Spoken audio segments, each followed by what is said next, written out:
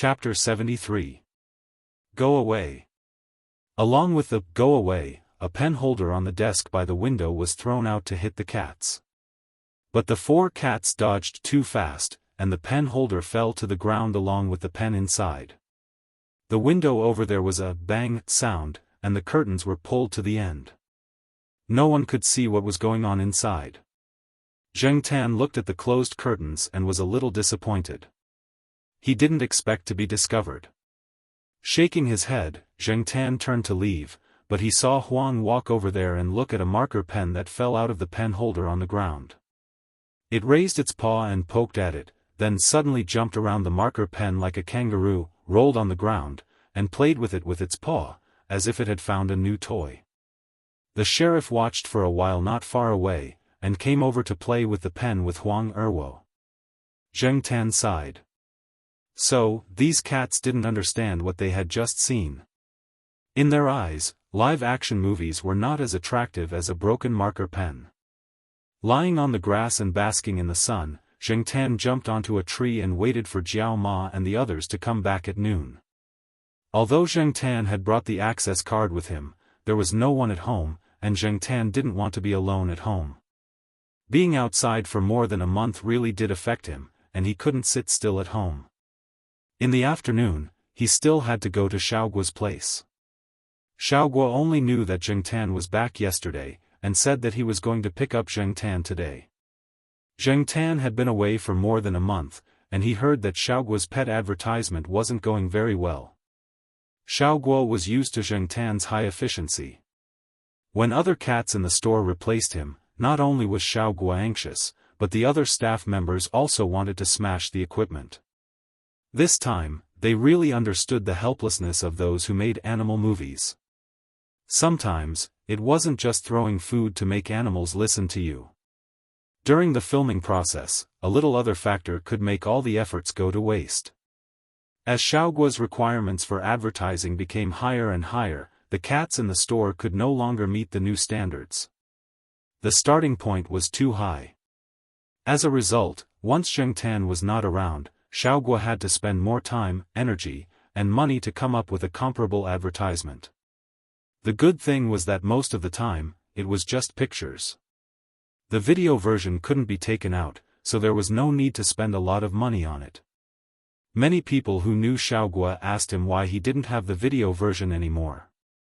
Xiaoguo's reason was that the star cat had been brought back by its owner. As for when he would have the video version again, he wasn't sure. When he found out that Zheng Tan had returned, Xiaoguo almost rushed over to the east courtyard. However, he had too many things on hand, so he delayed it for a day. Jiao Ma didn't have any classes in the afternoon, so she took a day off and personally brought Zheng Tan over. Xiaoguo said that Zheng Tan should go over and get used to the environment first. At the same time, Zheng Tan also had a thorough physical examination. When the cat first came back, Jiao Ma saw that it looked the same as when it had left more than a month ago. It also ate a lot. Other than being a little excited, there was nothing wrong with it. It was in good spirits and had no external injuries. After taking its temperature, it was normal. The cat had been with Fang Xiaokong and the others for a long time, but Fang Xiaokong didn't say anything about it being sick. Jiao Ma didn't send her cat over to Xiaoguo's place. After all, if she sent her cat over, her cat would probably be busy again. Jiao Ma had heard a little about Xiaoguo's situation. She didn't want to send her cat over, so she wanted to delay it for a few more days. She didn't expect to hear the news so soon. Zheng Tan hadn't been to the pet center for a long time.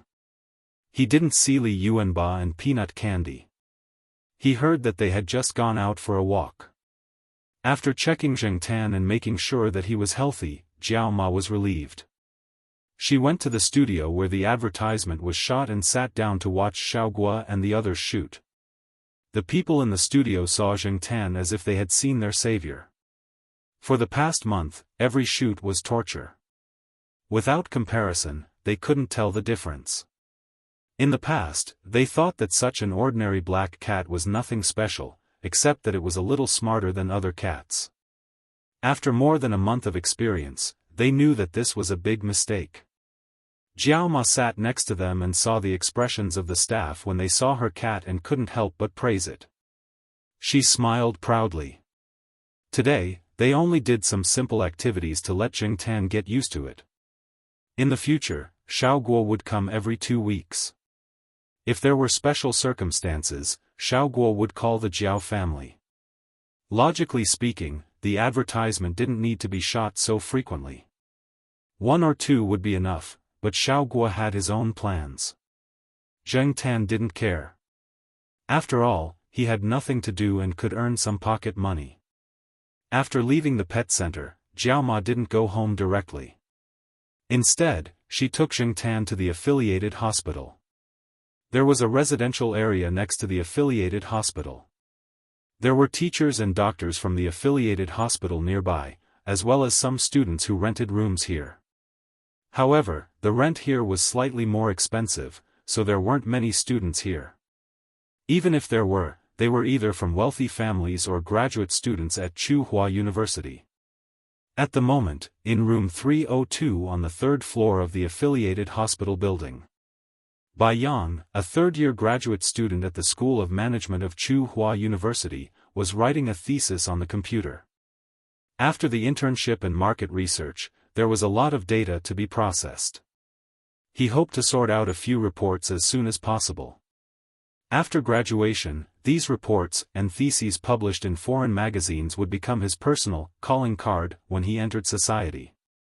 Therefore, people like him were working very hard. While Bai Yang was typing on the keyboard, a cat jumped on the desk. The cat's back and tail were yellow with tiger stripes. Its belly was white. It was about 8 months old. The cat meowed twice. Bai Yang kept staring at the computer and ignored it. Seeing that Bai Yang was ignoring it, the cat squatted by the desk and looked at Bai Yang. Then, it looked at some things on the desk. There was a pen. It raised its paw and moved it. Patter. The 2B pencil fell to the ground. The sharpened tip was broken. The cat tilted its head and looked at the pencil that fell to the ground. Then, it turned its attention back to the desk. There was an eraser. It raised its paw and moved it.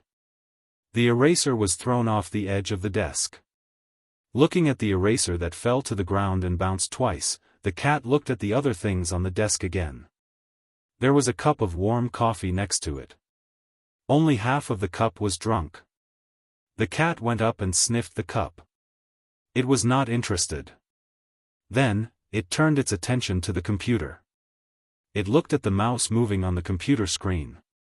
It raised its paw and chased after the mouse. Bai Yang pushed it to the side. Stop fooling around.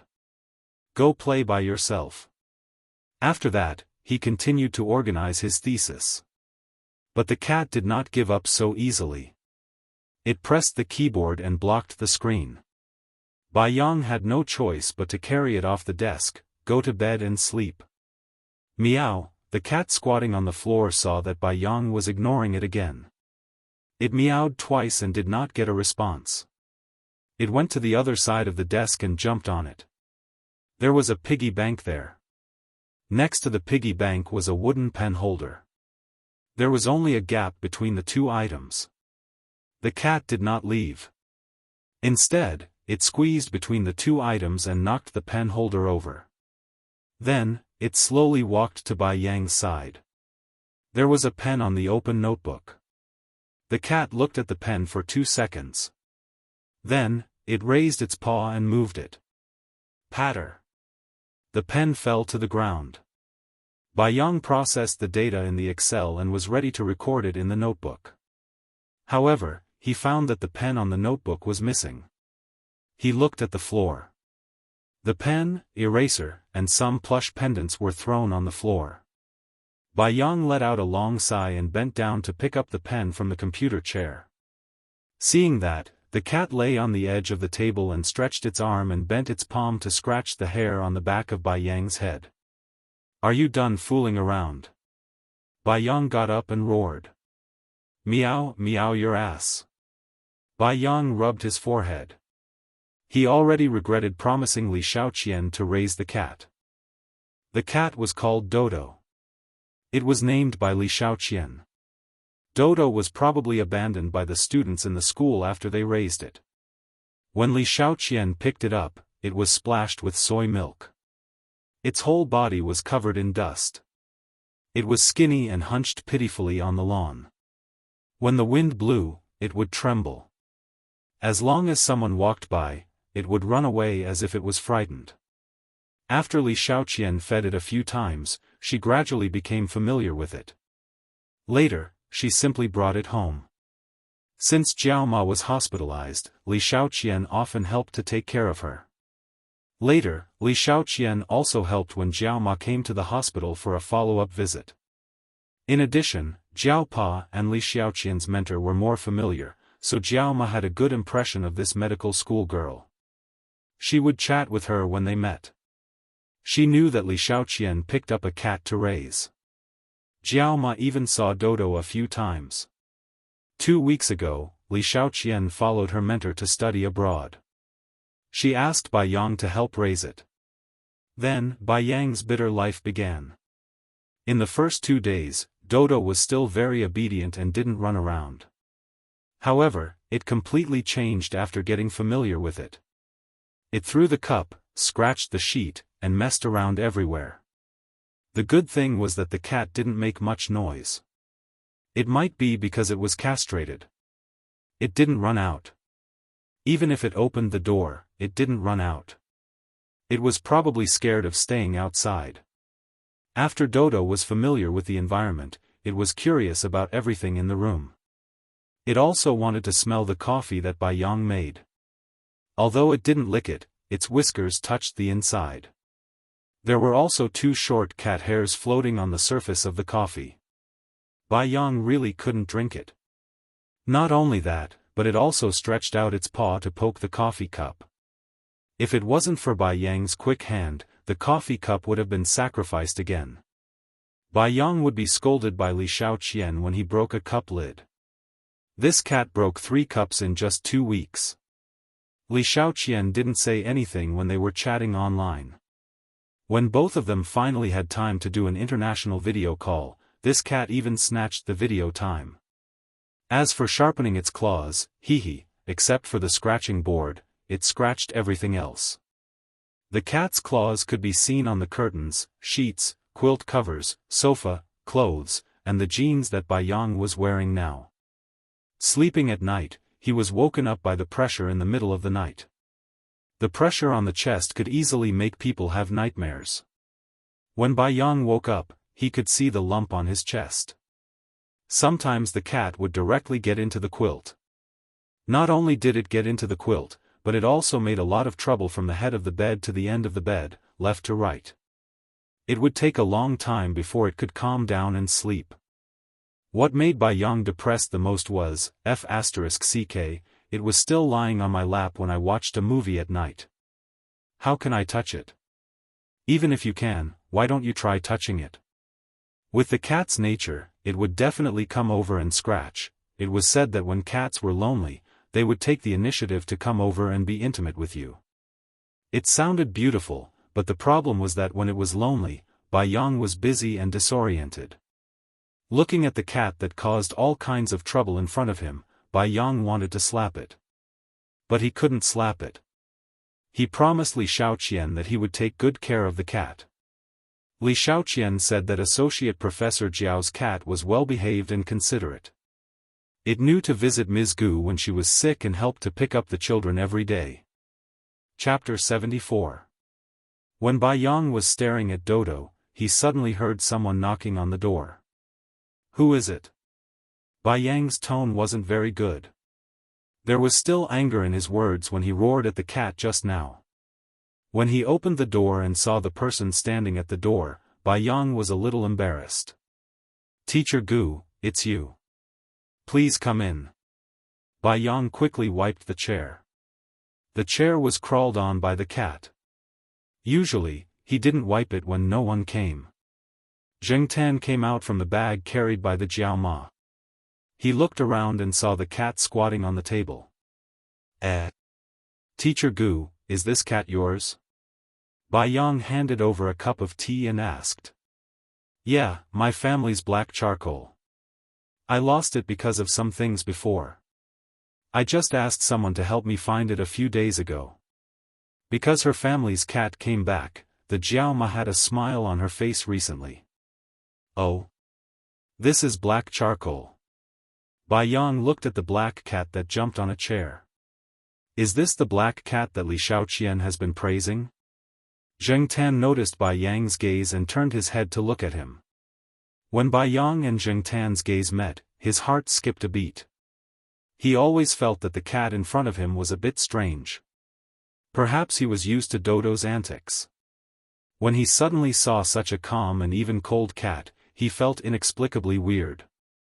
It was as if the person sitting in front of him wasn't a cat but a stranger. If Bai Yang really had to choose, he would still rather choose Dodo. If he wanted to roar when he was angry, he would just roar at it and teach it a little lesson.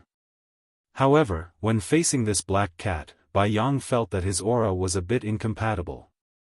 He probably couldn't even roar at it. Zheng Tan ignored Bai Yang and turned his head to look at the cat squatting on the table again. The cat seemed to dislike strangers and unfamiliar cats, especially male ones. The gaze it looked at Zheng Tan with vigilance and strong vigilance. It was probably bullied outside. Therefore, Zheng Tan just sat on the chair and didn't go up to greet him.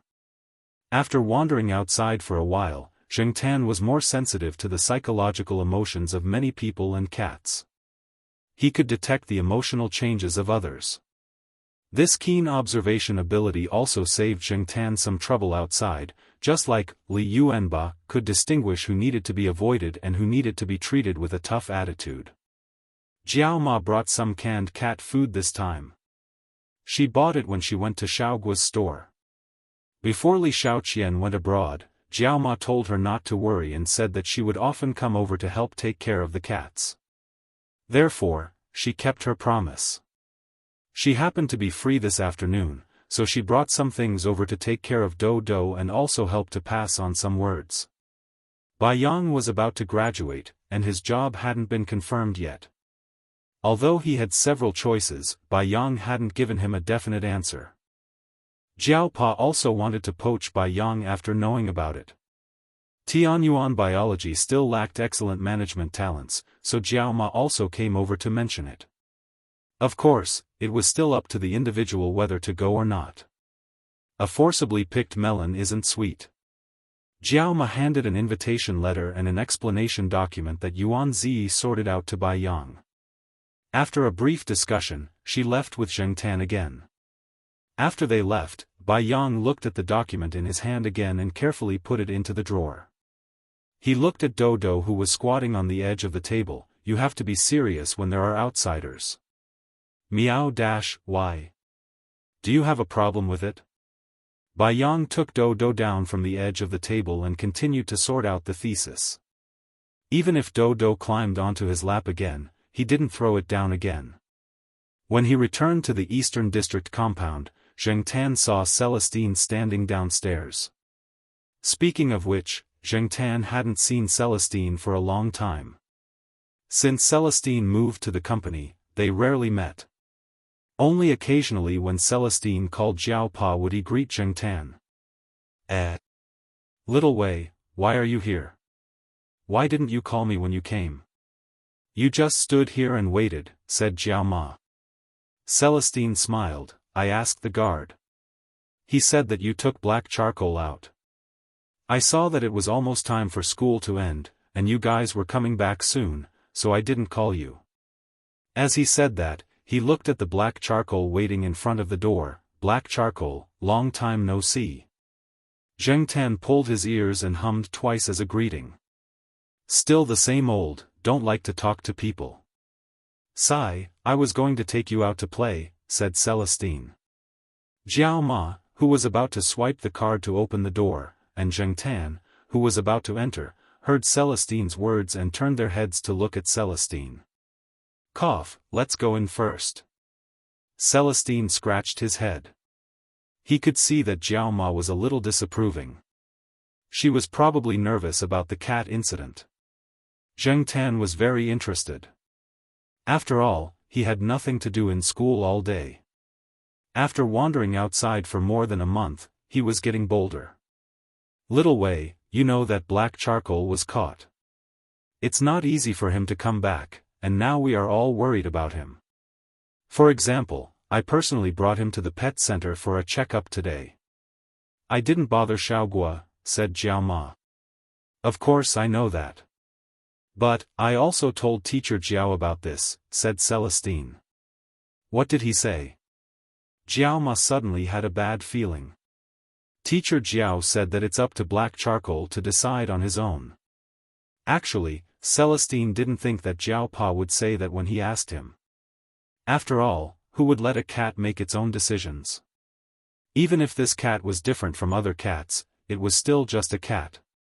Jiao Ma thought for a while and said, "Where do you want to bring him to play?" "Don't worry about that. It's in the city. It's the territory of one of my buddies. We're going there so that they can recognize him. If Black Charcoal runs away or something happens in the future, they can help. I've asked them to look for cats before. The cat trafficker's secret transportation line was provided by them. Besides, Black Charcoal won't run away. I've only brought him out once before." Seeing that Jiao Ma was staring at him, Celestine coughed and didn't say anything else. It wasn't good to bring the cat out without the owner's permission. Even if nothing unexpected happened after that, it was still a bad thing to act first and report later. "Black Charcoal, what's your decision?" Jiao Ma asked. She knew that her cat was different from the rest. It could understand human language, but what Celestine said made her worried. Her cat had finally come back, and it hadn't even been quiet for a few days. If it had to go out with these people again, what if it became wild? Zheng Tan, who was squatting on the coffee table, looked at the Jiao Ma on his left, and then looked at Celestine on his right.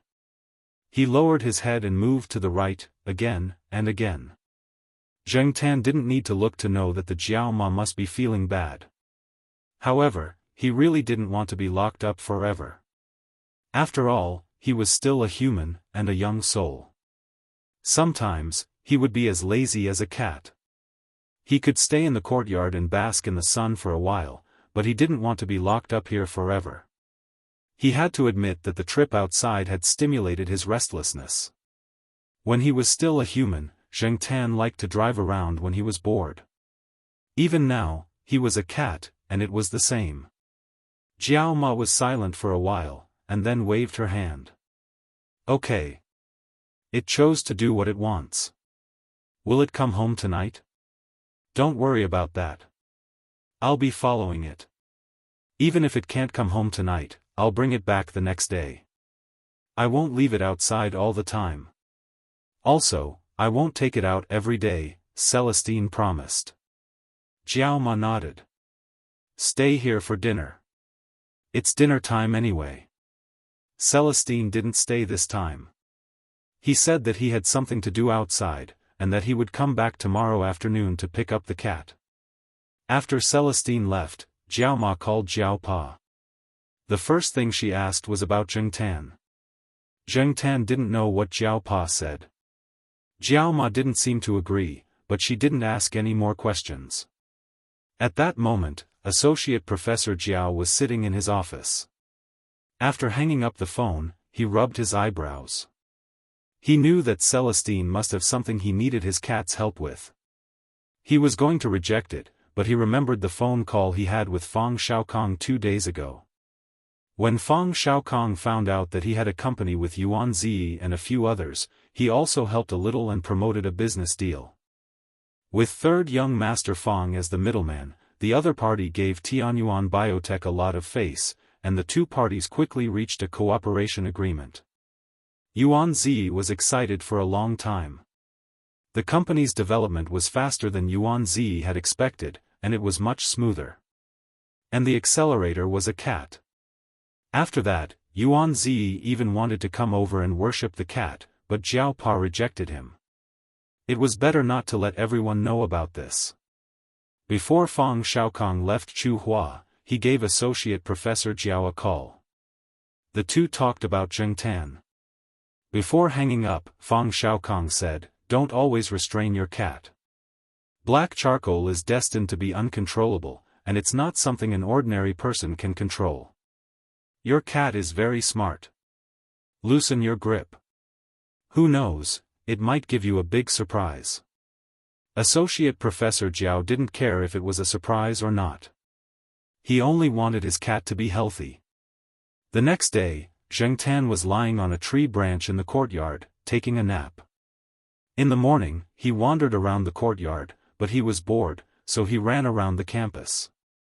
In the afternoon, he had nothing to do, so he could only lie there and recharge his energy. Celestine said that he would take him out tonight. After dinner, Celestine arrived. In this month, the sky was still bright after dinner. Zhengtan followed Celestine downstairs. Celestine didn't ride his motorcycle this time. Instead, he drove a small car that didn't look like much. However, even if it didn't look good, it was still a four-wheeled car. It was much better than being carried in a backpack while riding the motorcycle. "I borrowed this car from someone." "Don't shit on the seat." Celestine sat in the driver's seat and said to Zhengtan, who was squatting in the back seat. Chapter 75. Sitting in the back seat, Zhengtan looked at the scenery outside the car window to determine the route Celestine was taking. Zhengtan knew that he wasn't very smart, but his memory was good. He still remembered the route he took in Fang Xiaokong's car last time. Connecting that to the city map, Zhengtan could roughly guess where the destination was. Although it wasn't the center of the city, it was still in a bustling area. It was different from the bustling area around Chuhua University. This area was truly a commercial area. The area around Chuhua University was mostly occupied by students.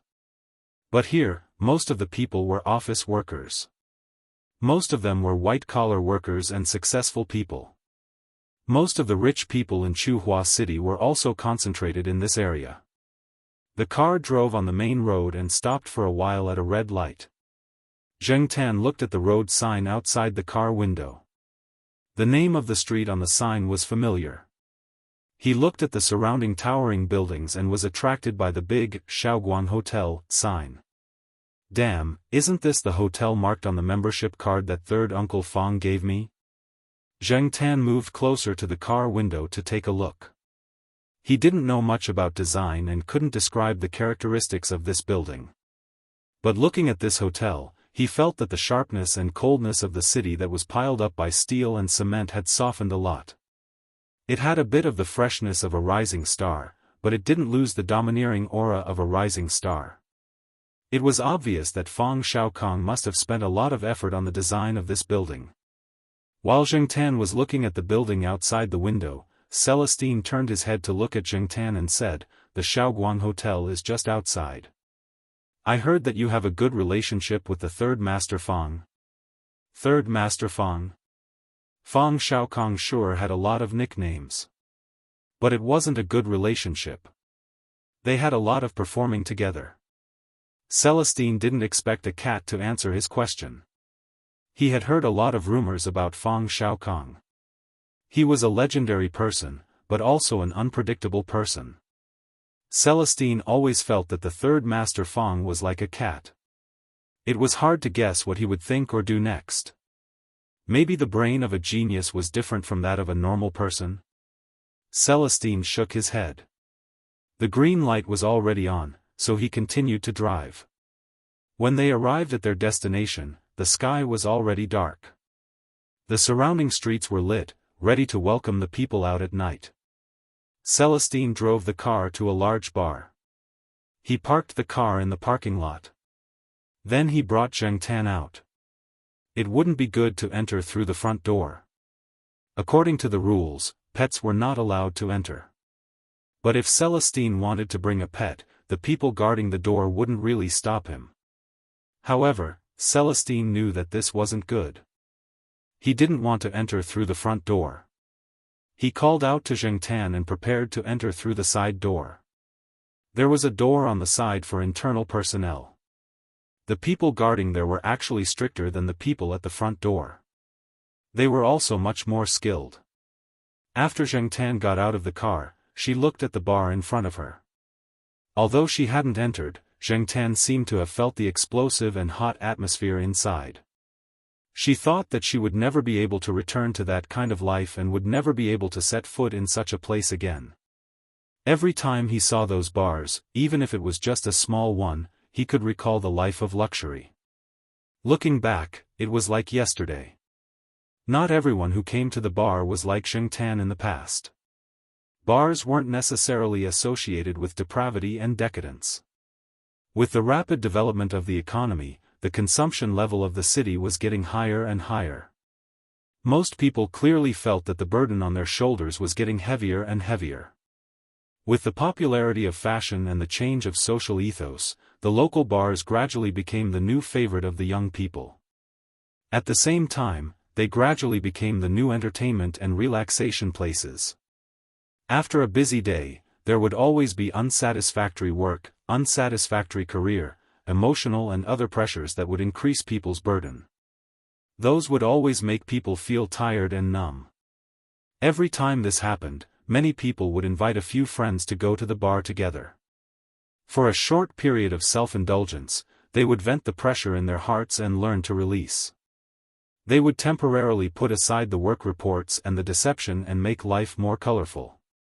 Zheng Tan looked up at the large bar.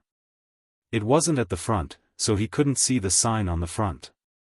However, there was also a sign on the side of the roof. Night Building, Ye Club. Compared to its English name, Zheng Tan still felt that the name Night Building sounded better. Many times, the English and Chinese names didn't necessarily have the same meaning. Different people had different understandings. Since the owner of this bar chose these two names, he must have his reasons. Night Building was located in Chuhua City, a bustling area with countless white-collar elites. There were also many salaried people around, so it was inevitable that business would be good every day.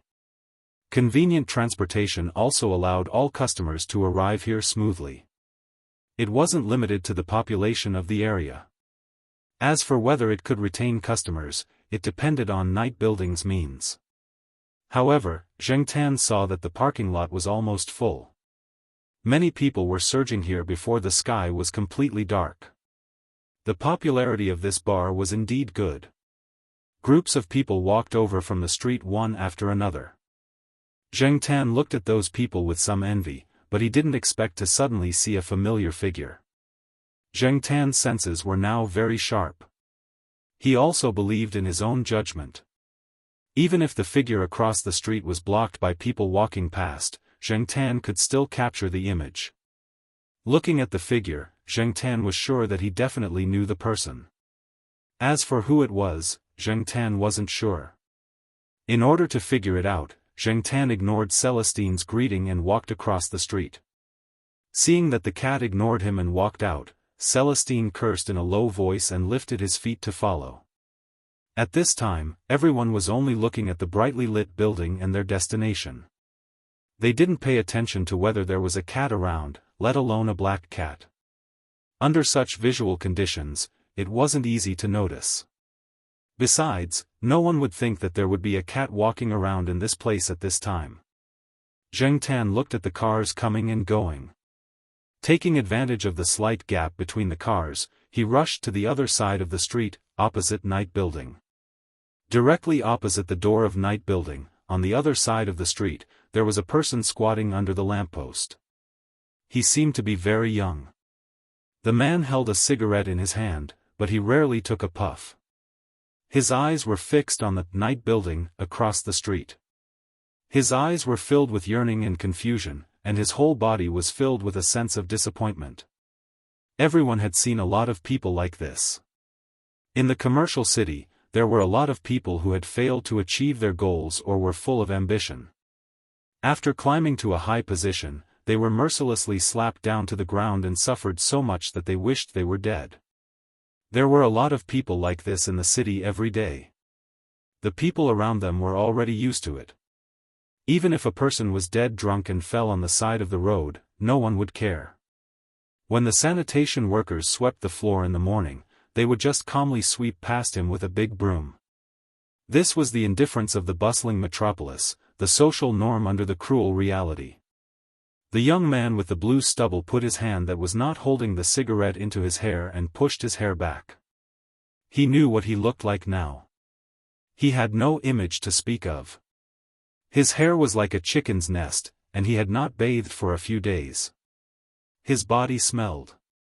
He remembered the dirty stray dog with its tail between its legs when he went to buy breakfast in the morning. Its fur was yellow, but it was not the kind of yellow that was golden. It had the color of dead leaves, and the knotted long hair with some mud drooped down messily, covering its eyes. It looked at the people around it who were hurrying around and would hide to the side with its tail between its legs. When it ran, it was obvious that it was limping. When it stopped, it would look at the people walking around, as if it was looking for something or looking forward to something. He remembered that when he pushed away the hair that almost covered the dog's eyes from its forehead, he saw a pair of eyes. With expectation and pleading, it was so piercing that he did not even have the courage to look at it for a second more. In the end, he only left a small bun with little meat and ran away in embarrassment. He was afraid that he would become like this stray dog. It was just that the stray dog still had a bun from him, but what about himself? Perhaps, the way he looked now was the original taste of being a stray. Did he make the wrong choice? He did not know the immensity of heaven and earth, and he had hit his head until it was bleeding. Should he turn back? But he was really not reconciled. The young man was thinking with his head down when he suddenly felt the cigarette in his hand being pushed. He looked up and saw a pair of black cat claws. He looked up again and saw a pair of cat eyes with curiosity. Blinking, the young man was stunned for a few seconds. Apparently, he had not recovered from his contemplation. After he finally reacted, he was puzzled again. They had passed through several big cities and seen many black cats. Those cats were only similar in appearance but not in spirit. However, the cat in front of him was real. It was very similar to a certain idiot who knocked on the bottle. Was his eyes playing tricks on him? Was he hallucinating because he did not eat dinner and his brain was not supplying enough energy? Black charcoal. Why are you running around? If something really happens to you, how am I going to explain it to your cat parents? Wei Ling walked over angrily. He was so scared when he saw the cat crossing the road that he broke out in a cold sweat. Damn! Black charcoal, it's really you. The young man's eyes flashed with surprise, and the gloominess from his contemplation faded a little. Oh, you know him? Celestine looked at the sloppy young man squatting on the ground and looked at Zheng Tan. Zheng Tan ignored Celestine. He was just curious about how a Jin made himself look like this. Where were the other 4 people? Where did they go? Didn't they say that they had formed a band and the 5 of them acted together? I saw him once more than 20 days ago, and he did us a big favor. Hey, is that Mr. Fong not here? Ah Jin looked around and made sure that he did not see Mr. Fong with the SLR camera. Celestine raised his eyebrows. More than 20 days ago. At that time, the cat was still outside. It seemed to be with the 3rd Master Fong. Okay, don't stay here. Let's find a place to sit down and talk. Celestine called Zheng Tan and waved to Ah Jin, indicating that he should follow. Where are we going? Ah Jin hurriedly threw the cigarette butt in his hand into the trash can 1 meter away and asked. Celestine pointed to the opposite night building. There. Ah Jin staggered and directly knelt down. He almost knelt down in front of Zheng Tan and Celestine. Zheng Tan.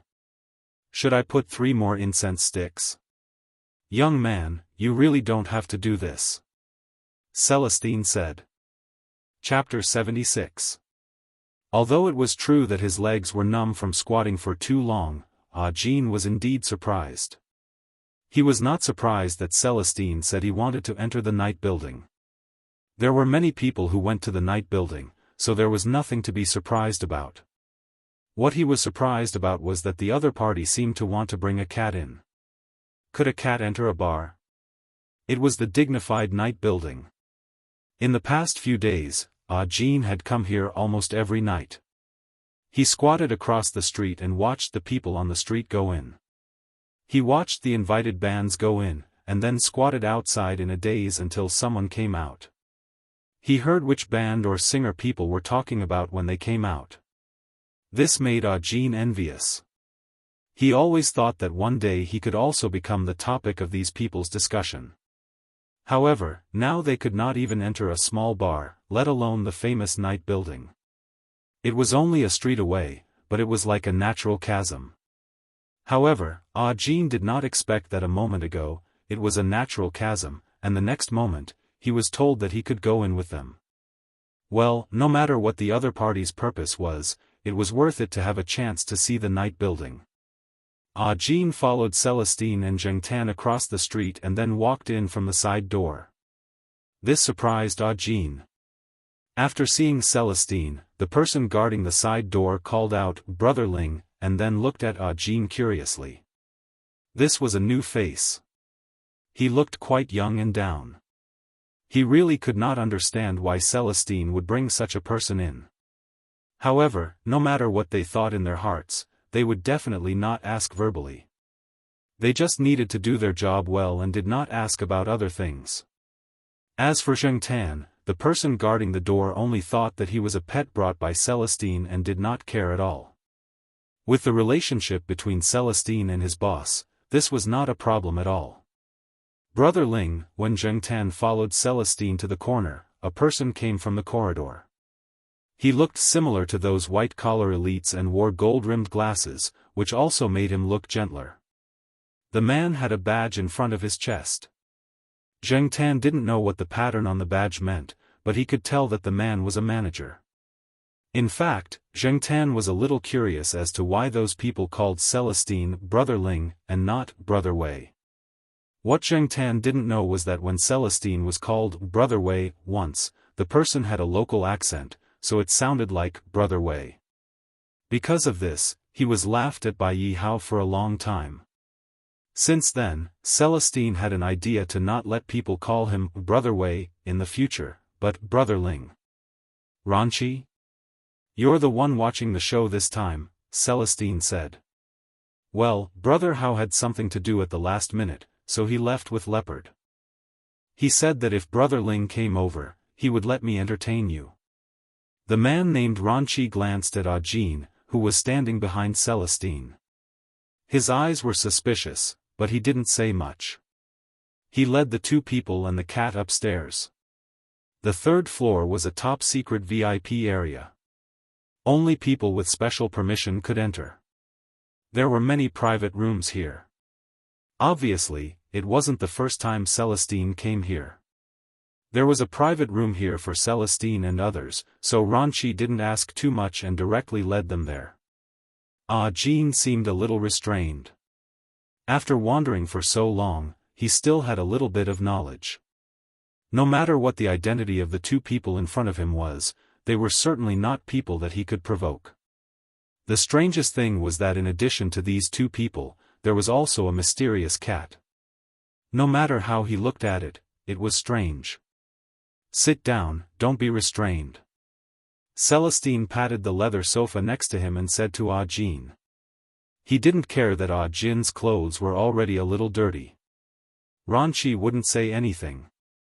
He was just accompanying the guests now. However, Ranchi also felt strange. Why would Celestine bring such a person here? With Ranchi's eyesight, this young man was definitely not from the underworld, and he wouldn't have the same background as Celestine. Although Celestine had just explained that he brought him here at the last minute, with Ranchi's understanding of Celestine, Celestine must be trying to get information from him now. He just didn't know what this young man knew that could make Celestine so interested. Celestine and Jean were talking, and Zhengtan didn't care about them. He walked around the private room, and his evaluation of this private room was not bad. After walking around, Zheng Tan jumped on the solid wood tea table in front of the sofa. There were some snacks on the plate. Zheng Tan had already eaten. He sniffed and didn't have any appetite.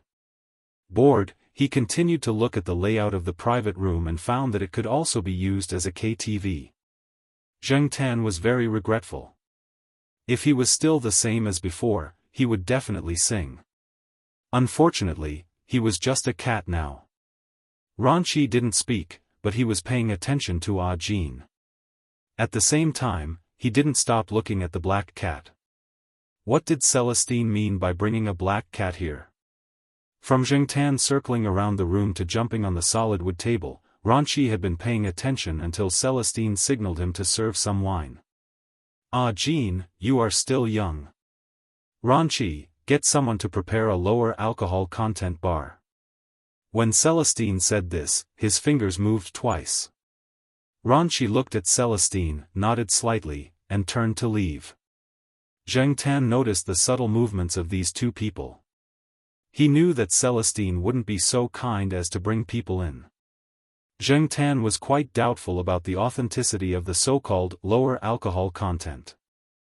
Although Ah Jin was still very young, he had been outside for so long after all, so he still had some vigilance. Celestine didn't ask too much and was ready to change his strategy. Brother Ling, are you still following the old rules?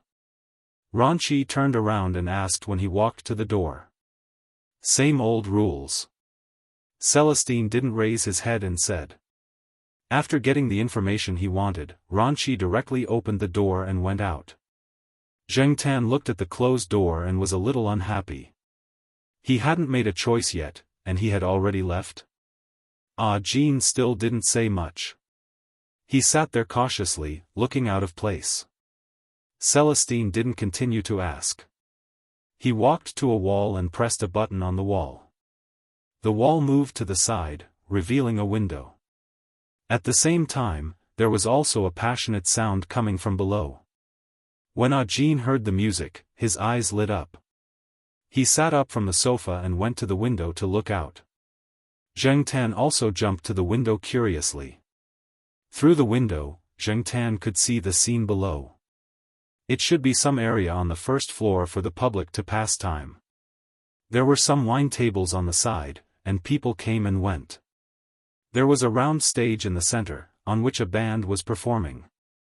This is the legendary East Palace of the Night Building?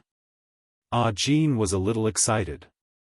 Ah Jin heard that the Night Building had 4 areas, which were divided into the East, West, South, and North Palaces. The North Palace was the most ordinary and also the place with the lowest cost. The resident singer there was much worse than the other 3 areas. The West and South Palaces were of a higher grade and had different styles. As for the East Palace, it was the most superior existence in the whole 4 areas of the Night Building. Some well-known bands and singers would often come here to perform. This was the most desirable place in the whole Night Building. However, not everyone could enter the East Palace, and the cost was not something ordinary people could afford. Seeing Ah Jin's expression, Celestine smiled. Yes, how do you feel? Great. Ah Jin looked at the band performing in the center of the stage below.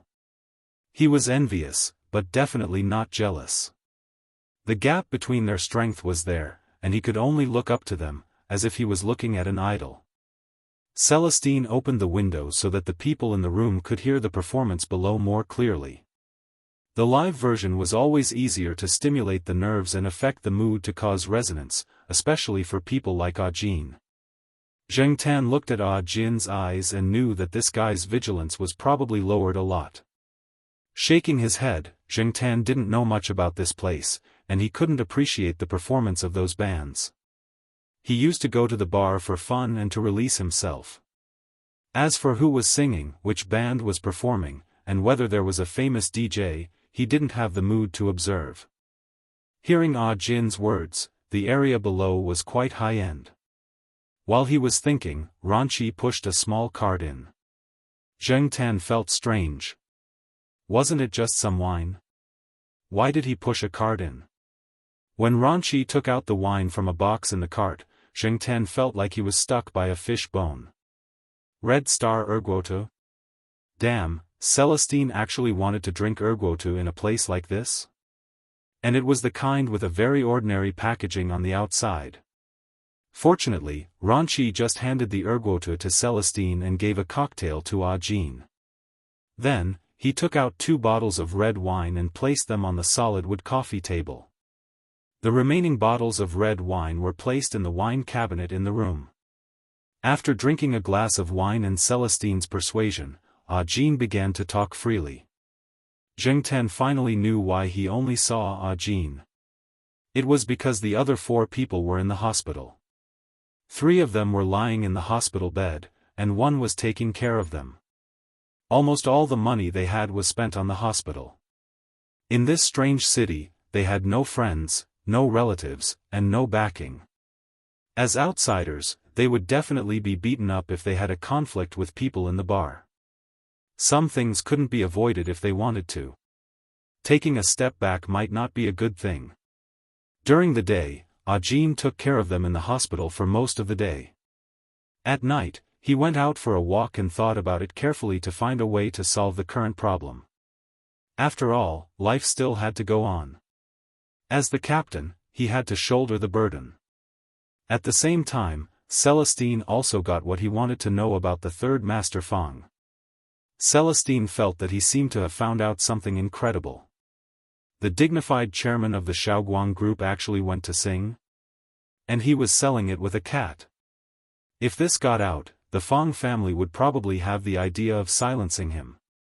As Wei Ling listened, he opened a bottle of red wine and filled Ajin's glass. He picked up a small bottle of Red Star Erguoto and drank it. While Celestine was trying to get information, Ranqi had nothing to do. He opened a bottle of wine and poured himself a glass. He sat next to him and drank with his head lowered. At the same time, he was thinking about how to solve the problem that his boss had mentioned recently. As he was drinking, he found that a wine glass was pushed in front of him. Looking up, Ranqi saw the black cat squatting on the solid wood coffee table. Zheng Tan couldn't stand it anymore. If he didn't take the initiative, he would probably be completely ignored. So, he pushed an empty wine glass to Ranqi. The man and the cat stared at each other for half a minute before Ranqi looked away and looked at Celestine. Celestine just glanced over and didn't pay any more attention. It seemed that he was not going to care. Ranqi looked at the cat in front of him again. The cat's paw knocked on the wine glass, as if urging him. Ranqi was happy. He pulled out the cork and added some wine to the glass pushed over. Chapter 77. When Zheng Tan put its head into the red wine glass, it found that the rim of the glass was still a little small. It could only pull its ears back, or else it would feel uncomfortable with its ears stuck in the rim of the glass. It had to pull its ears when drinking wine. It was better when it was a human. Zheng Tan put its head into the glass and drank while thinking, the tip of its tail wagging. Ranqi was curious. A cat could drink? It was the first time he had seen it. Ranqi had heard from a friend that his cat could drink wine, but his cat would rather die than submit. It just wouldn't open its mouth. Later, he put some wine on the cat, and the cat would lick its fur. After a lick, it would stick out its tongue and shake its head for a long time. After a while, it would lick its fur again. In the end, the cat directly fell asleep. When the friend brought the cat to the vet, he was severely criticized by the vet, because many cats were allergic to alcohol. If they drank too much, it could lead to poisoning or even death. This kind of joke could not be made. But, Ranqi looked at Celestine again. Celestine was inquiring about the details of the third Master Fang's performance. It was listening enthusiastically and laughing. It was not afraid of being hunted down by the fangs. Occasionally, it glanced over and saw that the cat was drinking. Celestine also wanted to stop it. Celestine was not worried, but Ranqi was. If something really happened, he would definitely be responsible. He did not think that the cat in front of him was just an ordinary cat. Otherwise, Celestine would not have brought it here. Even if Celestine did not restrain the cat, he was still watching it all the time, afraid that something would happen to the cat. It was a headache. Would the cat have diarrhea after drinking? Would it vomit after drinking? Should he ask someone to get a vet to prepare it first? Ranchi's thoughts had just turned when he heard the sound of the cat's paw knocking on the glass again. He looked up and saw the black cat on the solid wood coffee table staring at him again. The wine in the glass had been finished. However, Ranchi did not pour the wine so quickly this time. He was still hesitating. Zheng Tan had just tasted a little of the wine and missed the days of the past. He praised the wine in his heart, but now the person in front of him was not going to pour the wine. How could this be? He raised his paw and knocked on the wine glass again. This time, he knocked harder and more hurriedly. It was obvious that he was urging them to drink. Ranchi looked at the cat in front of him. He did not expect this cat to be so different. Was it an alcoholic? It shouldn't be on a whim. Zheng Tan knocked on the glass and pushed it towards Ranchi. If he pushed it again, it would fall off the coffee table. Ranchi sighed in his heart. He moved the wine glass a little further in. Then, he pulled out the cork and poured a little more wine into the glass. It was a little more than before. Putting down the bottle, Ranchi looked at the cat in front of him. With such a small body, this should be the limit. Zheng Tan did not try to guess what Ranchi was thinking. After seeing that there was wine in the glass, he put his head in to drink again. After drinking, he continued to stare at Ranchi until Ranchi poured him another glass. After drinking the third glass, Zheng Tan felt a little full. He wanted to pee, so he jumped off the coffee table and ran to the bathroom. There was a separate bathroom in the private room. Zheng Tan came to the bathroom door, jumped up and turned the door handle. After opening the door, he did not forget to close the door. Ranchi, who had been paying attention to Zheng Tan's movements, was stunned. Coincidentally, Celestine was also looking at him. Ranchi said, "Brother Ling, this cat, don't worry about it. It knows what to do," Celestine said calmly. Ranchi was speechless. How was this cat trained? It was really strange. After Zheng Tan came out, Ranchi deliberately ran to the bathroom to check. He found that even the toilet had been flushed, and there were no traces of cat urine around. The faucet had been turned on, and the toilet paper had been used. There were a few black cat fur stuck to the paper ball thrown into the basket. Thinking of the two wet front paws when the cat walked out, Ranchi felt that he was thinking too much. How could a cat wash its hands and then wipe its hands with toilet paper? Ranchi did not know that originally, Zheng Tan was going to use a hand dryer, but it was not convenient, so he just simply wiped his hands with toilet paper. The private room was covered with a carpet, and the wet footprints were not obvious. When Ranchi came out of the bathroom, he frowned. He probably had not figured it out yet. Jean also drank a little too much. Celestine asked him what he wanted to know. Looking at Jean, who was sitting there in a daze, Celestine closed the window wall, and the room immediately calmed down. He turned on the equipment, took out the microphone, and handed it to Jean. Celestine said, "Try it." Jean was not very sober now, but singing had become a natural thing. When he saw the microphone, he unconsciously took it. When he heard the accompaniment, he began to sing. Whatever Celestine said, he would sing. If he really did not know how to sing, he would just say it and let him skip. In fact, Celestine also wanted to help Jean. After all, he had heard some stupid deeds of the third Master Fong from this person. For the sake of black charcoal, he could help him a little. Young people, giving them a little hope could make them come out of despair. Now, he asked Jean to sing just to see this person's singing skills.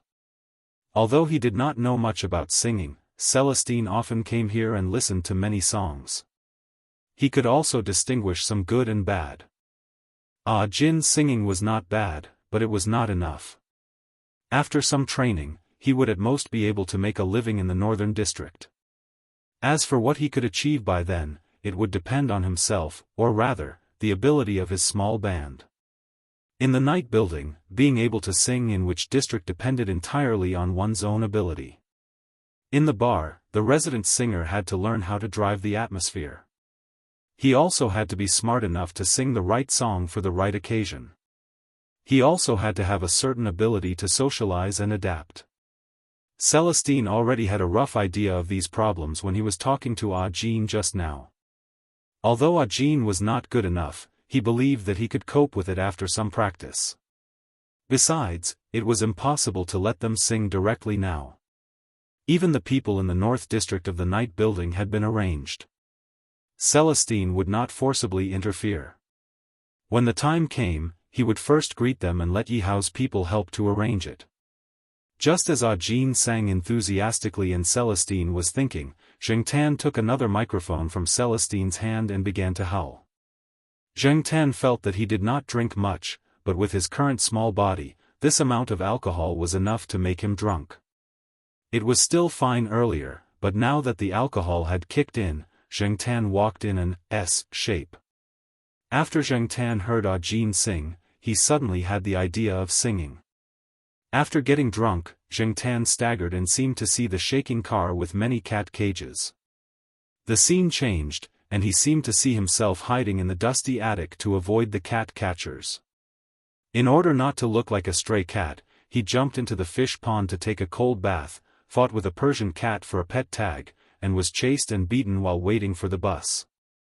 The scene changed again, and Zheng Tan seemed to be lying on a bus again, listening to the driver frantically honking the horn, the sharp friction between the tires and the ground, and the drivers cursing with a local accent. When he turned on the lights, the vehicles on the road flowed like blood, and everything around him seemed to become fierce. Zheng Tan, on the other hand, was communicating with the world in sign language every day. Suddenly, he also wanted to sing loudly and without restraint. Therefore, when Zheng Tan saw the other microphone near Celestine, he went over and took it in his arms. 10:00 in the evening, Tsinghua University's Dongjia district. Jiao family. The Jiao Pa and the Jiao Ma were not sleeping. After all, this was the first time that their cat had been taken out for a long time. Even though they knew that Celestine was watching over the cat, they were still worried. They could have called to explain. While they were thinking, the phone in the bedroom rang. The Jiao Pa, who was close to the phone, quickly reached out and picked it up. However, the moment the call was connected, a series of iconic howls came from the other side of the phone. The Jiao couple, who were about to ask a series of questions, fell silent for a while. When the phone became quiet, the Jiao Pa asked, "What's going on over there?" "Black Charcoal is drunk. He's howling right now. I'm in the bathroom." "It's quieter here," Celestine said. "You're giving him alcohol," the Jiao Ma said angrily. The Jiao Ma wanted to grab the phone and say something, but was comforted by the Jiao Pa. He asked about the specific situation over there. After a brief explanation, Celestine walked out of the bathroom and went to the sofa. He asked Ranqi to turn off the sound system, then put the phone next to Zheng Tan, who was still howling. Hearing the howling on the other side of the phone, the Jiao Pa was sure that it was his cat, and it was very energetic and full of energy. However, compared to before, his cat's howling was scarier and more unscrupulous this time. It was out of control. "Black Charcoal," the Jiao Ma grabbed the phone and called a few times. Zheng Tan was howling. It was a bit strange. Without the accompaniment, it became quieter. Then it heard the voice from the phone, and the howling became softer. "Black Charcoal isn't coming back." It was little Pomelo. "Mom, where is Black Charcoal?" It was Jiao Yuan. The two kids were still awake. When they heard the phone ring, they immediately kicked the quilt away and tiptoed to their parents' room. They put their ears against the door to make sure it was about their cat, then knocked and came in. Their voices were also transmitted to Zheng Tan's ears through the phone. It wasn't loud, but Zheng Tan could still hear it. "Good boys, go to sleep. Black charcoal is karaoke with someone," the Jiao Pa said to them. On the other side, Zheng Tan tilted his head and thought for a while with his muddled brain. Yes, he was no longer a vagrant. He could go home when he was tired. The small yard, the old building, and the crowded small attic, thinking of this, his mood suddenly became better. Celestine and Ranchi watched the cat on the sofa stop howling, then suddenly howl again. It became more excited. The hysterical voice that crossed 2 octaves but was not in tune at all made Celestine and Ranchi want to bang their heads against the wall. They were now very envious of Ajin, who was already drunk and asleep. That way, they wouldn't have to endure this kind of torture. Without the equipment on, without the accompaniment, and without the microphone working, this cat could still howl so loudly. For this reason, Celestine and Ranchi made a decision at the same time. They would never give this cat alcohol in the future. The evils brought on by oneself were the hardest to bear. Celestine wanted to go out for a while, but he was afraid that Zheng Tan would do something unexpected. Since he had promised the Jiao family, he had to watch. Ranchi, on the other hand, wanted to take the microphone out of Zheng Tan's arms several times, thinking that without the microphone, the cat wouldn't howl. But before his hand could touch the microphone, his hand was scratched. Instead of scratching his hand, it was his sleeves that were damaged. The sleeves of the suit that he had bought less than 2 days ago were torn by the cat. He wanted to sneak out, but Celestine stopped him and said something about sharing wheel and woe. Share wheel and woe my ass. Chapter 78. The people behind Yi Hao quickly moved in front of him, but were stopped by Yi Hao. The people who followed Yi Hao to this floor were all trustworthy people, and the people who followed Yi Hao were all his confidants. For example, the person in front of Yi Hao at this moment was Leopard with a crew cut. Leopard only knew that this place had always been Celestine's private area, and the person in charge today was Ranchi. These 2 people were not people who would make this kind of noise. As for the young man that Celestine had brought over, he had never seen him before, so he could not comment. However, this kind of noise was really too despairing. Leopard did not expect Zheng Tan. Although the gatekeeper had said that Celestine had brought a cat, he had never heard of a cat making this kind of noise, nor did he think that a cat could do such a shocking thing. Seeing Yi Hao raise his hand, Leopard also stepped aside, but his eyes were still focused on the inside, afraid that something strange would suddenly jump out. As the door gradually opened, the sound from the room echoed throughout the corridor on the 3rd floor. The people guarding the 2 ends of the corridor felt their hair stand on end. They glanced over, then quickly looked away. It was about their boss, so it was better for them not to be curious. Yi Hao and Leopard quickly entered the door, then closed it. The corridor on the 3rd floor suddenly became quiet again, as if the howling had never happened. The people on the 3rd floor were all wondering what had happened in the room. After Yi Hao entered the room, he saw the source of the noise at first glance. A black cat was lying on the sofa, sitting like a person, leaning against the sofa, holding a microphone in its arms. Fortunately, Ranchi had turned off all the sound equipment, or else the sound from the moment the door opened would have been even more terrifying, and he would have had to increase the amplification and background music. There was another person lying on the sofa, probably drunk too much and asleep. This should be the young man that Celestine had brought in. As for Celestine, he was wearing a large headset, sitting on a chair next to the sofa with a secretive look on his face. Ranchi, on the other hand, was sitting in the corner, with one elbow on his leg, his head tilted, and one hand on his forehead. The other hand was hanging by his side, holding his glasses. There were many scratches and holes on his sleeves, and a few were already torn.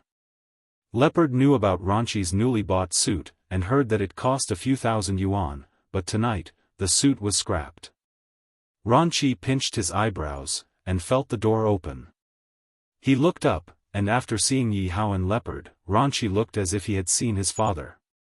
He immediately jumped up from the chair and ran to Yi Hao, saying, "Brother Hao, I'll leave the rest to you, I'll go check out the place. Ranqi was about to sneak out, but Yi Hao grabbed him by the collar and dragged him back into the room. Yi Hao still didn't understand the situation, but seeing Celestine and Ranqi's helpless look, he knew that the situation was tricky. Want to sneak out? Not so easy. Ranqi helplessly explained the situation, and Leopard asked curiously, did it really drink that much?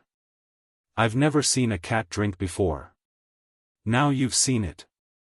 Ranqi pointed at Zheng Tan on the sofa. Yi Hao didn't say anything, and looked at Celestine. Celestine just shrugged, indicating that he couldn't do anything. Walking to the sofa, Yi Hao looked at the cat in front of him. When he heard his subordinates report, he knew that Wei Leng must have brought this black cat over. Because of its capture, there were some changes in Chuhua City, both overt and covert. So many people were mobilized to find this black cat. In the past, no matter what Celestine said, Yi Hao thought that Celestine was exaggerating, but now that he saw the cat, Yi Hao suddenly felt that Celestine actually underestimated the cat's ability. It was probably the only cat that could drink and still be immersed in its own world and howl like this. Although Zheng Tan was very drunk, ever since he became a vagrant, his vigilance had increased a lot. When the door opened, he felt a strange presence, so he was a little absent-minded when he howled. Now that a stranger walked in front of him, he had to pay attention. Stopping howling, Zheng Tan looked at the person in front of him. A man and a cat stared at each other. Yi Hao was looking at the cat in front of him, and Zheng Tan's mind wasn't very clear, and he was a little confused in his vigilance. The noise in the room finally quieted down, and they all breathed a sigh of relief. The howling was too scary, and it made people's nerves unconsciously tense. Now that it was quiet, they felt much more relaxed. After looking at the person in front of him for more than 10 seconds, Zheng Tan's remaining consciousness confirmed that he didn't know the person in front of him. He threw the microphone in his hand at the person, turned around, and walked to the side. Yi Hao raised his hand to catch the microphone that was thrown at him, and he was surprised. This cat threw the microphone with a lot of strength, and it didn't seem like an ordinary cat could have. If someone had reacted slower, they would have been hit by the microphone. After venting out the surging passion, as well as all the depression and emotions that had been bottled up in her heart, Zheng Tan calmed down and felt dizzy. She wanted to sleep. That last bit of consciousness made Zheng Tan notice that Celestine was next to him, and he knew that Celestine had promised the Jiao Ma to keep him safe. Therefore, he knew that he could sleep now, and he didn't need to worry about anything else. Celestine would take care of everything. Another thing that made Zheng Tan unhappy was that when he was about to go to sleep, he found another person lying on the sofa.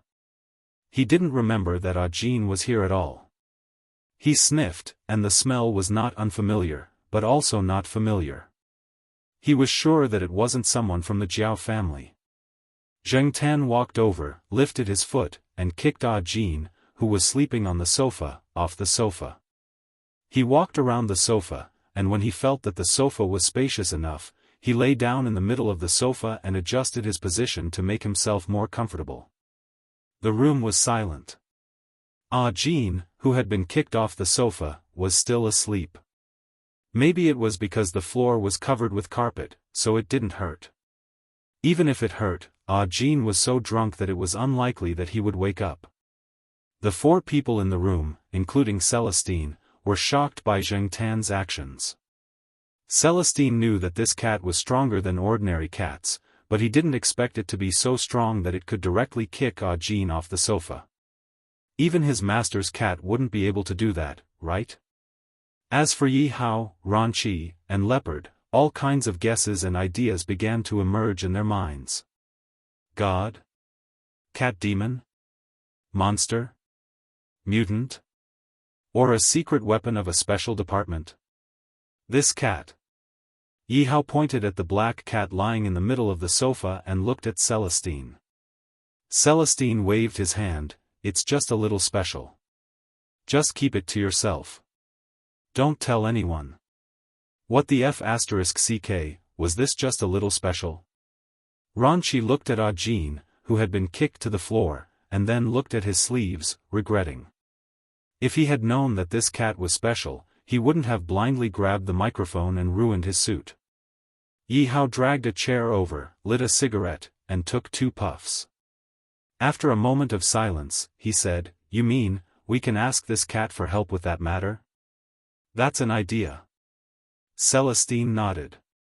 From the moment he brought the cat to the night building and entered the private room, Celestine had seen the movements of the black cat and Ranqi. He brought the cat over because he really did hope that the cat could be of help, and also because he hoped that the cat could be more familiar with Ranqi and the others. These people were all people that Celestine trusted. Yi Hao was a buddy that he grew up with, and Leopard and Ranqi were Yi Hao's confidants. They had been with Yi Hao for a long time. If the 2 parties could be familiar with each other, even if the cat was in trouble in the future, Celestine, He Tao, and the others wouldn't be in Chuhua City for the time being, or if they couldn't free themselves to help, they could ask these people to help. After all, in the city, the ones that caused trouble for cats were mostly people. If he could make Yi Hao owe him a favor, this cat could also have more protection.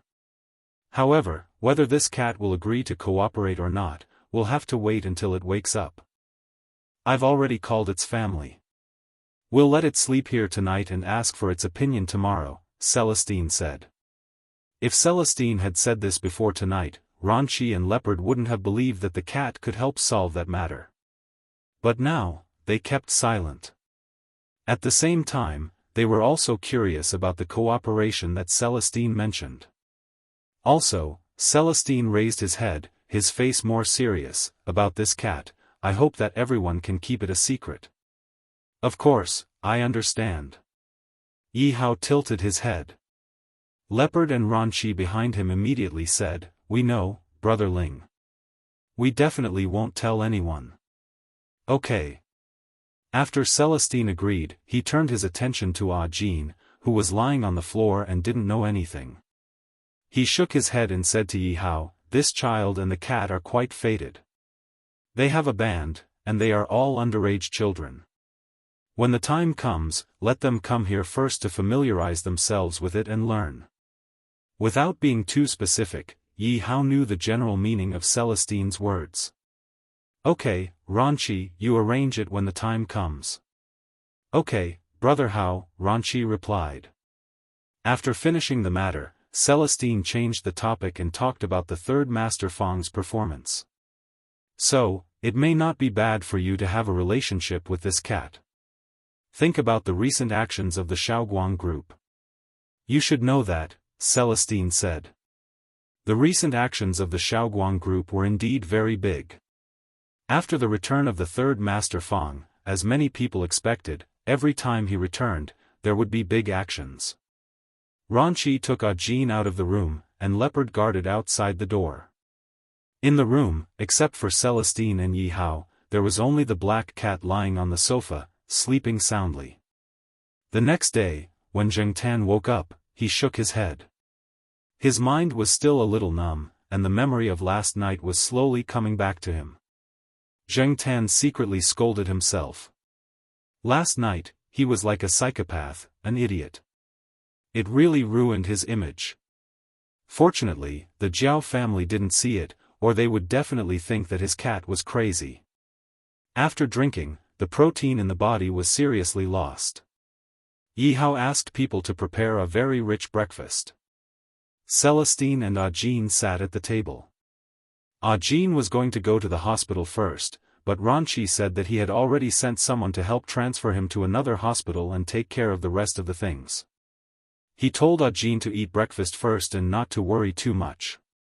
Zheng Tan stood at the table and asked Celestine to put whatever he wanted to eat on the plate in front of him. Celestine felt that the cat was almost becoming a master now. He even had to be served for breakfast. Chapter 79. Yi Hao did not immediately come over to talk to Zheng Tan, and he did not appear in the night building the next day. He left first when he heard that he had something to do. Ah Jin and his friends were now transferred to a nearby hospital, which was much better than the small hospital they had been in before. It also allowed them to receive better treatment. It was not because they were seriously injured, but to ensure that there would be no other sequelae when they performed in the future. It would be more secure if they went to a better hospital. Celestine was driving. Only Zheng Tan was in the back seat of the car, and Jin was sitting in the passenger seat.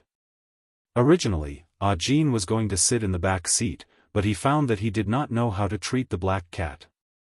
He knew that he could get help because of the black cat. Celestine had already said that he would help them for the sake of the black cat. However, Jin did not understand. Wasn't it just a cat? Even if it was special, it was just a cat, wasn't it? In addition to Celestine's attitude, the people in the night building were also the same.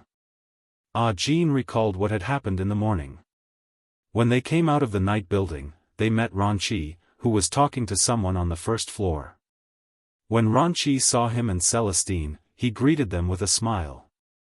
It was normal, but when he saw the black cat, his expression was not so natural. Jin had been out for so long that he had worked hard to read people's expressions. Therefore, even if Ranqi's expression only flashed for a moment, he still noticed it. As for Celestine, Jin was a little afraid. Yesterday, he was drunk, but he still remembered some things. Celestine got too much information from him. He even got the hospital addresses and ward numbers of the other 4 people.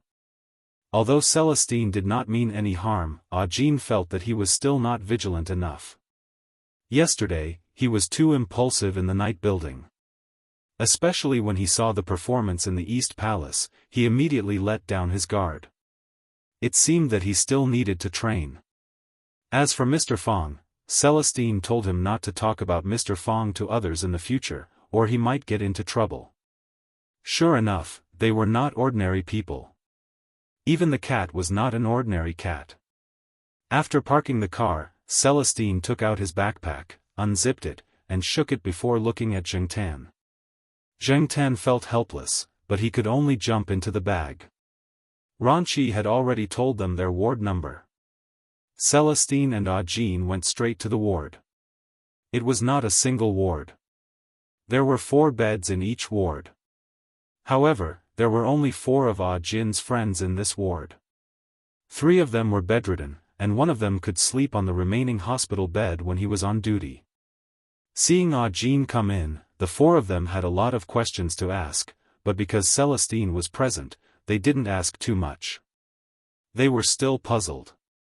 A stranger had come last night, but it was only this morning that they were going to transfer to another hospital. After a lot of trouble, they were transferred to this new hospital. They didn't have to worry about anything else. Someone had already taken care of it. There was no free lunch in the world. They, who had experienced a wandering life, knew better.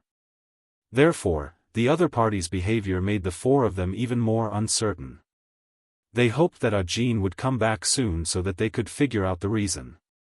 After listening to Jin's simple explanation, the 4 of them looked at the black cat that had crawled out of Celestine's backpack in disbelief. Was this cat a big deal?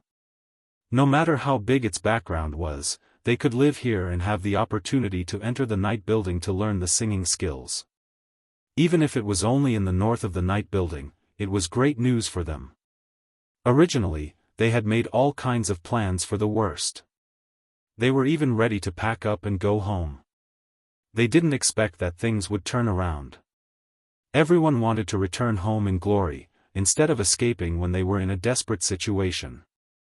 Zheng Tan glanced at the people in the hospital.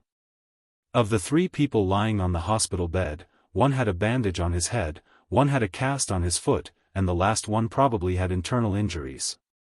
Now, the 3 of them looked quite energetic, which proved that the injuries were really not very serious. It was really unlucky for them to go to the bar to sing and end up like this. However, this was also common. It was not rare to have conflicts with other singers in the bar. But Jin and the others didn't have anyone to rely on or know here, so it was not strange for them to be bullied and ostracized. Zheng Tan just came to see these people. After that, he jumped into his backpack and motioned to Celestine to leave the hospital. When Celestine left, he patted Jin on the shoulder.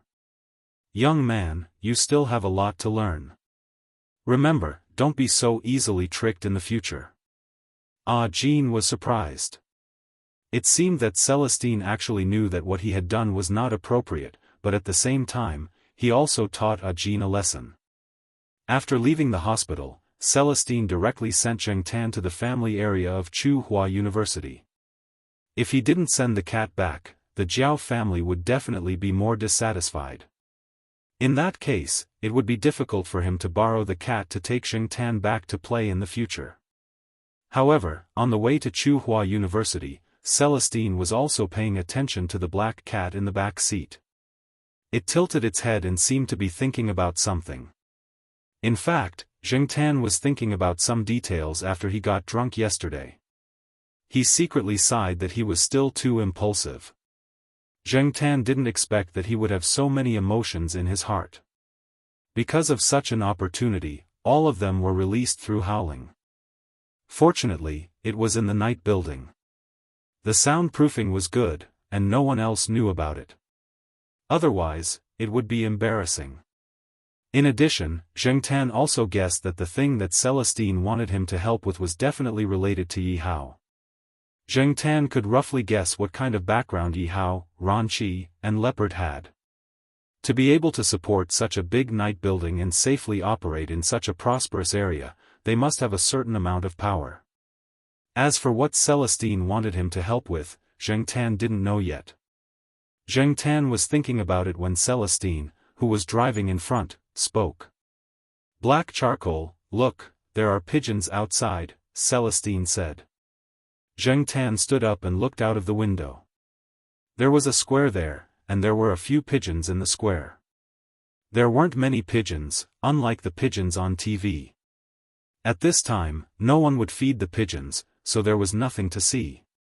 But, why did Celestine talk about pigeons? I heard that in the last century, there were people abroad who used pigeons as spies. After training the pigeons, they would install a mini listening device on these special pigeons and let them fly to the destination under the guidance of a laser, such as a window sill. After these special pigeons stopped, they would follow the training steps and peck the listening device to turn on a special switch. Then, the listening device that was originally installed on the pigeon would automatically detach from the pigeon's leg and start the eavesdropping mission, and the pigeon would have flown far away. After saying this, Celestine laughed at himself in his heart. He was actually talking about such a profound topic with a cat, and he was beating around the bush. How could the cat understand? Even if the cat was smart, it couldn't think in a roundabout way like a human. Just then, the car reached the intersection and there was a red light. Celestine looked at the cat in the back seat through the rearview mirror. He originally thought that the cat would squat there with an indifferent look as usual, but he didn't expect to see the cat squinting and staring at him. The meaning in its eyes, Celestine's heart skipped a beat. Did it understand him? It was really King strange. Although his master had said that cats are spiritual creatures, it would be a little demonic if it was too spiritual, which would scare people. Black charcoal, Yi Hao has a small problem. It's not that it can't be solved, but it will take a long time. But Yi Hao wants to solve the problem as soon as possible, so he wants to install a listening device in someone's house. However, it's not easy for people to enter that place, so he hopes that you can help. How about it? Do you understand? Celestine looked at the back seat through the rearview mirror. Zheng Tan yawned and lay down on her stomach. Celestine said again, "How about this, if you understand what I mean, just pat the car seat." Zheng Tan swung its tail and patted the back of the car seat. Celestine's eyes twitched. This Kerr really understood. Could it skip the training process and go directly to the battlefield? It's not a very dangerous thing. I just don't want to alert the enemy. If you go to carry out the mission, I'll be there to help. If anything happens, I promise I'll be able to get you out of there, okay? Zheng Tan swung its tail and patted the car seat again. How about it? Are you interested in taking this job? Celestine asked. This time, Zheng Tan didn't immediately swing its tail. It only swung it after about half a minute. This time, it was Celestine's turn to be surprised. Did it really understand? Did it really know what it was going to do? Could it be that this cat actually didn't understand anything and was just swinging its tail to tease people? According to Celestine's original plan, training, cooperation, etc., it would take at least a week to let the cat know what it was going to do and how to do it. But the current situation was a little out of Celestine's expectations. Anyway, think about it first. I'll pick you up the day after tomorrow, Celestine said. His tone didn't sound like he was talking to a cat, but more like he was talking to a person. Moreover, the conversation was so smooth that Celestine was worried. Did this cat really understand, or was it just pretending? After arriving at Tsinghua University, Celestine's car drove into the east courtyard. After Zheng Tan got out of the car, it jumped back into the car. What? Celestine asked curiously. Zheng Tan raised its paw and scratched its neck. Oh, I forgot, Celestine said as he took out Zheng Tan's access card from his pocket and hung it around Zheng Tan's neck. This time, Zheng Tan jumped out of the car and left. But it didn't go upstairs. There was no one upstairs at this time. It would be boring up there. On the lawn of the courtyard, Huang and the sheriff were sunbathing. Next to them was the Saint Bernard dog, Little Flower. Huang was still using its paw to step on Little Flower's body. Zheng Tan didn't have time to pay attention to them. He was thinking about something now. This time next year, Jiao Pa would probably go abroad for at least a year. By then, the Jiao family wouldn't have a backbone. What if Jiao Yuan and Little Pomelo got bullied? He couldn't always count on the people in the courtyard to help him, right? Jiao Pa's friends would definitely take care of him, but Zheng Tan hoped that he could do something. Since he had decided to stay here, he had to show his worth. If someone really bullied him, and the proper channels didn't help much, it would be more convenient to ask Yi Hao and the others for help. Sometimes, violence could solve problems more directly. Therefore, Zheng Tan didn't want to give up on Yi Hao. Chapter 80. After Celestine left, he didn't come back the next day. Zheng Tan was a little disappointed. He had been mentally preparing himself for the whole night, imagining all kinds of high-end Secret Service scenes, but when Celestine showed up, he didn't believe it. Zheng Tan even suspected that Celestine's calls to Jiao Pa, Jiao Ma had been rejected. The Jiao family was the happiest about Celestine not coming back for 2 days. After Zheng Tan came back that day, Jiao Ma immediately took Zheng Tan to Xiaoguo's place for a physical examination. The result was that he was healthy. To be exact, he was in very good condition. Auntie Jiao and Xiaoguo's brother didn't quite understand this. If this cat had really drunk too much wine, it shouldn't be fine, right? At the very least, he should be dispirited or throwing a tantrum. What they didn't know was that Zheng Tan took advantage of this drunken madness to release the pent-up anger in his heart for a long time.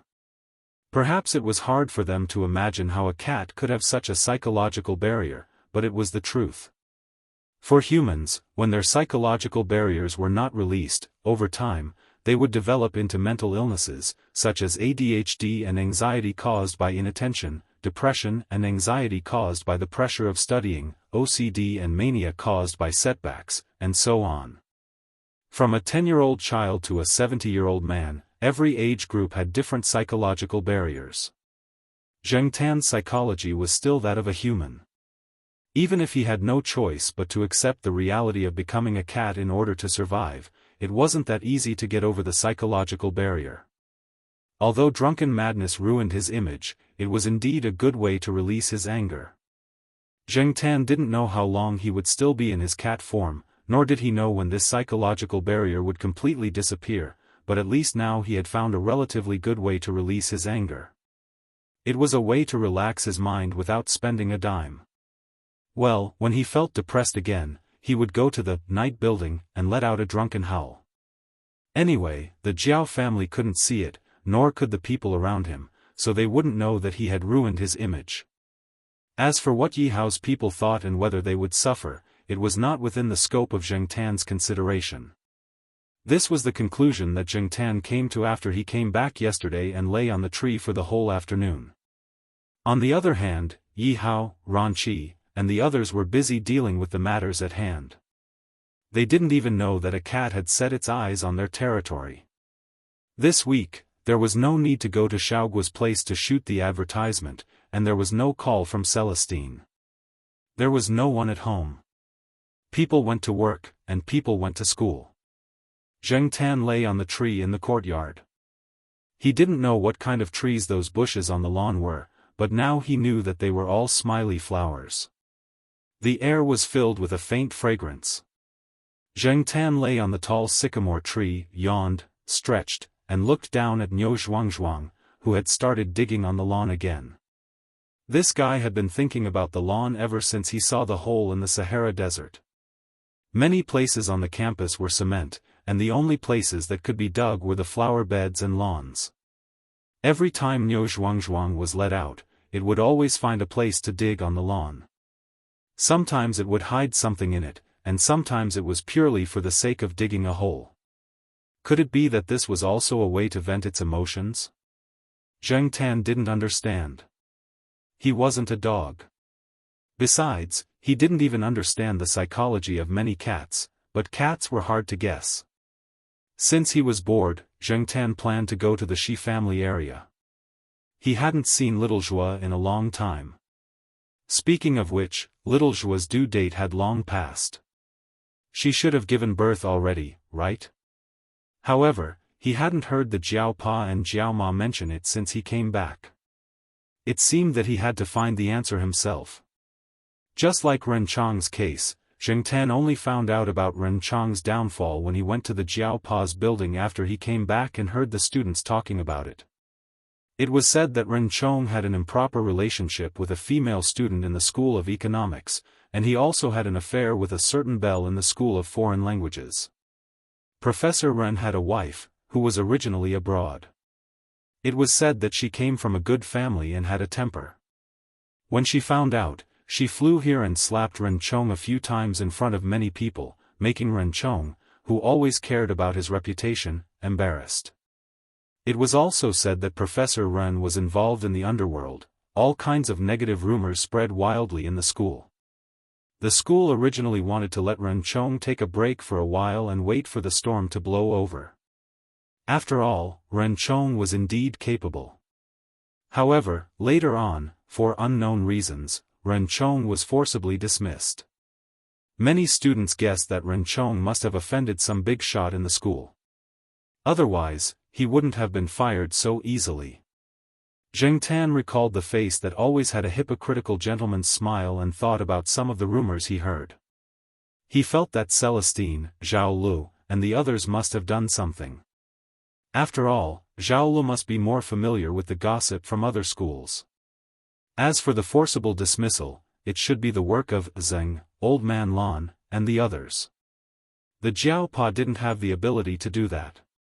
In fact, it was very common for people like Ren Chong to have an affair with a student. It was just that no one knew about it, or even if they knew, they didn't say it. It was even more common abroad. This kind of thing could be big or small. It depended on who was behind it. When Zheng Tan thought about it, he was quite touched. At least there were so many people helping him when he was in trouble. Even Zheng, who always had a long face, helped him. However, Zheng helped him mostly because of little Zhua. It was worth it to give him the 9-leaf grass. Zheng Tan walked towards the West family compound while thinking about little Zhua's current situation. Walking through the gate of the West family compound, Zheng Tan felt that he was being watched. It wasn't the sight of a human, but the sight of another cat. Looking up at a tree, a tabby cat was lying on the tree. It looked like Huang, but was slightly bigger than Huang. The cat was lying on the branch and looking at Zheng Tan. Zheng Tan could feel the hostility of the cat from so far away. Shaking its tail, Zheng Tan was too lazy to pay attention to it and continued to walk into the compound. Along the way, Zheng Tan met several cats. When he came here before, the cats were not grown up. Now, they were bigger. There were also many cats in the West family compound. He just didn't know if the sheriff had fought with them before. When he arrived at the tall building where Little Zhuo lived, Zheng Tan waited at the door for a while. When someone went in, he squeezed through the security guard. Just like before, Zheng Tan chose to take the stairs. If he took the elevator, he would be surrounded by people looking at him as if he was a rare thing. Zheng Tan didn't like that kind of look, so in order to avoid that trouble, Zheng Tan still felt that taking the stairs was more worry-free. In one breath, he rushed to the 6th floor. Zheng Tan came to the door of room 606. He pricked up his ears and listened. He didn't hear anything, so he jumped up and pressed the doorbell. While waiting for the door, Zheng Tan was still wondering if the nanny was still there. He guessed that he would be despised again. After waiting for a few minutes, there was still no movement inside. Zheng Tan felt strange. He jumped up and pressed the doorbell a few more times, but still, no one came to open the door. Could it be that she was still hospitalized after giving birth? Zheng Tan didn't know much about women's affairs, so he couldn't think of a reason. He squatted at the door and waited for another 10 minutes, but still, no one came to open the door. He put his ear to the door and listened for a while, but he didn't hear any other sounds in the room. It really didn't seem like there was anyone inside. Forget it, I'll go back. Zheng Tan didn't want to wait any longer. It seemed that he couldn't wait for someone to open the door. He turned around and left. But just as he walked a few steps and passed by the elevator opened. Zheng Tan glanced at it. He didn't see Little Zhuo, but he saw Lord Zeng, whom he hadn't seen for a long time. Black charcoal? The person in the elevator asked. Lord Zeng was holding a folder in his hand and looked a little tired. Zheng Tan really didn't expect to meet this iron-blooded person from the School of Physics here. He also didn't know how to get along with this Lord Zeng. She wouldn't give him snacks, and probably wouldn't allow him to sleep on the chair. He heard that many people like her had obsessive-compulsive disorder or were obsessed with cleanliness. He had only heard about it, but had never seen it with his own eyes. Zheng Tan only heard about it from the students when he walked around the campus. As for how much of it was true, he didn't know. After all, you couldn't guess the thoughts of the big shots.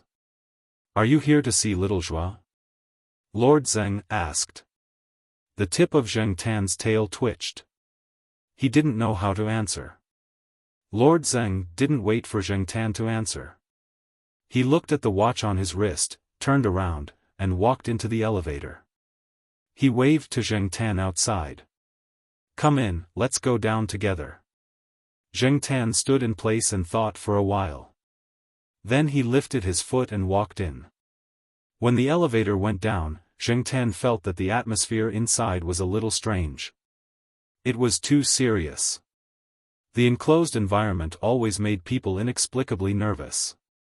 Or maybe it was because Lord Zeng's aura was too strong. In short, Zheng Tan felt very uncomfortable. In the future, he'd better take the stairs.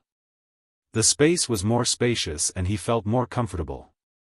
Originally, Zheng Tan thought that Lord Zeng would just walk him out of the building. However, after leaving the entrance control, Lord Zeng didn't mean to return to the building. I heard from Little Zhuo that you can understand. Let's take a walk. With that, Lord Zeng lifted his foot and walked in the direction of the west side compound. Zheng Tan was stunned. He didn't understand what Lord Zeng meant. However, he still lifted his foot and followed. The guard at the side gate of the west side family compound had just made a phone call and talked with someone for a long time. He didn't even take a nap. He was a little tired. He stretched his arms and yawned. When his mouth was wide open, he saw Lord Zeng walking over. Before he finished his yawn, he forcibly stopped. The guard hurriedly sat down and looked serious. He wanted to make himself look very energetic and professional. The guards here all had a scale in their hearts. They knew which people were easy to talk to and which people they couldn't afford to offend. Otherwise, they wouldn't be able to do this job. And Lord Zeng was someone they couldn't afford to offend. Everyone knew the identity of Lord Zeng. They also knew that Lord Zeng had his own way of speaking and doing things. Don't even think about flattering him.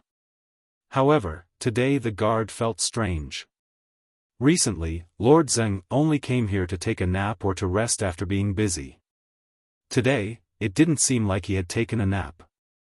Moreover, the famous Lord Zeng was accompanied by a cat. Did Lord Zeng like cats? He had never heard of it. However, this possibility couldn't be ruled out. Chapter 81. Zheng Tan followed Lord Zeng out. The West Side family compound was close to the West School gate, and there were more people coming and going. Fortunately, Lord Zeng didn't mean to leave the school. She turned a corner and walked along a small path towards the campus. Although they were indeed walking towards the campus, there were many people who knew Lord Zeng at the gate of the West Side compound. Zheng Tan didn't know how many people stared at him. Some people were whispering behind him about whether the cat belonged to Lord Zeng and why Lord Zeng was in the mood to walk her cat. If she wanted to avoid these people, it was actually very simple. She just had to walk along the relatively deserted gravel road from the other gate of the West Side compound. There was no need to walk towards the school gate. Zheng Tan didn't understand what Lord Zeng meant. Telling others that this cat actually had a backer? And the backer was the famous Lord Zeng of Tsinghua University? Zheng Tan followed Lord Zeng into the campus while thinking about this big shot's thoughts. At the same time, Zheng Tan was also curious. He didn't see Little Zhuo when he went there just now. Did Little Zhuo move? This house did belong to Lord Zeng, but since Lord Zeng let Little Zhuo live there, there was absolutely no reason for her to take it back now. Besides, Little Zhuo was a student that Lord Zeng valued very much. It had to be said that Lord Zeng had a strong aura. Zheng Tan felt nervous walking next to her.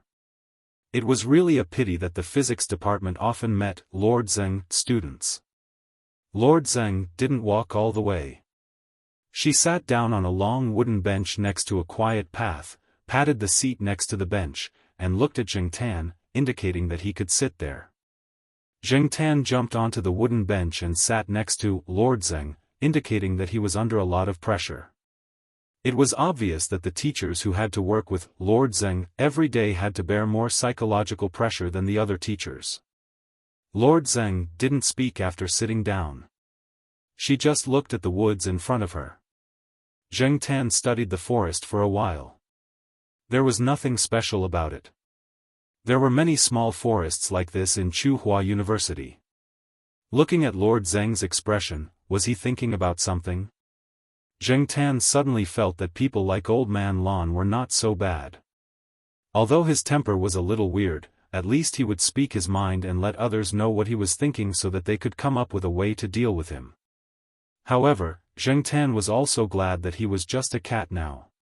He could just pretend that he didn't know anything. No one would ask him to find a topic to break the rigid atmosphere. At this time, several graduate students from the School of Physics were preparing to withdraw money from the bank at the school gate. They walked over through this shortcut and suddenly saw Lord Zeng sitting on a bench by the roadside. Didn't Lord Zeng go back to rest? Who the F***ck is sitting here right now? The few graduate students were extremely depressed. This was not the time to wander around. With her powerful memory, Lord Zeng had an impression of most of the students in the School of Physics. Moreover, they happened to be part of Lord Zeng's research group, so they were even more familiar with her. They walked around the corner and found Lord Zeng. At this time, it was impossible to pretend that they didn't see her and go back. They could only brace themselves and walk forward. Originally, they wanted to pretend that they didn't see her and just walk past her, but Lord Zeng looked up and glanced at them. Teacher Yi. Hello, Teacher Yi. The smiles on their faces were stiff and their hearts were cold. They were ready to be scolded. "What are you doing?" asked Lord Zeng. "Didn't we just get the state subsidies?" "We're going to withdraw money and open an online banking account," said the person who spoke. At the end, he even added an excuse for himself: the bank at the school gate was about to close at 5 o'clock. There were a lot of people. "Now that we're done with the things at hand, we're a little free." Lord Zeng nodded. "Go ahead." "Huh. Why is Lord Zeng so easy to talk to today?" The few of them exchanged glances and hurriedly left. They were afraid that Lord Zeng would change his mind and scold them again. Zheng Tan looked at this scene and was amused. These unlucky kids. They even ran into Big Boss on a trip out. They would probably continue to be nervous for a long time. "Seriously, I'm like a scourge," said Lord Zeng softly. Zheng Tan turned his head to look at Lord Zeng next to him. It seemed that Lord Zeng was a little melancholy. Lord Zeng turned his attention back to the cat next to him. This time, he didn't continue to be silent. Instead, he said, "I heard that 9-leaf grass was given to little Zhuo by you. You're really a good cat." As he said that, Lord Zeng even reached out a finger to touch Zheng Tan's cat head. Zheng Tan didn't like others touching his head like that, but since it was Lord Zeng, he would endure it. After all, Lord Zeng had helped him vent his anger. The child is indeed very healthy. It's a boy. Little Zhuo gave the child a nickname, Kitten, Little Kitten Zhuo, said Lord Zeng. For things like nicknames, there were flowers, birds, fish, insects, metal, stone, earth, wood, as well as dragons, tigers, dogs, leopards, and so on. It was said that nicknames were a kind of rhetorical activity and phenomenon that was quite distinctive and worthy of attention. Its rhetorical justification was mainly reflected in the logic of unreasonable but wonderful. At the same time, nicknames also reflected the love parents had for their children. However, Zheng Tan himself didn't have a nickname. Perhaps he used to have one, but his parents didn't mention it at that time, so Zheng Tan wouldn't know. Sometimes, Zheng Tan envied those who had nicknames. Although nicknames didn't sound nice on the surface, they made people feel more alive. It was like a memory negative, revealing the intimacy and liveliness that came from deep within. Little Kitten Zhuo? He really wanted to see it. Little Kitten Zhuo, who was just born, wouldn't be like those naughty children who pulled their tails, right? Zheng Tan remembered that before Little Kitten Zhuo was born, he had touched him with his head across Little Zhuo's belly. Speaking of Little Kitten Zhuo, Lord Zeng's face softened a lot, as if he was talking about his own grandson. "When the time comes, I'll carry him over to show you. I'll also let him know the origin of his name and let him see the black brother that his mother often talks about." Lord Zeng talked a lot about Little Kitten Zhuo, such as how nervous everyone was when he was born. After all, many people believed that this child would not be healthy. Those who had a good relationship with Little Zhuo must have felt bad in their hearts. It wasn't until the child came out and went through a series of examinations that everyone was relieved. Lord Zeng said that Little Kitten Zhuo wore the 9-leaf grass pendant, and according to Little Zhuo's intention, he would always wear it, and there would be no other gold, silver, or jade to replace it. However, Lord Zeng basically talked about Little Kitten Zhuo, but he didn't mention Little Zhuo. Where was Little Zhuo? Was he not coming back? Why did Lord Zeng personally carry Little Kitten Zhuo over, and not Little Zhuo himself? Where were Little Kitten Zhuo and Little Zhuo now? Zheng Tan tilted his head and listened. Now the aura around Lord Zeng was not as strong as before. In addition, Zheng Tan was also quite interested in this topic. The man and the cat got along well, even if it was just the man talking and the cat listening. When Lord Zeng talked about Little Kitten Zhuo, he also observed the cat in front of him. Although the cat did not make any sound in response, it was enough to let people know that it was listening, and that it understood.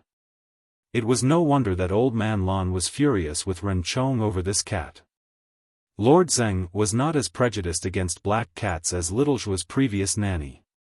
Even if the cat in front of him was a little strange, Lord Zheng did not make too much of a fuss. Having reached his current status and reputation, he had seen a lot of strange things, and this was not one of them. He wondered what Lord Zheng would think if he knew that the cat in front of him had a human soul. Pay attention to people in the future. Don't get caught again, said Lord Zheng. Zheng Tan's ears twitched. That shouldn't be the case. He had learned from his mistakes. He wasn't that stupid. After sitting in silence for a while, Lord Zheng sighed. There are two kinds of people, those who can think things through and those who can't. Coming out with you for a walk really made me think through some things. Forget it. Everyone has their own ambitions. There are always things that they have to do. I can't interfere.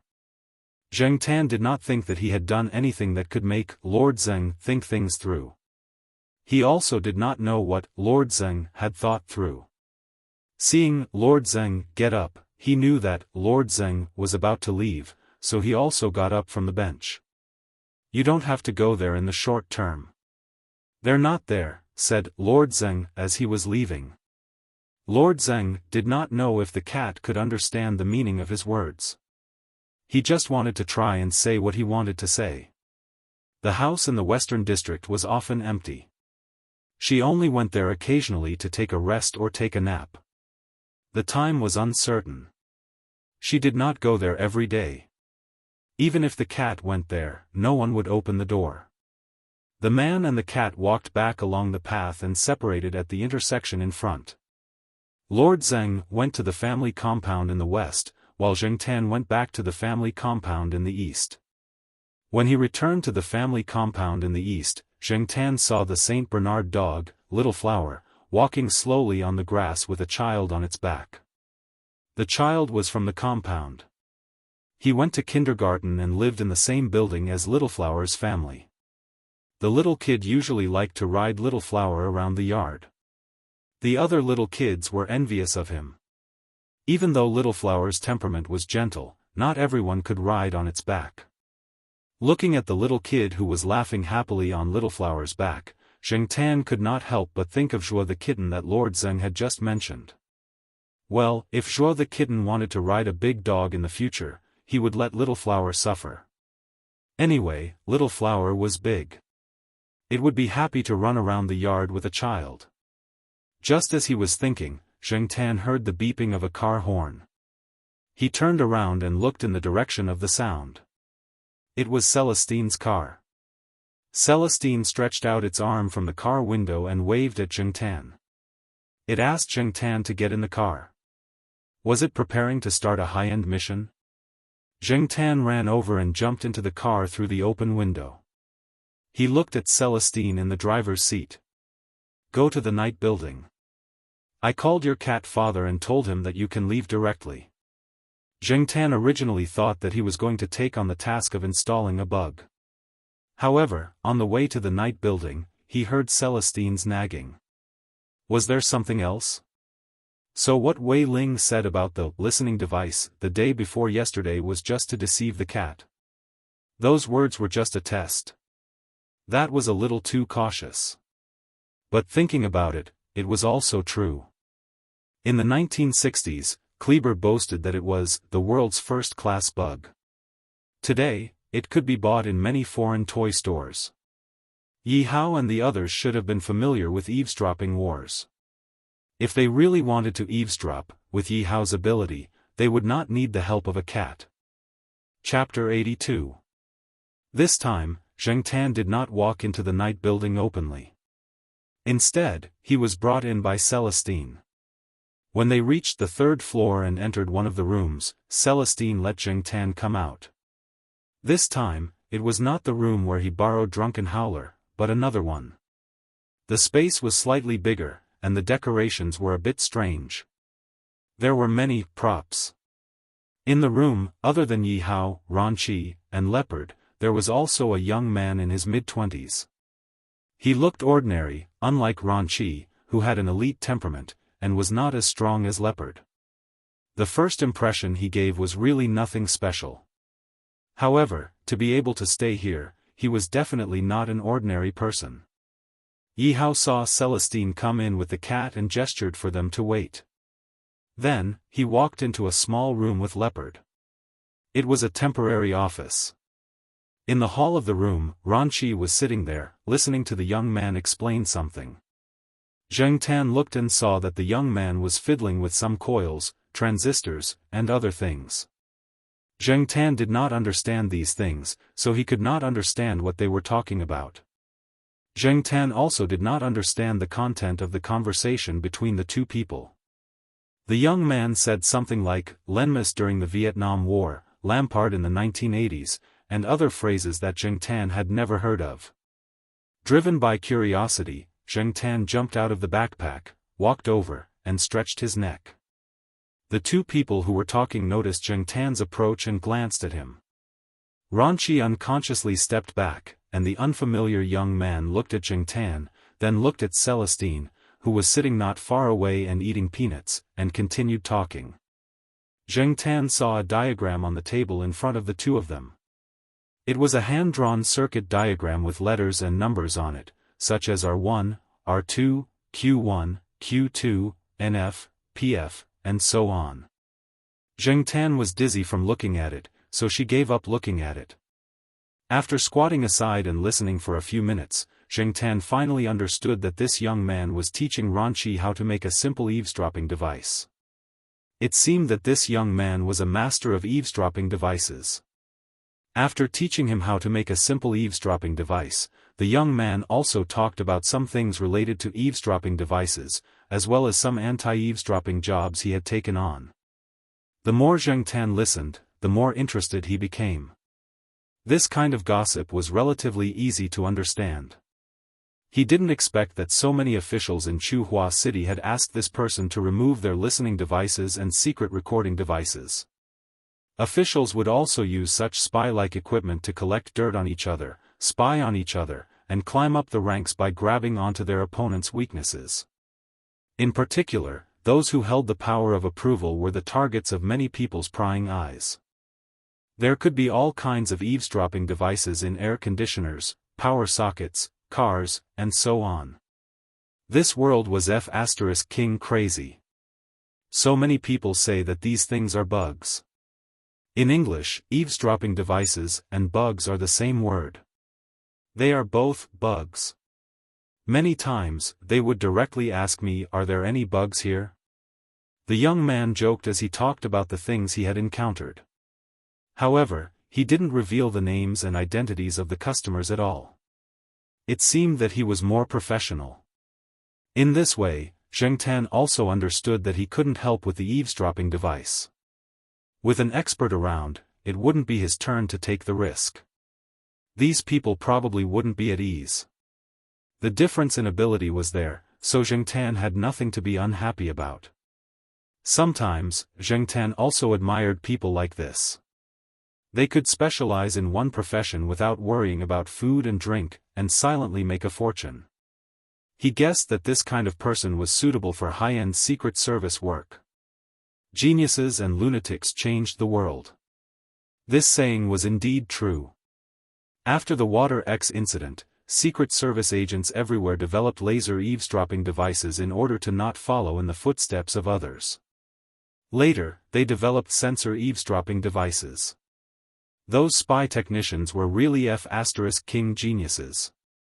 Let me tell you the principle of laser eavesdropping. Installing this kind of eavesdropping device doesn't require you to sneak into a room. This also avoids the risk of being caught red-handed. Between the two types of light produced by the laser generator, the invisible infrared laser is chosen and used for invisibility. Later, the young man and Ranqi began to talk about some professional topics. Zheng Tan couldn't understand, so he returned to Celestine's side. He scooped out a few peanuts from the plate and pushed them in front of Celestine. He asked Celestine to help him peel the peanuts. You still eat peanuts? Celestine didn't know if other cats ate peanuts or if they would have diarrhea if they ate them, but since the cat in front of him wanted to eat peanuts, he peeled a few for him. Originally, Celestine peeled peanuts, eating one peanut and giving the other to Zheng Tan. In the end, all the peanuts were taken away by Zheng Tan. Celestine curled his lips. This was AF** King Master. He had to be served by others just to eat peanuts. After about half an hour, Yi Hao and Leopard finished talking and came out of the small office room. The young man who was talking to Long Qi raised his head. Seeing that everyone had come out, he stopped talking and put down the pen in his hand. He then patted some crumbs stuck on his sleeves and stood up. Have you reached an agreement? Then let's get to work. I'll help you disinfect at the same time. Thanks for your hard work, Barger, Yi Hao said. You're welcome. I can still help with this. After saying that, Barger left with Leopard. Zheng Tan stopped chewing peanuts and looked at the young man who walked out of the room. This name was really special. No wonder he was in the field of espionage. He just didn't know if this was a real name or a code name. Yi Hao sat down on the sofa and looked at Celestine. How was it? You didn't get scolded over there? Every time I go over there, the children at home are wary of me like I'm a thief. Even if I helped them before, now the two children treat me like I'm an enemy. It's not easy for me to help you. Celestine sighed. Yi Hao snorted and didn't bother with Celestine's words. Did you tell it? Yi Hao asked, nodding his chin towards Zheng Tan. I mentioned a little, but didn't say anything specific. After all, the materials are all with you. I can't say much. Celestine spread out his hands. Yi Hao looked at the cat that was squatting on the low table and chewing peanuts. He still didn't quite believe it. However, even if it didn't succeed, it was just a cat. It wouldn't arouse any suspicion. Zheng Tan finished chewing peanuts and listened to Celestine explain what he needed to do. It was actually very simple. In summary, he needed to get a list of names for someone. Zheng Tan didn't know what the list was for Yi Hao and the others. He didn't need to know. It wasn't a good thing to know too much, even if it was just a cat. And the person that Zheng Tan needed to find was lurking in the other party's sphere of influence as an undercover agent. That person had some listening devices installed around him, and there were people monitoring him all day long. Yi Hao couldn't send people to get in touch with him. It was easy to be exposed at this critical time. Zheng Tan looked at the materials that Yi Hao had taken out. He was a man who was stronger than a leopard and had scars on his face. He looked a little ferocious. He was probably the kind of person that children should stay away from. Using the words that the aunties in the compound often used to describe him, he doesn't look like a good person. But this strong man, who could twist people's arms without blinking, liked cats since he was young. Zheng Tan almost choked when he heard Yi Hao's explanation. He really couldn't imagine that kind of scene. Even when he was undercover, this cat lover would go over to feed stray cats whenever he saw them. Once, this person met a cat trafficker and beat the cat trafficker to the hospital on the spot. The trafficker was hospitalized for a long time and almost died. From this point of view, Zheng Tan's impression of this person was much better. After experiencing the incident of being caught, Zheng Tan hated cat traffickers. Hearing this person's deeds, he could only clap his hands and cheer. Sure enough, one couldn't judge a book by its cover. At the same time, Zheng Tan finally understood why Celestine wanted him to help. It was easier to get close to the undercover agent without arousing the other party's vigilance. After all, the undercover agent usually came in contact with dozens of cats, if not hundreds. And Zheng Tan wasn't an expensive cat breed now. It was black, which many people despised. In addition, Zheng Tan had experienced the life of a stray and knew the eyes that stray cats should have. So, Zheng Tan was confident and was very willing to help in this matter. Just treat it as an adventure game. Celestine also said that it would lurk nearby to prevent accidents from happening, so that Zheng Tan could rest assured that there would be no danger to his life.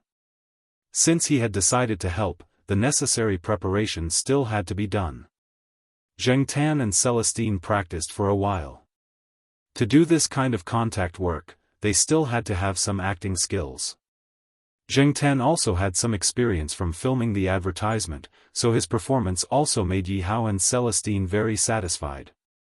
As for Ran Qi, who was sitting far away, he looked at Zheng Tan as if he was looking at a monster. Zheng Tan found that Ran Qi was wearing a pendant today, which was probably used to ward off evil spirits. TSK, it looked like an elite, but its ability to accept things was not as good as Xiao Zhua and the others. Ran Qi, who was originally sitting 10 meters away, saw the black cat's eyes and suddenly felt a chill on his back. That look was contempt, right? It was definitely contempt. After sitting for a while, Ran Qi really couldn't sit still anymore, so he said goodbye to Yi Hao and left the room. Ran Qi, this guy, hey. Celestine didn't finish his words. Everyone knew what he meant, but he could also understand. After all, this kind of extraordinary thing was not something that everyone could accept, especially those who often came into contact with some dark things. It was inevitable that they would think more. Right, since we decided to let Black Charcoal get the list, we have to be prepared, Celestine said.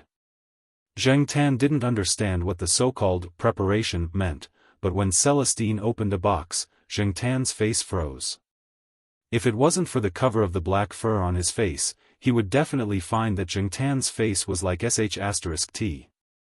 The box that Celestine took out contained makeup equipment, such as dust and some sticky liquid that he didn't know. Come on, makeup. A stray cat should look like a stray cat, Celestine said, reaching out to grab a handful of dust and sprinkling it on Zheng Tan. Chapter 83. After waking up in the morning, the flat-top guy opened the door of his room and went to the balcony to breathe in the fresh air. He raised his hand and looked at the rising sun. A hint of worry flashed in his eyes. He had a memory card in his hand. After he saved the information on the card, he had been waiting for an opportunity to give the card to the contact person. However, there had been a lot of activity recently. The higher-ups had begun to suspect him. The flat-top guy was also among the people who were suspected. The people who were suspected were closely monitored. The flat-top guy knew that there were listening devices in his house and that there were people watching his surroundings. Therefore, he was quite anxious. However, he did not show it. As the flat-top guy was thinking, a warm and soft body pressed against him from behind. "What's wrong?" the person behind him asked. The woman's face was beautiful. She looked like the gentle type. "I'm thinking that my injury has healed. When will I have work to do?" the flat-top guy smiled. "Take care of yourself. Don't leave any side effects," the woman said. Her words were filled with concern and worry. "Yes. It's just that I've been a little bored recently," the flat-top guy said. He had been stabbed in the abdomen. In fact, he could have dodged the stab, but he didn't. He only avoided the stab to his vital parts in order to increase the trust of his superiors. However, there had been some leaks recently, and he was still classified as a suspect. Since the crackdown in Chuhua City, many people had begun to change the way they operated. At least, that was the case on the surface. However, there were rules in the underworld. There were wars in the business world. No matter what the new situation was, there would always be competition. The probing and squeezing of each other had never stopped. The words of the two were filled with tenderness and sweetness. However, when they were not looking at each other, their gazes were not. Huh. The flat-top guy looked at the wall in the yard. Their house was a 2-story building with a small yard of more than 10 square meters. Many houses in the suburbs had such a design. The flat-top guy's house was rented. The pond in the yard was dug by himself. There were some small fish in it. As for why there were small fish in the yard, those who were familiar with the flat-top guy knew that it was prepared for the cats.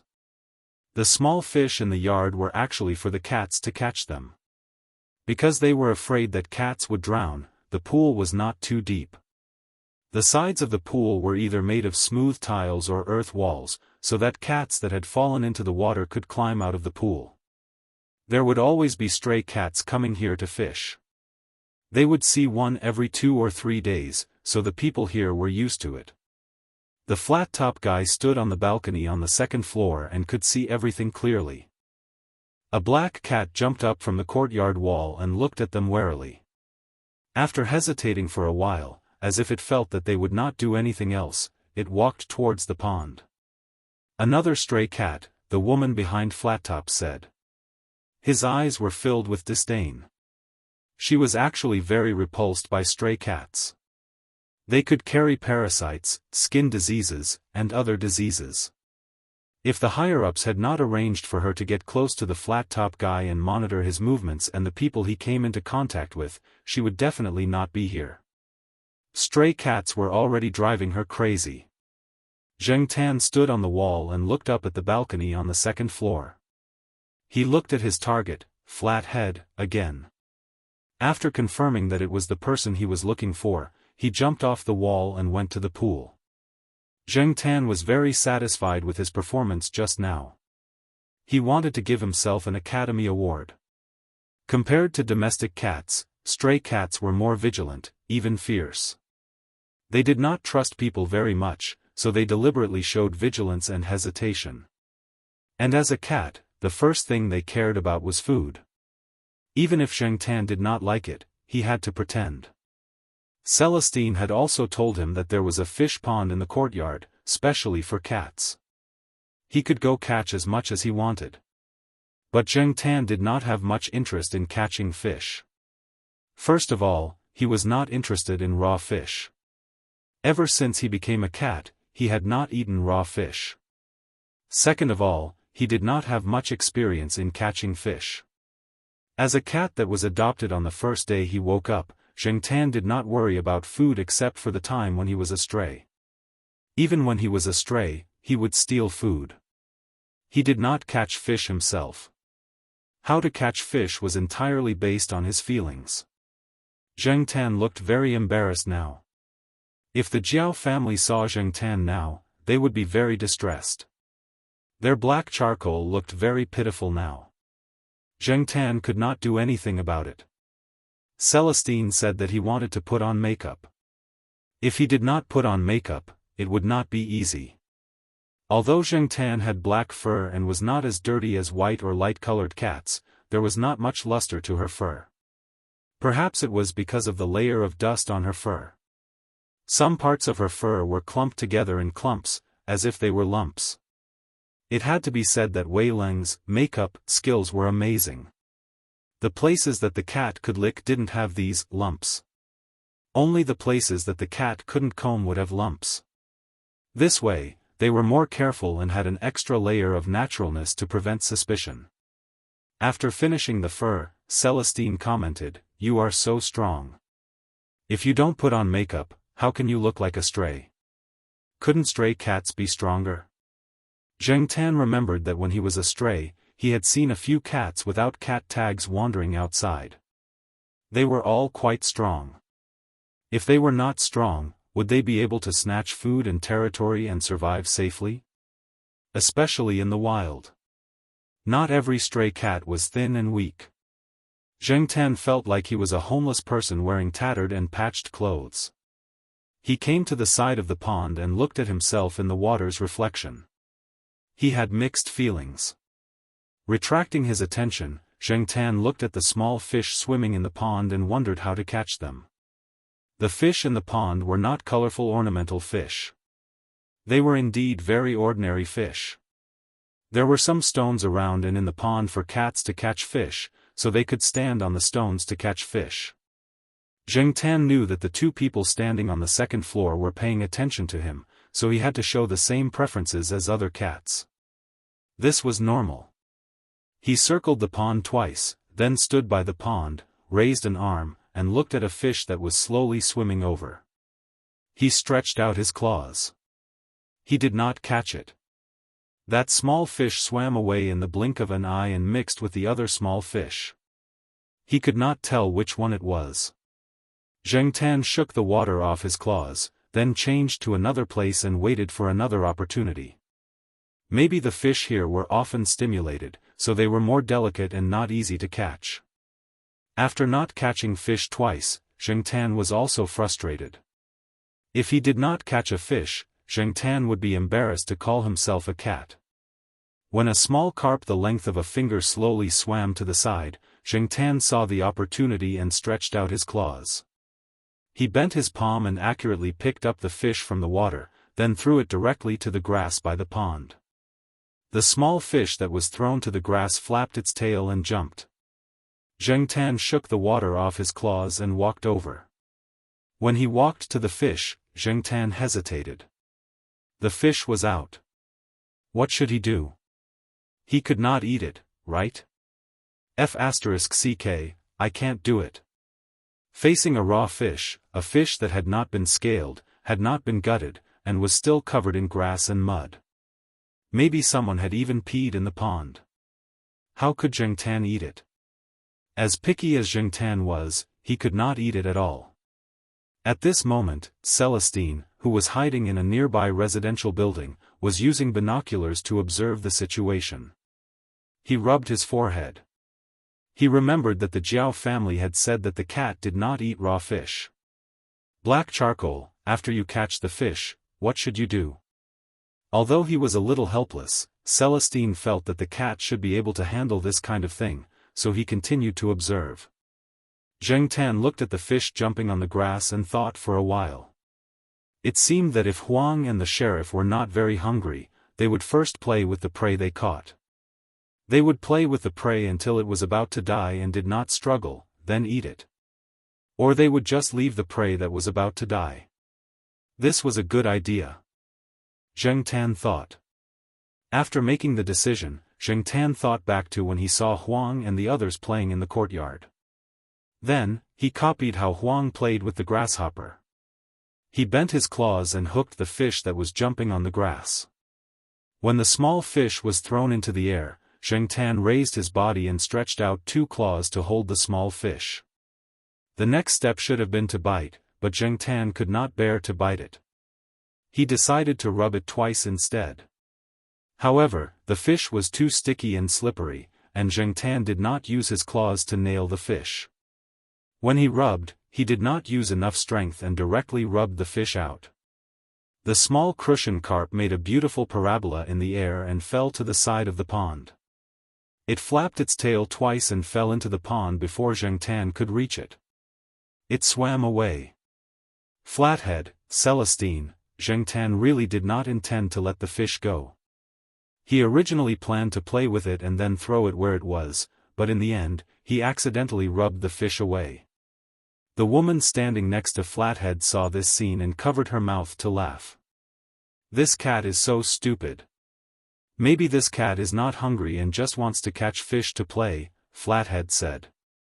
He had seen cats that would fish out fish to play with it before eating it, and some cats would immediately hide to the side to eat the fish after fishing it out. Looking at the black cat next to the pond, it did not look like it was hungry. It probably just wanted to play, right? The woman did not comment on Flathead's explanation. Anyway, she did not like stray cats. They were dirty, not only ugly, but also fierce. The cat in front of her had an additional trait, stupid. She wrinkled her nose in disgust. The woman was a little impatient to look at the cat there. Just as she was about to turn back to the room, she saw the black stray cat walk around the pond twice, give up on catching fish, and walk towards the house. Zheng Tan looked at the closed door, wagged its tail, walked to the side, jumped on the windowsill, and flipped into the house from the side window. Windows were naturally like doors for cats. This was the result of not closing the window. Flathead and the others had similar situations before, but at that time, they did not close the door, so the cat could enter. The design of this house was not good. It was not ventilated, and the first floor always felt damp. Therefore, the windows were often open for ventilation. I still have cooked beef in the kitchen downstairs. Don't let the cat take it away, the woman shouted and quickly ran downstairs. Chapter 84. After Zheng Tan entered the house through the window, he roughly scanned his surroundings. The decorations were very normal, and there were no luxurious items. The sofa and other items were relatively old. Just as Celestine had said, these were all left behind by the original landlord. Therefore, even if Zheng Tan caused a ruckus, he wouldn't feel guilty. Due to the poor design, the first floor felt a little dark and damp. Zheng Tan hurried to understand the general layout of the first floor before the person upstairs came down. Then, even if he had to escape, he wouldn't be too flustered. Celestine had said that there were listening devices here, and there should also be cameras installed. Therefore, Zheng Tan had to act as natural as possible, more like a stray cat. He knew that there were cameras and listening devices here, but he still pretended that he didn't know. It was indeed a little weird. It was hard for the flat top to pretend that he didn't know anything when he was trying to understand the situation. He just didn't know what the flat top's mentality was when he was having sex with his current girlfriend. When the heavens were about to give a great responsibility to a great man, the first thing was to have a strong will. As expected, the people who did this kind of undercover work had a strong will. Sniffing the air, Zheng Tan followed the direction of the smell. Wasn't a cat going to sneak into someone's house to steal food? Otherwise, would it be rummaging through boxes and cabinets to look for the wallet? As he walked towards the kitchen, Zheng Tan also paid attention to the electrical appliances and furniture from the living room to the kitchen. His ears twitched. The woman upstairs was about to come down. Zheng Tan quickened his pace. When the woman rushed to the kitchen, she saw the dirty, ugly, and stupid stray cat sniffing the plate of cut beef. Immediately, the woman's heart was on fire. "Go away, stinky cat!" The woman shouted and picked up a spatula. Zheng Tan pretended to be shocked and, accidentally, stepped over the plate of beef. Then, it accidentally kicked over the seasoning jar. The jar of pepper fell to the ground, and the pepper inside spilled out. Then, the jar of salt, the jar of MSG, and a few pretty ceramic bowls were kicked down and broke one by one. The woman was even angrier. She hoped that the cat would be chased out. She couldn't leave it for even a moment. While dodging the spatula that the woman threw at him, Zheng Tan looked for a place to hide. Celestine had told Zheng Tan that he could do it in moderation, but this moderation would have to be determined by Zheng Tan himself. Feeling that it was about time, Zheng Tan dodged the spatula and jumped out from under the woman's arm. He jumped from the stove to the cupboard. The cupboard in this kitchen was relatively large, with a length of nearly 2 meters. The height of the cupboard was also relatively high, with the top about half a meter from the ceiling. It was said that this family used to run a small restaurant business. Later on, they stopped working and moved all the pots and pans back. There were quite a lot of things. Behind the cupboard, there was a shelf filled with all kinds of steamers, cooking pots, and so on. Because no one had used them for a long time, they were all covered with a layer of dust.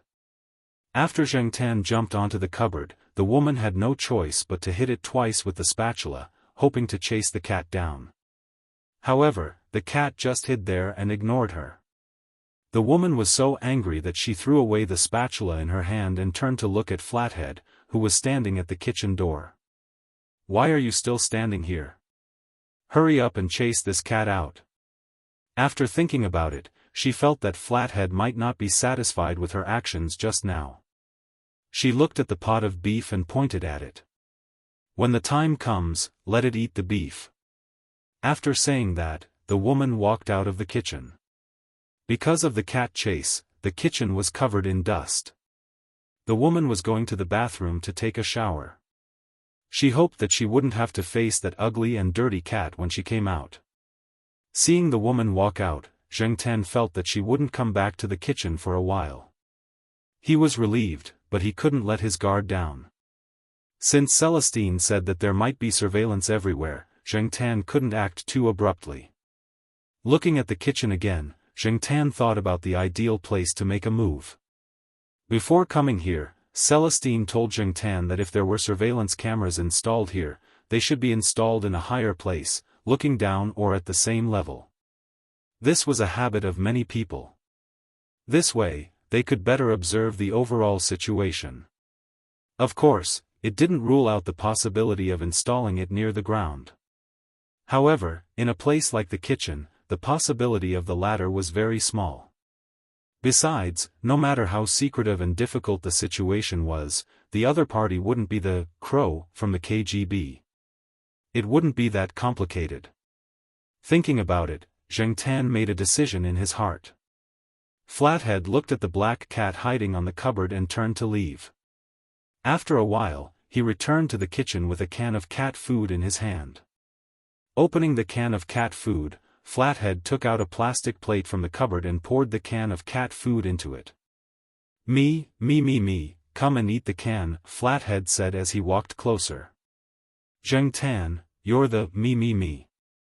Your whole family is big me. Zheng Tan hated it the most when people shouted this word at him.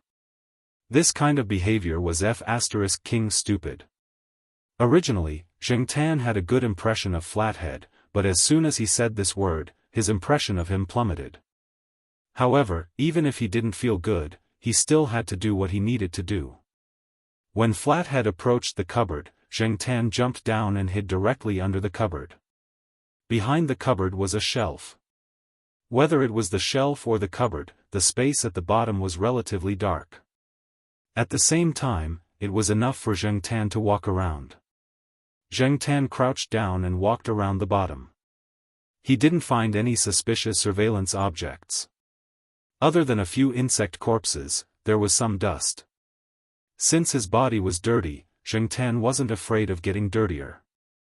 How is it?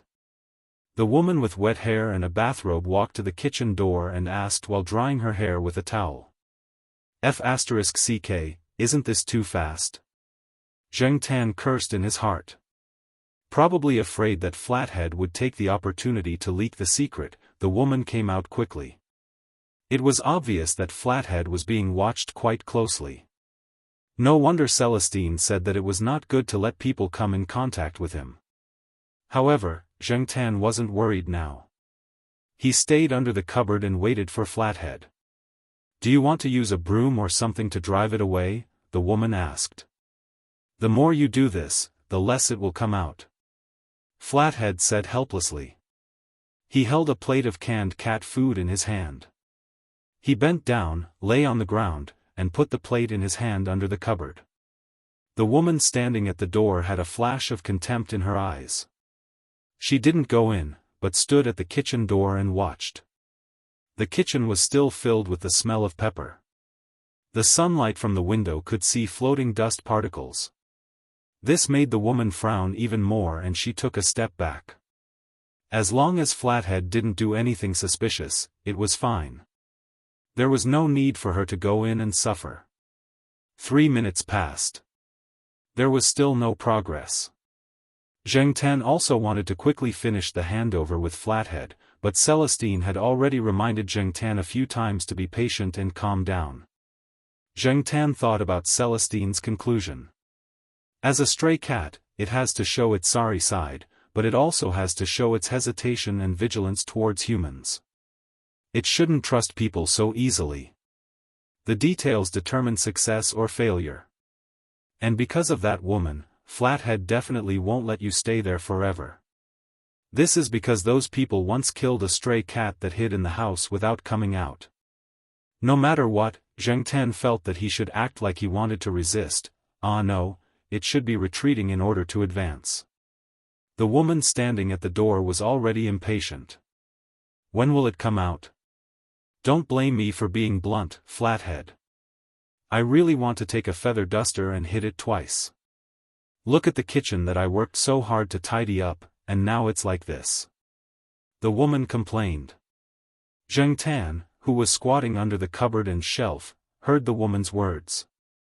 He thought to himself, come on, hit me. If the woman heard Zheng Tan's thoughts, she would be furious. Seeing that the cat had changed its position, Flathead stretched out his arm and moved the plate over. At the same time, he was also paying attention to the cat's movements. Zheng Tan looked at the pair of feet standing at the kitchen door, then looked at Flathead. Flathead looked at the cat that had changed its position and was squatting there. From his angle, the cat's eyes were bright because of the reflection of light in the dark environment, which made Flathead feel strange. But Flathead didn't know how to describe it. He always felt that it was different from the cats he had seen before. It was very different. When he looked into the cat's eyes, he always felt uncomfortable. Flathead felt that it was because of the light and the angle. Just when Flathead felt that this method of tempting food probably wouldn't work and that he should leave for a while, he saw the cat walk towards him and close to his hand. This made Flathead very happy. He decided to quickly catch the cat after it was full and release it. Otherwise, he didn't know if it would be poisoned by the rat poison if it kept staying here. Even if it scratched him twice, it wouldn't be a big deal. He had been stabbed with a knife, so scratching with a cat's claws was a piece of cake. But Flathead's mood didn't last long.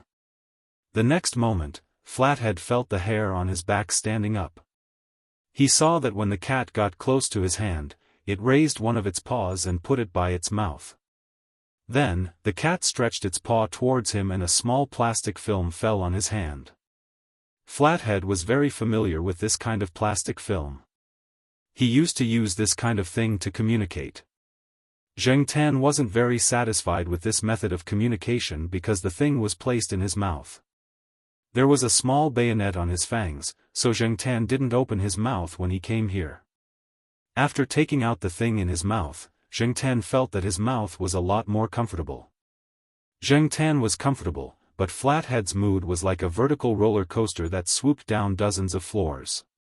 Moreover, this change in mood happened without any preparation. Contact? A cat?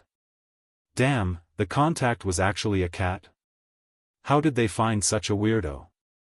Many people trained pigeons, mice, and dogs, but very few people trained cats. Flathead had never seen any before. Chapter 85. Flathead flipped his hand, and the plastic film on his thumb fell off. Before the film fell to the ground, Flathead used his middle finger and ring finger to catch it. The friction between his fingers removed the cat's saliva on the surface of the film, and the touch became clearer. Flathead was sure that it was the kind of film he was thinking about. He then looked at the cat that was crouching next to the plate and sniffing the can without eating it. If Flathead still didn't understand, then he shouldn't be working undercover anymore. Although he felt like he was struck by lightning, he didn't show it on his face. After getting the plastic film, Flathead understood what his priority was. And this cat should have been trained, right?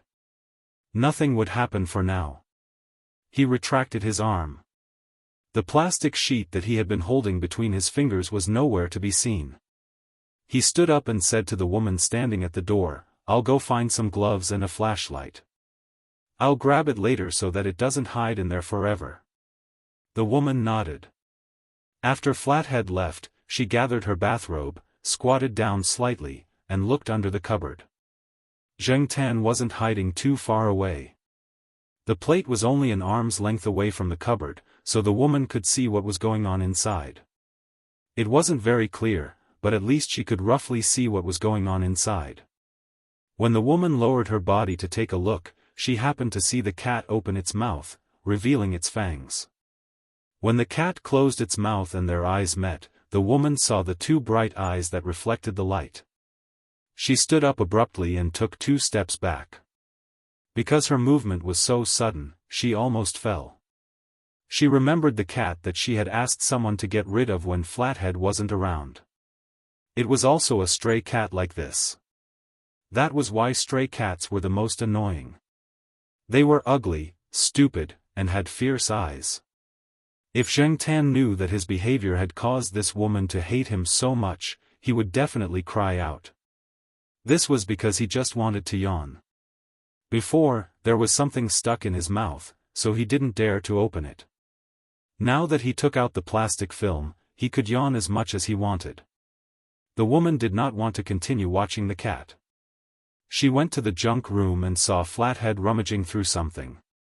Seeing that Flathead was indeed holding a pair of gloves, the woman was relieved. When Flathead found a flashlight, the woman was standing quite far away from the kitchen. Although Flathead was quite skilled, she was afraid that if Flathead let go of the cat and let it escape, she would be scratched by the cat. Flathead placed the flashlight to the side and reached a gloved hand into the cupboard. With a flick of his finger, the plastic piece from earlier appeared on his fingertip. What was different from before was that there was a small square piece about 1 centimeter long wrapped in the plastic film. Zheng Tan thought that this should be what Celestine and Yi Hao wanted. However, Zheng Tan's mysophobia was acting up again. However, in order to resolve this matter as soon as possible, Zheng Tan still endured his displeasure. He raised his claws to take the diaphragm and put it in his mouth. The bayonet was stuck between his fangs. This way, he could prevent himself from accidentally swallowing it. Seeing the cat's actions in front of him, although Flathead had prepared himself mentally, he still could not calm down. He already knew the information on the diaphragm and acted according to the instructions on the diaphragm. However, he did not expect that the cat would really do as the diaphragm said and put away the diaphragm that wrapped the memory card properly. Was this really just a cat? Flathead really wanted to use some kind of instrument to check if it was a new type of high-end simulation robot. No, to check if it was a simulation of a Doryman. After everything was settled, Flathead grabbed one of Zheng Tan's arms and tried to bring him out. After thinking for a while, Flathead extended his other hand. This way, the cat should not feel too uncomfortable. Zheng Tan walked out with Flathead's strength. When he was lifted out from the bottom of the cupboard, Zheng Tan remembered Celestine's words. Thus, he struggled for a while and raised his claws to scratch the part of Flathead's arm that was not covered by the gloves. He immediately scratched a few bloody marks. Zheng Tan was also very helpless about this. Celestine had said that there were wild cats that did not scratch people. In order to reduce the chances of being suspected, he still had to put on this act. Flathead did not care anyway. He did not care about this small injury. However, even if Flathead did not care, the woman standing outside the kitchen did not think so. Once she saw the bloody marks on Flathead's hand, she took a few steps back. Suddenly, she thought of something. The woman quickly ran to the door and opened it. She signaled Flathead to throw the cat out quickly. Otherwise, there would be more and more bloody marks on his hand. It looked very scary. After leaving the house, Flathead let go of his hand. Zheng Tan ran out and jumped onto the courtyard wall. He immediately disappeared from Flathead and the woman's sight. Flathead looked at the empty wall. Although he did not show it on his face, he felt a lot more relaxed. At least he had handed over the thing. Thinking back to the situation when he saw the black cat, Flathead felt that the cat was strange. He also admired the people over there. He really did not know where they found such a cat. Oh, quickly treat the wound. That cat might have some disease on it. The woman looked at the wound on Flathead's hand and said. Flathead smiled indifferently and turned to go into the house. Zheng Tan, who had jumped over the courtyard wall, ran all the way to a more secluded meeting place that Celestine had mentioned. After waiting for a while, Celestine came over. Zheng Tan jumped into Celestine's backpack and was then taken out of the place by Celestine. They came to the side of the road and stopped a taxi. After 5 minutes, they got off at a large supermarket. Celestine's car was in the supermarket's parking lot. After getting back into the car, Zheng Tan came out of the backpack. Sometimes, Zheng Tan felt that Celestine was too cautious and thought that problems were too complicated. He felt that his actions were superfluous. Wei Ling drove the car onto the main road and looked at the rearview mirror. He saw that the cat couldn't wait to get out of the bag with an impatient look on its face. He joked, many things are like that. You can just go straight to the point, but foreplay adds to the fun and makes things more natural. When the conditions are right, success will come naturally. In order to get a better result, some things are unavoidable. Forget it, even if I told you, you wouldn't understand. Zheng Tan. I understand, but this analogy is King wretched. It does not match the situation at all. How is it? Is it going well inside? Although he had already gotten what he wanted, Celestine was in a good mood and seemed to be a chatterbox. He did not want to get any answers from a cat, so he started to ask and answer his own questions. Although Flathead likes cats, he has never raised one himself. So, he doesn't know much about cats' temperaments and habits. Oh, I heard that he used to raise cats, but after the cat got into an accident, no one heard of him raising cats anymore. They only know that he often buys cans of cat food for stray cats. Actually, everyone can understand. After all, it is difficult for Flathead to settle down in this industry. Raising cats and dogs is a burden. It's okay now, but a few years ago. Celestine was helping Flathead improve his impression of him. After that, he picked up his phone and called Yi Hao. Zheng Tan looked at the person in front of him, who was talking on his phone while driving. He shook his head and hoped that Celestine would not drive directly into the flower bed. Looking around, Zheng Tan pulled out a bottle of mineral water from Celestine's bag. He put his paws on the bottle cap and twisted it hard to open the bottle. Then, he held the bottle of mineral water and poured it into his mouth. It was not that he wanted to drink water, he just wanted to rinse his mouth. After rinsing his mouth, Zheng Tan felt that his body was much more wet. Water droplets with dust dripped onto the back seat. Suddenly, he felt a little itchy. Did he get fleas again? Thinking about fleas gave Zheng Tan a headache. He simply held the bottle of mineral water and used the water inside to rinse his body. Anyway, the temperature was not low, so it was fine to get wet. On the other side. When he received Celestine's call, Yi Hao was discussing the next step of the plan with Ronqi and Leopard. They were preparing to send someone to contact Flathead again. He needed to carry out the next step of the plan. To be on the safe side, it was better to get the information as soon as possible in case something went wrong. To be honest, Yi Hao did not have much confidence in letting the cat contact Flathead. Even if it failed, it would be fine as long as the plastic film in the cat's mouth was not exposed. Taking a step back, even if the plastic film was found, the other party would not know what kind of information was conveyed on the film. However, he did not expect Celestine to tell him that it was a success. After hanging up the phone, Yi Hao looked at Ronqi and Leopard in front of him and said, "We have the information. When the time comes, we can speed up the implementation of the plan." "You have it?" Ronqi suddenly felt goosebumps all over his body. He could not help but feel creeped out that a cat could handle this kind of thing so smoothly. On the other side, Celestine finished the call and heard the sound behind him. He raised his head and looked at the rearview mirror. He saw that the cat in the back seat was holding a bottle of mineral water and rinsing his body.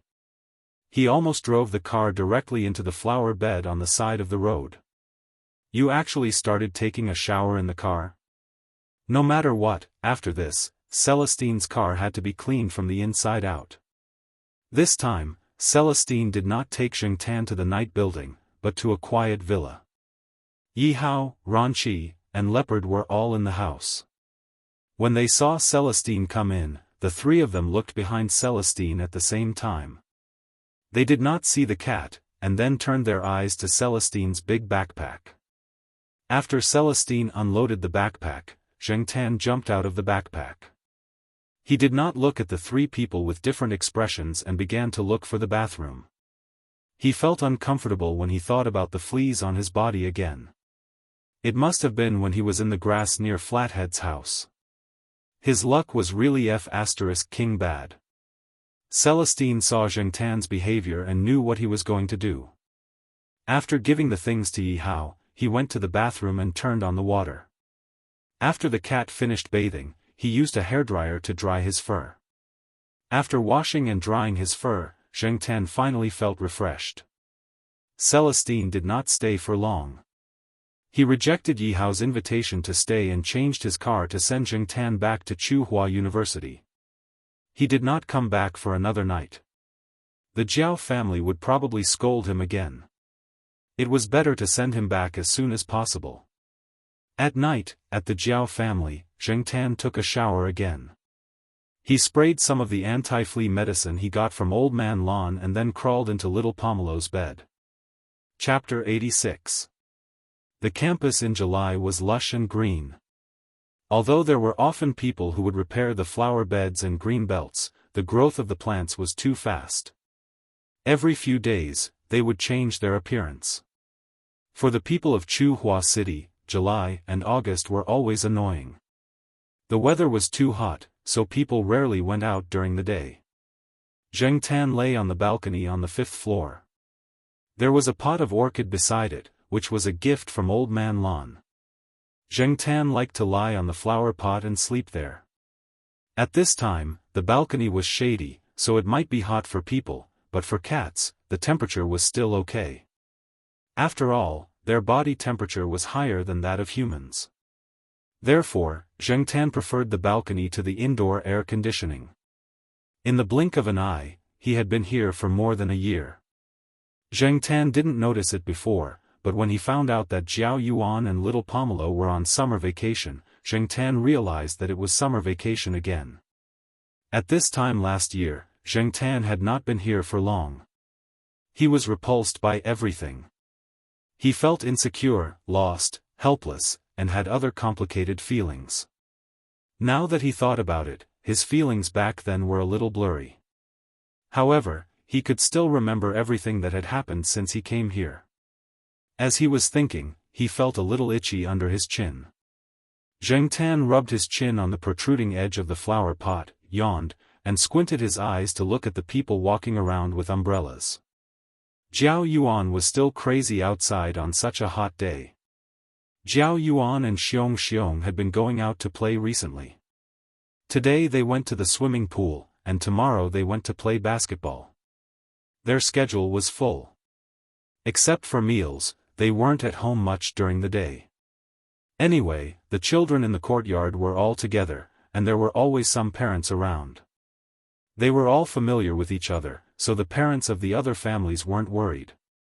Jiao Yuan, who had left elementary school, was always inexplicably excited. Even in the hot summer, he always had a silly smile on his face. He was already tanned after graduating from elementary school. Thinking about little Pomelo, who was staying in her room to do her homework, Zheng Tan couldn't help but sigh. Little girls were quieter. After sleeping for a while, Zheng Tan was woken up by a sound. Meow, meow, 2 cat meows came from downstairs. It wasn't Ah Huang, it wasn't the sheriff, and it definitely wasn't Fatty. Just by hearing this voice, Zheng Tan knew it was Peanut Candy without even looking.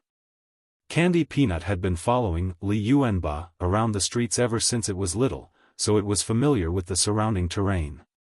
It often walked from the pet center to Tsinghua University. Unlike dogs, when cats went out for a walk, the distance they could walk was much further than people could imagine. Of course, cats that had no sense of direction were not worth mentioning. For example, Huang's furthest place was still within Tsinghua University, and it was always with Zheng Tan and the others. If Huang was alone, it wouldn't even leave the courtyard. Zheng Tan used to think that Huang was afraid of people outside and other pet dogs that it didn't know.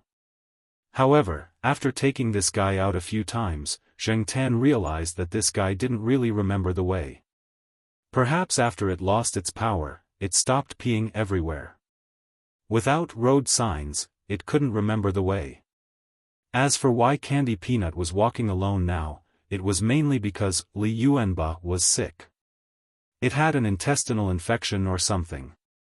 It was quite serious, and it made Yanzi and Xiaoguo's hearts ache. Li Yuanba usually gave people the impression that it was very strong and healthy. It didn't even have a small illness. However, once it fell sick, it would make a lot of noise. In short, it had been staying at the pet center to recuperate. Candy Peanut would still go out whenever it had time. However, When Zheng Tan went to shoot an advertisement last time, he heard from Xiaogua that Candy Peanut would bring a mouse to Li Yuanba every time it went out, and it was a very big mouse. It seemed to be looking for praise, or maybe it was showing people that it had grown up and was no longer the kitten that always needed company.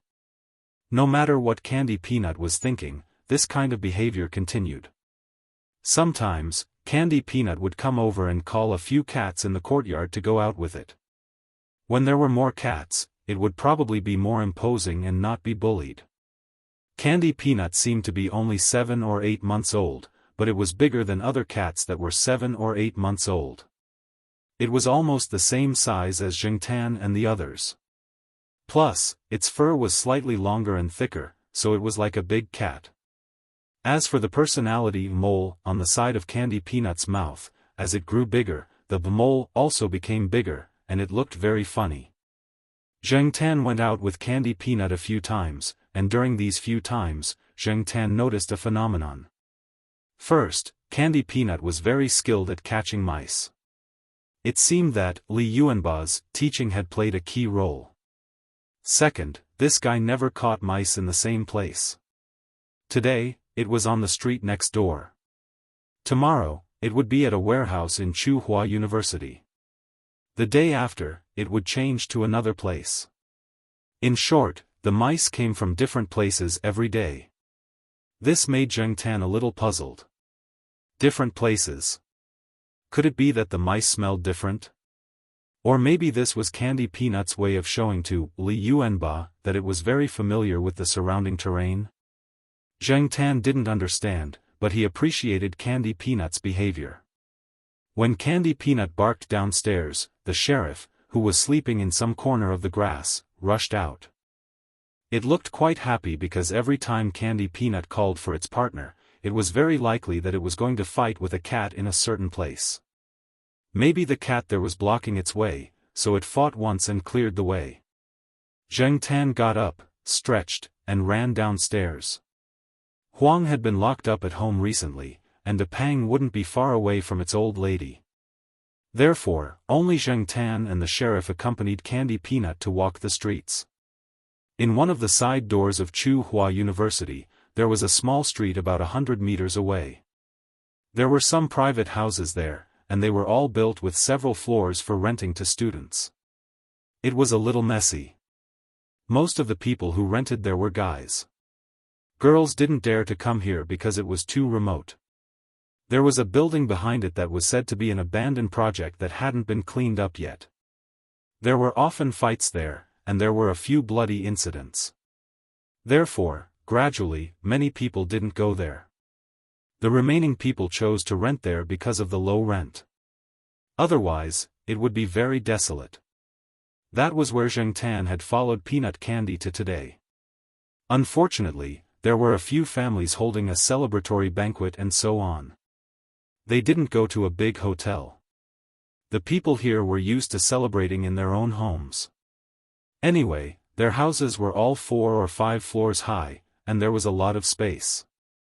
They just needed to tidy it up a little. If it was just one house, it wouldn't be so bad. Now, there were a few houses. There were cars parked everywhere, and many people came and went. It was already past 4 in the afternoon. Zheng Tan saw a cat squatting by the wall of a house. It was quite big, and its fur was quite similar to the sheriff's. Other than this cat, Zheng Tan also saw a cat with long fur lying lazily under a car. After looking around, Candy Peanut didn't go any further. It probably didn't expect to encounter such a situation. After wagging its tail, it turned around and left. The sheriff was about to rush over and fight, but he was pulled back by Zheng Tan. There were too many people here. It was fine for cats to fight, but it wouldn't be so easy if people got involved. Moreover, this was other people's territory. It was better for cats to fight at night. That way, there wouldn't be people involved. However, Candy Peanut didn't come out every night. It all depended on the swallow's mood that day. Looking at Candy Peanut's decision today, it probably wouldn't come out at night. If it could come out at night, it wouldn't come here during the day. When Zheng Tan returned to the courtyard, he heard a voice coming from inside the house before he even entered the door. Lord Zheng. Why did Lord Zheng come over at this time? Zheng Tan was confused. After entering the house, Zheng Tan saw Lord Zheng holding a baby and talking to Jiao Ma. Seeing Zheng Tan come in, Jiao Ma quickly said, "There's no need to wait until dinner time. Black Charcoal is back now." Zheng Tan pulled his ear. What was that? It sounded like he was a foodie. Lord Zheng sat on the sofa in the living room, looked at Zheng Tan and said, "Black Charcoal, come here. This is Kitten." Kitten? Kitten Zhua? No wonder the iron face of Lord Zheng, that had never changed for thousands of years, was so soft now. Zheng Tan walked over, jumped on the sofa, and looked at the baby in Lord Zheng's arms. According to the time, Kitten Zhua should be around 3 months old. It couldn't talk or even crawl yet. Its hair wasn't very thick, and its eyes weren't very big, but they were very dark and full of spirit. It was said that children's eyes were like that. The black and white were distinct and clearer, not as cloudy as the eyes of adults. There was a pendant hanging around Kitten Zhua's neck. It was the pendant made by little Zhua with the 9-leaf grass. It should be hanging around Kitten Zhua's neck now and in the future. Lord Zheng adjusted his holding position so that Kitten Zhua could face Zheng Tan. The man and the cat looked at each other like that. Then, Kitten Zhua started laughing. As it laughed, it waved its arms like a chick flapping its wings. What the hell was it laughing about? Zheng Tan looked at the baby in front of him. The little guy kept babbling. He didn't know what he was saying, but his eyes and expression were very serious. "He's saying hello," Lord Zheng said. "Really?" Zheng Tan looked at the person who was still babbling. The little guy was laughing so hard that his saliva was dripping out. How stupid. "Black Charcoal, say hello to your little brother," Jiao Ma said from the side. "Say hello? How?" Zheng Tan was a little confused. It was such a small child. Would it hurt if he poked it? However, seeing the little guy trying to wave his arms, Zheng Tan still went over. He rubbed his palm on the sofa, wiping off some of the dust on his palm.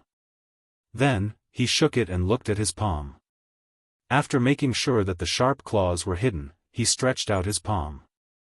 He touched Kitten Zhua's chubby face. Seeing Zheng Tan's action, Lord Zheng had a slight smile on his face. Kitten Zhua started laughing again after being touched by Zheng Tan. Zheng Tan was a little helpless. Why did this little brat like to laugh so much? Lord Zheng didn't stay here for too long and soon left. Chapter 87. After dinner, Jiao Ma went out to dance with some of the female teachers in the courtyard. Jiao Yuan and Xiong Xiong went to play basketball. They would probably come back with Jiao Ma at night. Little Pomelo was also brought along by Jiao Yuan. Jiao Ma told her to interact with the children in the courtyard. Yulisha and Xia Xian, who were in the same class as her, also went to play. The gymnasium was quite lively tonight. There were only Jiao Pa and Zheng Tan in the Jiao family. Jiao Pa didn't seem to be in a good mood today. As for Zheng Tan, he was too lazy to go out. He was still thinking about what happened to Zhuo Xiaomao this afternoon. Zheng Tan was lying on the sofa, bored. He glanced at the situation in the bedroom. Jiao Pa had his computer on, but he wasn't organizing papers. Instead, he was reading Mr. Zhou's compilation. Zheng Tan ran over and jumped on the desk. He looked. Jiao Pa was reading Hot Wind. Sensing Zheng Tan's arrival, Jiao Pa raised his head and looked at the cat stretching his neck. He smiled and said, "What? Are you interested?" Zheng Tan retracted his neck. He couldn't understand most of the articles. It was tiring to read them. Jiao Pa suddenly thought of something. He put the compilation on the desk and looked at Zheng Tan. He said, "Black Charcoal, it's just the two of us now. Let's talk." Zheng Tan was embarrassed. If he could talk, he wouldn't have waited until now. However, Jiao Pa obviously meant that Zheng Tan would listen. He would do the talking. Sometimes, after keeping secrets in one's heart for a long time, one would really want to find someone to talk to. However, it wouldn't be good if too many people knew about these secrets. A cat that couldn't talk was the ideal listener. Do you know about Project A? Jiao Pa asked. Zheng Tan, who was about to jump off the desk and leave, stopped in his tracks. His ears pricked up. He retreated and squatted on the desk again, looking like he was listening attentively. Jiao Pa rubbed his forehead and said, "In the future, if Lord Zheng brings Zhua Kitten here again, you should accompany her more. After all, we don't know if little Zhua can come back safely." Zheng Tan still didn't quite understand what the Jiao Pa was saying, but he didn't say anything. He continued to squat there obediently and listened to the rest of the Jiao Pa's words. Although many people think that little Zhua went abroad to follow up on the project, and that's what the school said, it's actually not the case. Perhaps some people who were as experienced as Lord Zheng would know a little about it, but they certainly wouldn't say anything. Little Zhua went to participate in Project A, which was a very secretive project. The participants not only had to go through an identity check, but also had to be tested on their ability and sign a confidentiality agreement. I don't know much about that. I heard it from my old mentor, Old Master Yuan, when he was drunk. At that time, he happened to know a physics professor who was participating in the project. Old Master Yuan was quite emotional and couldn't stop talking. After he sobered up, he even made us swear not to tell anyone about it. However, you're not human, so I only told you this. Zheng Tan, not human? That was a stab to the chest. However, Zheng Tan really wasn't human. This was an indisputable fact.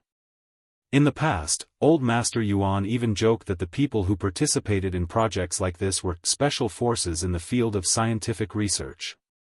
The mission they carried out was very risky.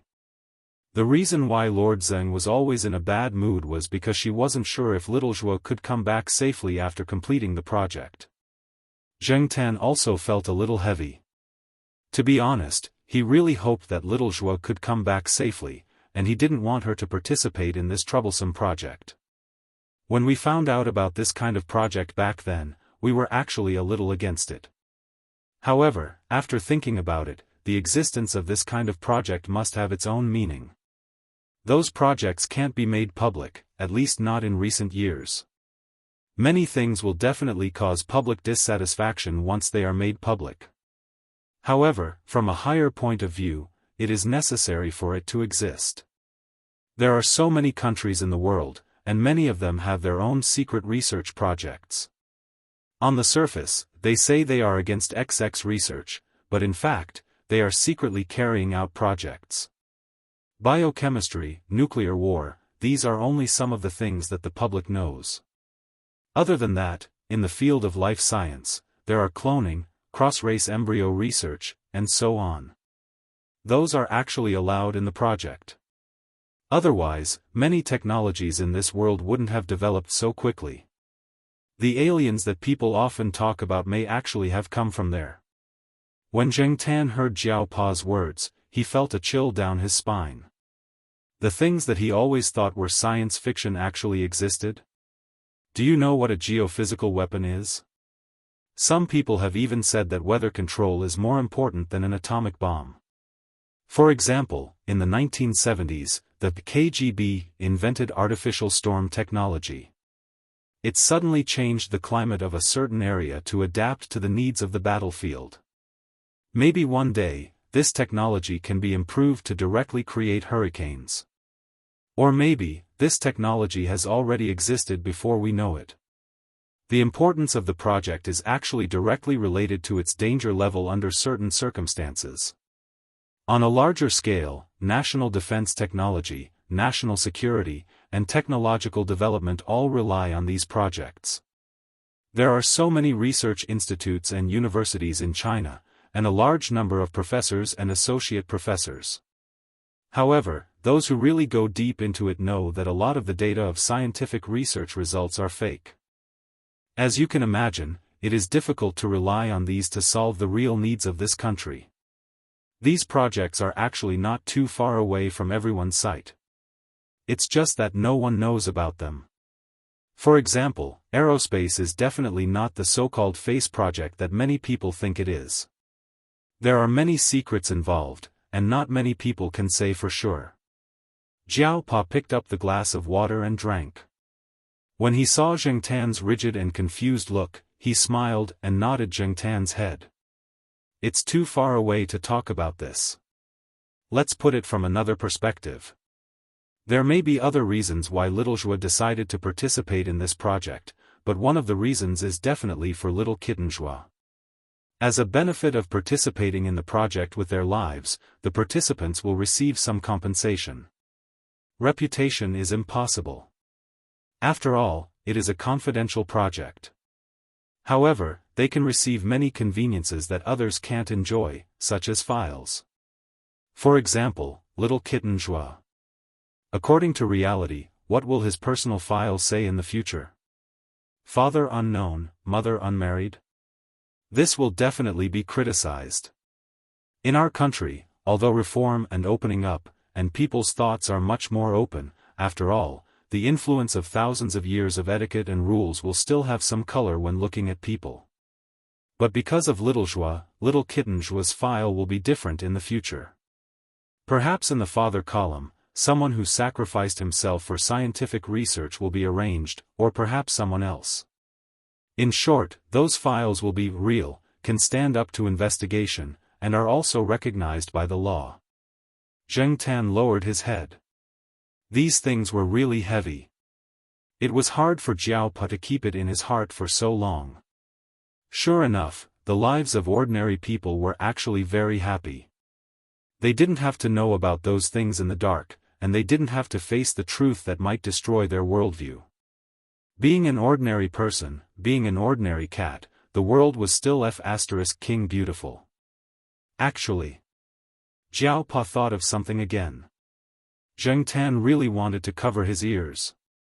He guessed that Jiao Pa was going to talk about something that would destroy the beautiful world in his heart again, but curiosity got the better of him and he didn't move his feet. Actually, I think that our institute should also have a quota, but no one is in a similar situation as Little Zhuo. Those who went abroad were also to be evaluated, or really to participate in domestic and international cooperation projects. So I'm thinking that something that happened in the past must have caused the institute to lose its quota, so it's not qualified to send people to participate. Something that happened in the past? Zheng Tan's focus was not on the so-called secret project quota. He wasn't interested in that. He just wanted to know what happened in the institute in the past. Speaking of something that happened in the past, Jiao Pa became a little serious. When Zheng Tan was a little impatient, he finally spoke again. I heard that in the past, someone in the institute did a research. In the end, out of the 3 professors who participated in this research, 1 died and 2 were injured. This was caused by the results of their research. The code names of their experimental products were all CFH. Later, those who knew the inside story called it the CFH incident. I heard this from Old Man Yuan. After that, the institute and the higher-ups suppressed the news and got rid of the results. Even many teachers in the institute don't know about this incident. They only know that there was a research accident, but they don't know what exactly happened. Zheng Tan really wanted to know what this so-called CFH meant. Unfortunately, at this time, Jiao Ma came back with Jiao Yuan and little Pomelo. After the Jiao Pa said all the things that had been suppressed in his heart, he looked a lot more relaxed. Even if the cat in front of him couldn't speak, and probably couldn't understand, it didn't matter. He was just looking for a tree hole to talk about it. At this moment, Mr. Tree Hole was unusually depressed, lying on the desk. He raised his paw and flipped Mr. Zhou's book that was on the desk to the ground. To vent his anger, he flipped open the second book. Before Zheng Tan flipped the teacup, Zhao Yuan ran over to him to show off how many goals he had won against Xiong and the others. Zheng Tan was not in the mood to listen to him show off. He ran to the sofa in the living room and closed his eyes, pretending to be asleep. For the next few days, Zheng Tan was not in a good mood. Before dinner, Celestine, who he hadn't seen for a long time, drove over. Tomorrow was the weekend, and Celestine had nothing to do, so he came over to the villa complex to ask Zheng Tan to go to the night building with him. Since he had nothing to do, Zheng Tan went with him. In addition to relaxing, Zheng Tan also wanted to see how Ajin and the others were doing. Since Ajin and the others were discharged from the hospital, they had been serving dishes in the north district of the night building. The 5 of them were quite happy. It was said that they had rented a house nearby and had a dog. The dog was picked up by Ajin from the road. It was a little lame, but Ajin and the others were very good to the dog. In the night building, Yi Hao and the others were not there. There was only an unfamiliar manager-like person in charge of the place. Yi Hao and the others seemed to be very busy recently. Zheng Tan had not seen them several times when he came here. Yi Hao didn't want Celestine to intervene, and Celestine didn't ask much. When he was bored, he would come over for a drink. Zheng Tan would eat peanuts and other food next to him. After eating and drinking, Celestine sent Zheng Tan back. Chapter 88. There were still people coming and going for a walk in the courtyard. It should be around 8:00. It was still early, so they could go out for a walk for an hour or two. In the summer, people tended to go out later, not to mention that it was still summer vacation. The sheriff was probably locked up at home tonight, so the only person who could go out with peanut candy was Zheng Tan. Since there was nothing else to do, Zheng Tan followed peanut candy out. There were still students going in and out of the side door, but they didn't pay attention to the 2 cats. There were many cats around the school, so it was common to see them. This was a small street, and it was a private residential area. The control was relatively lax, and most of the people were doing business with students. The peddlers who had set up stalls outside were doing well. The light bulbs hanging from the stalls lit up the street. As they walked past, their ears were filled with the conversations between the peddlers and the students, as well as the sizzling sound of frying. Zheng Tan sniffed the rich aroma of food and turned to look at peanut candy. Other than occasionally raising his head to sniff the air, he didn't seem to be affected by the smell. As they continued to move forward and walked out of the area where the stalls were set up, they suddenly felt a lot more deserted. Moreover, because this was a private area filled with commoners, no one would pay for a street lamp. They could only see the road with the light from the private buildings.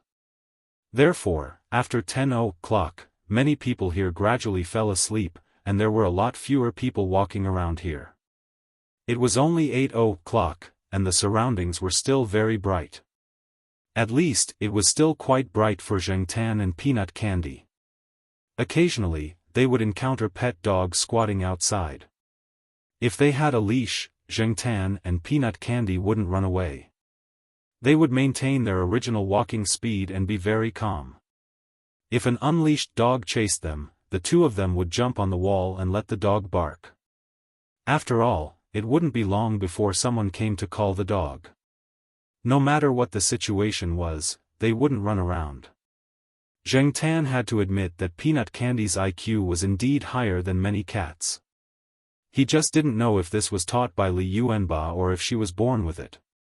When they arrived at the place where peanut candy had brought Zheng Tan and the sheriff 2 days ago, before they could declare war, Zheng Tan heard a woo, woo sound. Looking towards the source of the sound, Zheng Tan saw a cat standing on top of a short stone pillar. It was the cat that looked quite similar to the sheriff. Now, it was arching its back and looking in his direction, purring in warning. Soon, the long-haired cat that Zheng Tan had seen ran over, its fur standing on end. In addition to these 2 cats, Zheng Tan also heard the movements of other cats around, but it was clear that the other cats were not as hostile as the 2 in front of him. Peanut candy must have fought with these 2 cats before. Otherwise, these two cats wouldn't be so vigilant when they saw peanut candy. It looked like they were about to rush up, but they had some scruples. However, none of them flinched. There were two cats here, and they looked like the more outstanding cats in the area. Otherwise, the other cats would have dared to approach. Peanut Candy's size was similar to Zhengtan's, but she was only 7 or 8 months old. Compared to the cats that had been free for a few years, she was still a little immature. Therefore, no matter how good Peanut Candy's fighting skills were, even if she didn't get hurt when she fought with these two cats, she definitely didn't win. While Zhengtan was thinking, Peanut Candy had already rushed over to the stone pillar. With a leap, she quickly waved her paw at the cat standing on top of it. Peanut Candy didn't want to catch the cat, but only wanted to force it down from the stone pillar. After a few moves, the two sides were in a stalemate. They arched their backs, purred in a low voice, and wagged their tails twice. Then they fought again, scratching, biting, kicking, and chasing. This was how cats fought. The battlefield might be wider. In fact, Zhengtan was quite embarrassed to fight with them. He always felt like he was bullying a child. However, in order to support Peanut Candy, Zhengtan was just going through the motions. It was fine as long as it could act as a deterrent. There was no need to beat up the cat. It wasn't easy for these cats to live peacefully for a few years.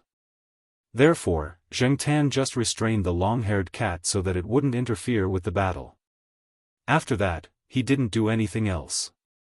This scene was a little familiar. Zhengtan remembered the noble Persian cat that he had robbed in Nanchang when he was first captured. Ignoring the long-haired cat that had been pressed to the ground and screaming, Zhengtan watched Peanut Candy fight with the big black cat. It looked like Peanut Candy wouldn't lose. Last time, she didn't win 1 against 2. This time, she was probably venting all her frustrations.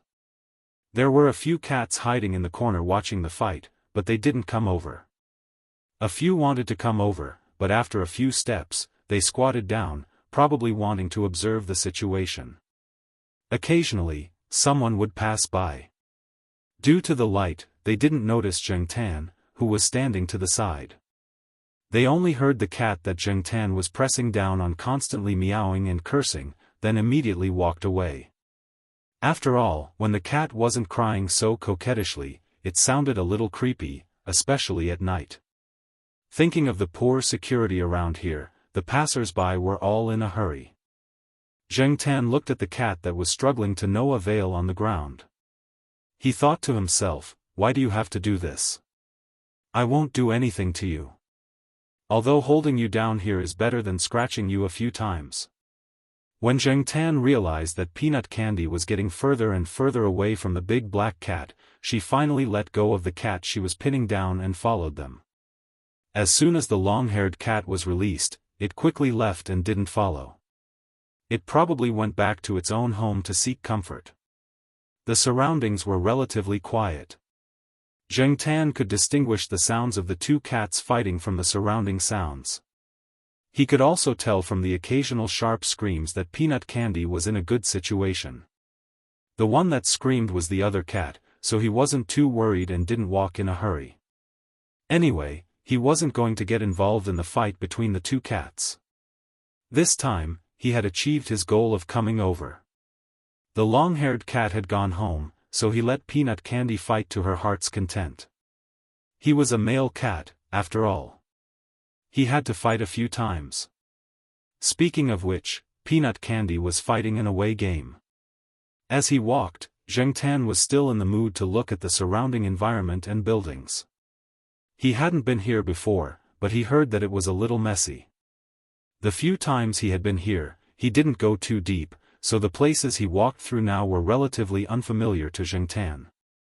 Gradually, there were only a few private houses left. As he walked forward, there was only a wall on the side. Behind the wall should be the aborted construction project that people were talking about. He had only heard about it before, but now it seemed that this project was quite big and took up a lot of space. There wasn't much human life, there were weeds everywhere, and the ground was bumpy. It felt a little sad. However, according to Zheng Tan's guess, this area shouldn't be abandoned forever. After all, it was near the university, and the geographical location was good. It wasn't the suburbs, and it was still far from the third ring road. While she was deep in thought, Zheng Tan was startled by a very pitiful meow. The sound was very sudden, and before it finished, it stopped abruptly. This shouldn't be the cry of cats fighting, right? Zheng Tan had a bad feeling. Although the scream wasn't from Peanut Candy, but from the other cat, if this cat was in mortal danger, Peanut Candy was probably in danger too. He hoped that things weren't that bad. Zheng Tan quickly rushed in the direction of the scream. Although he was running very fast, his footsteps were very light. Zheng Tan also paid attention to the movements around him as he ran. When he came over just now, he didn't think that there would be anything to be vigilant about, but now it seemed that he had let his guard down. There was no threat from cats or dogs, but the threat of humans was always there. Although most people were civilized, ever since he was caught, Zheng Tan knew that there were still many people in this world who could kill a dog or a cat without blinking an eye. Zheng Tan didn't jump over the wall. He didn't know what it was like on the other side of the wall, and he didn't know if there was a place for him to hide or cover. After running for some distance, he could see the gate of the wall. The two metal gates were locked by thick chains, and a lot of the paint on the door was peeling off. The rust on the chains told people that no one had been in charge of this place for a long time. Zheng Tan perked up his ears and paid attention to the surroundings. He didn't hear any moving objects around. Bending down, Zheng Tan looked inside the wall through the gap under the iron gate. There were no other lighting devices around. Only the crescent moon in the sky allowed people to vaguely see the situation inside. For Zheng Tan, the vision was still relatively clear. 100 meters away, there was an unfinished building. The area between the wall and the building was relatively desolate and full of weeds. There were a few piles of construction waste piled up there, but other than that, it gave people a gloomy and empty feeling. The building was like a monster, waiting for intruders to enter with its mouth wide open. A gust of wind blew in his face. Zheng Tan smelled the scent of blood in the wind. It was the cats. When he was caught, Zheng Tan smelled the scent of cat blood. It was different from human blood. Zheng Tan was a little anxious. He vigilantly walked in the direction of the smell of blood. After walking for a while, he bypassed a pile of construction waste. Near the building, Zheng Tan saw the cat lying on the ground. 10 minutes ago, it was still fighting with Candy Peanut. But now, it was lying quietly on the ground. Its head was bleeding, and it was a little hard to see its original face. It had died a miserable death. Obviously, it had been hit more than once. And the tool that made it like this was the 70-centimeter construction hook that was thrown not far away. There was a human scent on the hook, which was as Zheng Tan expected. Zheng Tan's heart went cold. There was no time to be sad. He was eager to know where Candy Peanut was and what was the situation. However, Zheng Tan did not see any trace of peanut candy after cautiously circling the place. At least, this was a piece of good news. Was it in the building, or had it run out? The place where the cat was lying was very close to the building. He couldn't rule out the possibility that Candy Peanut had escaped into the building. If it had already escaped, with Candy Peanut's intelligence, it should have barked a few times to let him know, right? It seemed that it was very likely that the kid had entered the building and was probably hiding in a corner. Chapter 89. The building was not finished, and there were no windows or doors, so it was easy to get in. Zheng Tan walked in carefully, avoiding some of the debris on the ground and making sure that his movements did not make any noise. At the same time, Zheng Tan was also distinguishing the smell in the air, and his ears were also paying attention to the movements around him. A cat's sense of smell was about 20 times sharper than a human's, and they could also hear at least 2.5 octaves higher than a human's. They were used to seeing everything in the dark, and their bodies were smaller. These were all advantages that Zheng Tan had now. No matter what had happened in here, what kind of secret deal had been made, or who the grudges between people were, Zheng Tan was not interested at all. What he wanted most now was to find the peanut candy and retreat safely. Bang! There was a sound of something crashing upstairs. Zheng Tan was startled by the sound. It was indeed frightening for such a sound to suddenly appear in such a silent environment. On the first floor, except for the windows at the front door, the back door and some of the side windows were nailed with wooden boards. Although there were gaps, it was not enough for a cat to get out. Zheng Tan decided to go upstairs and take a look. The project was not finished, and there were no handrails on the stairs. He also had to pay attention to the rusty nails on the stairs. Zheng Tan quietly went to the stairs on the second floor, listening to the movements around him. The wind blew in, making some plastic sheets rustle, and then everything returned to normal. However, this was nothing. Zheng Tan found that there was a person lying in the place where the noise had been made, and there was no sound. Taking a deep breath, Zheng Tan tried to calm himself down. At this time, he could not panic. Emboldened, Zheng Tan walked over, looked around the person, and found a drop of blood in the corner against the wall. Someone must have been hiding here for a while. The blood had not dried yet, so it had not been long. However, Zheng Tan sniffed the blood and the wall to confirm. The smell of the injured person was a bit familiar. Thinking back, Zheng Tan first excluded the people on campus, and then a few people that he rarely saw. It was not Xiaoguo, not Celestine, not Ajin, not Yi Hao. Yi Hao. That's right, it's that guy. F***ck, what the hell is going on? How did Yi Hao end up like this? Had he been tricked? First, it was the peanut candy, and now it was Yi Hao. Zheng Tan felt that his luck today must be as bad as **t. Since he had smelled Yi Hao's scent, Zheng Tan didn't know where to look for the peanut candies. After all, each floor of this building was quite large, so he followed the scent. Yi Hao was injured, but the extent of his injury was unknown.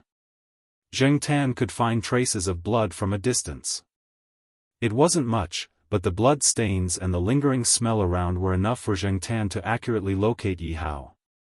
However, when Zheng Tan was looking for Yi Hao, he also smelled the scent of other strangers. His ears twitched as he paid attention to the tiny footsteps that were hard for human ears to hear, as well as the unfamiliar smell of sweat. The good thing about summer was that one scent couldn't be hidden very well. That stranger was now walking towards Yi Hao. Zheng Tan hid behind a wall and watched the approaching stranger. That person's footsteps were very light, but not slow. He must have found Yi Hao's hiding spot from some clues. At the same time, he was also very vigilant, paying attention to the surrounding movements. That person was holding a construction hook in his hand, the same one that Zheng Tan had found beside the dead cat. The surrounding windows were covered with plastic sheets. Only one corner was broken because of the passage of time or some other reason. The corner was broken, so it wasn't completely dark inside. Zheng Tan watched as that person walked towards a small room. Yi Hao should be inside. Give him a hand. He hoped that Yi Hao would remember that this was the second time he had helped him. When that person approached Yi Hao with the construction hook, and Yi Hao was also in a state of anxiety, they didn't expect that there was a third party watching them. Whoa! Suddenly, a strange cry made the two people's hair stand up almost at the same time. There was no wind now. Whether it was the plastic sheets covering the windows or the plastic sheets on the ground, they didn't make any sound.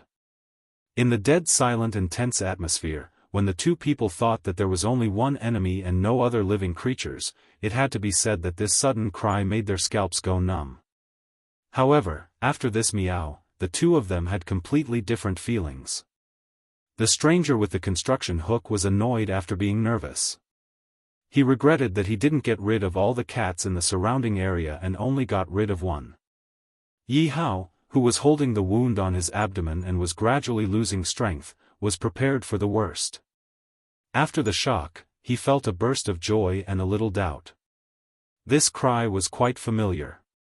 He had been tortured in the night building that day, so it left a deep impression on him. And Celestine also said that only that cat could make such an effect. It was that cat, right? After the cry, Zheng Tan moved to another place. He bent his paws and picked up a nail on the ground. Then, he threw it when that person continued to approach Yi Hao. His aim was good, and it hit that person's back. After throwing the nail, Zheng Tan retreated to the corner. He only dared to shout because he noticed that there was no one else around except Yi Hao and this person. Moreover, he was now far away from this stranger. Even if this person was skilled in martial arts, he couldn't possibly attack from a distance of more than 10 meters, could he? Just as he retreated, Zheng Tan heard banging sounds and the sound of metal falling. So fast? Zheng Tan poked his head out and saw that the stranger had fallen. Yi Hao was also leaning against the wall, holding a dagger in his hand. The dagger was still dripping with blood. He had probably attacked when the other person was distracted and paying attention to his back. Zheng Tan pulled his ear. In fact, he was still fantasizing about making a move when Yi Hao and that person were locked in a fight. Now, he realized that he was ridiculously wrong. People like these all tried their best to kill with one blow. Every second they lasted would put their lives in danger for another second. Yi Hao held the dagger in one hand and covered his abdomen with the other. He leaned against the wall and slowly sat down, panting. His actions just now had probably worsened his injury. "Whoa!" Zheng Tan cried out again. "Where did that little bastard Candy Peanut go?" Meow, meow. Along with the cry, there was the sound of wooden boards clanging. It was right next to where Yi Hao had been hiding. Zheng Tan hurried over. When he walked into the small room, he realized that something was being built inside. The floor was slightly sunken, and there were wooden boards on top. There were gaps between the boards, and one of Candy Peanut's legs was stuck in it. However, because of the previous situation, it didn't dare to struggle and make any noise until now. It was quite smart. Before Zheng Tan could lift the wooden board, Candy Peanut had struggled out by itself. However, it seemed that this guy's leg was still injured. It was unknown if it was temporarily sprained or fractured. It walked with a limp and seemed to be struggling. Meow, Candy Peanut walked over to Zheng Tan. It sounded like it had been wronged. Zheng Tan raised his paw and patted Candy Peanut's head, telling it to stay where it was and not move. Then, he went to Yi Hao's side to see how long this guy could last. Yi Hao was more capable than Zheng Tan had imagined. He moved to the side, probably to guard against any unexpected situations. He took out his phone and said to Zheng Tan, "Help me keep an eye on the outside. I'm going to make a call." When he noticed that the two people had entered the building, Yi Hao had turned off his phone. In this kind of environment, a little vibration or a little abnormal light could expose him to the other party. Zheng Tan looked at Candy Peanut, who was obediently licking some small wounds on its leg. Then, he walked to the staircase and jumped onto the windowsill. While he was watching the staircase, he was also looking to see if anyone was coming from outside the building. Yi Hao called Ran Qi and the others. They would probably send someone over soon. After the call, Yi Hao did not intend to wait here. Besides his own people, the other party should have contacted someone else. So, once the other party's people arrived first, Yi Hao would be dead meat if he stayed here. After a while, Yi Hao was about to stand up. Then, he thought of something and said to Zheng Tan, "Is that cat injured? Let me carry it down." When he was on the phone, Yi Hao saw the cat lying not too far away from him with the help of the brightness of the phone screen. No matter what, the cat had helped him. Otherwise, he would not have noticed that the two people were following him. The two cats came over to fight and exposed the two people's whereabouts. It also allowed Yi Hao to prepare himself. However, it was a pity that the other cat was injured. Candy Peanut seemed to understand that the person in front of it meant no harm. It looked at Zheng Tan and then allowed Yi Hao to pick it up. Yi Hao tore some cloth from the clothes of the person lying on the ground. It was summer clothes, so it was just that. After simply bandaging the wound, Yi Hao was now holding the cat in one hand and a dagger in the other. He followed Zheng Tan downstairs. Zheng Tan listened to the movements around him and slowly walked out of the building. The wind from the empty field area made Zheng Tan relax a lot. However, he could not let his guard down and let his guard down. Zheng Tan walked out of the building. Under Yi Hao's guidance, he found out that there was an exit on the other side. A section of the wall on the other side had collapsed. That was why Yi Hao had come here. When they were close to the exit, Zheng Tan smelled the faint scent of a stranger in the air. He stopped in his tracks and raised his paw to stop Yi Hao from moving forward. The next moment, Yi Hao fell to the side and rolled to the side next to a pile of construction rubbish. He turned over to avoid it. At the same time that Yi Hao reacted, a bullet brushed past Yi Hao's shoulder. If it were not for Zheng Tan's warning and his fast reaction, he probably would have gotten more than just a scratch. There was someone waiting here. And it was a gun with a silencer. Zheng Tan wanted to curse Buddha in his heart. He was so unlucky today. Who on earth did Yi Hao offend? Why was he so cruel? It was fine if it was just a knife, but a gun? Zheng Tan quickly dragged the peanut candy that had fallen to the ground to the side and hid behind a pile of bricks. The bricks were not high, so they could only be used as a last resort. When he was thinking of other ways, Zheng Tan suddenly felt a chill on his back. It was unfamiliar and different from the chill he felt when he saw Yi Hao kill people. The man with the gun seemed to be confused all of a sudden. Some of the bullets were fired at the wall, while some were fired at other places. Some of the bullets were fired at Zheng Tan's side, while some were fired at other places. Some of the bullets were fired at Zheng Tan's side, while some were fired at other places as well. At the same time, Zheng Tan also heard a very strange murmur.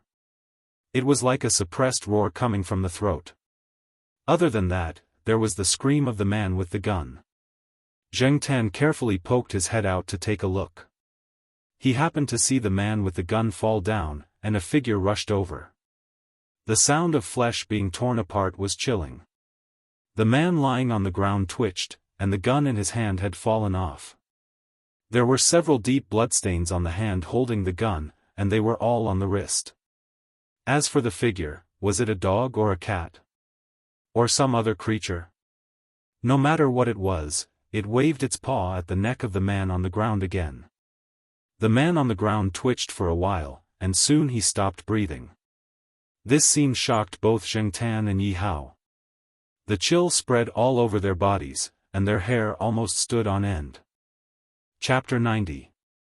Zheng Tan couldn't see the color of the animal standing on the corpse under the night sky, but he could still see the patterns on its fur. Because Zheng Tan often saw Depang in the courtyard, he was familiar with the patterns of dragonly cats. Although he could only see the back of the one in front of him, the patterns were indeed similar to those of Depang's. In addition to the stripes, there were also some faint spots. A cat? From the way it waved its claws and walked, it did look more like a cat. It was just that this cat was much bigger than the average cat. At first glance, it looked like a dog.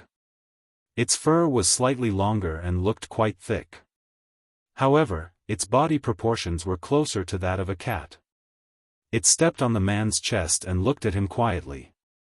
Its big ears moved slightly, and the tip of its tail was swaying in an arc, as if it was confirming something. Under the white moonlight, this scene was very strange, but its movements felt somewhat slow. Poochie, another paw. The blood from the paw splashed on the ground, forming a long trail of blood. The man lying on the ground had no reaction to the paw. Zheng Tan and Yi Hao both shivered at the same time. That man was already dead, but this one added another paw. After waving its paw, it turned its head to look at Zheng Tan. Zheng Tan's heart almost jumped out of his throat.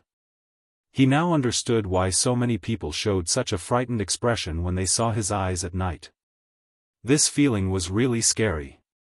Moreover, this one had just killed a person, not a mouse, not a grasshopper, but a real person. Even though Zheng Tan had seen cats and dogs killed, and people killed, the last thing that shocked him the most was a cat killing someone. Yes, this was a cat. Zheng Tan had already confirmed it when it turned its head to look at him. However, before Zheng Tan could relax, he saw Peanut Candy limping over, and it was quite fast, looking very happy. Zheng Tan, who was about to go up and stop it, stopped in his tracks.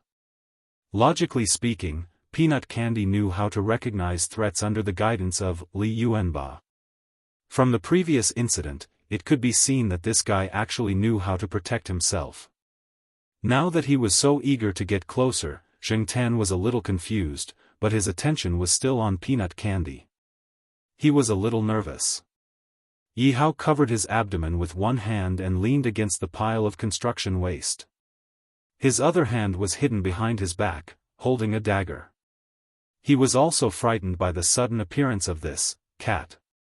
He was ready to fight, but looking at the current situation, it seemed that something was wrong.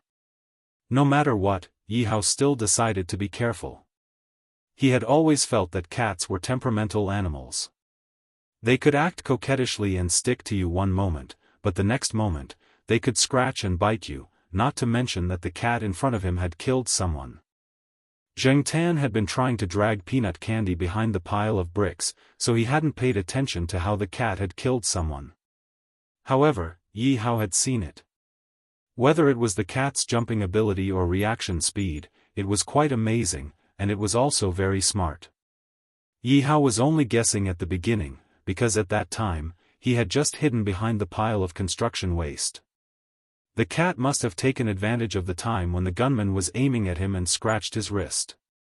Although it didn't make the gunman drop the gun immediately, his hand was not enough to maintain the accuracy of the gun. Before the gunman could change his hand to hold the gun, the cat's second claw had already attacked, grabbing the man's neck from behind. When the man raised his hand to touch the back of his neck, it jumped up and clawed at the man's eyes again.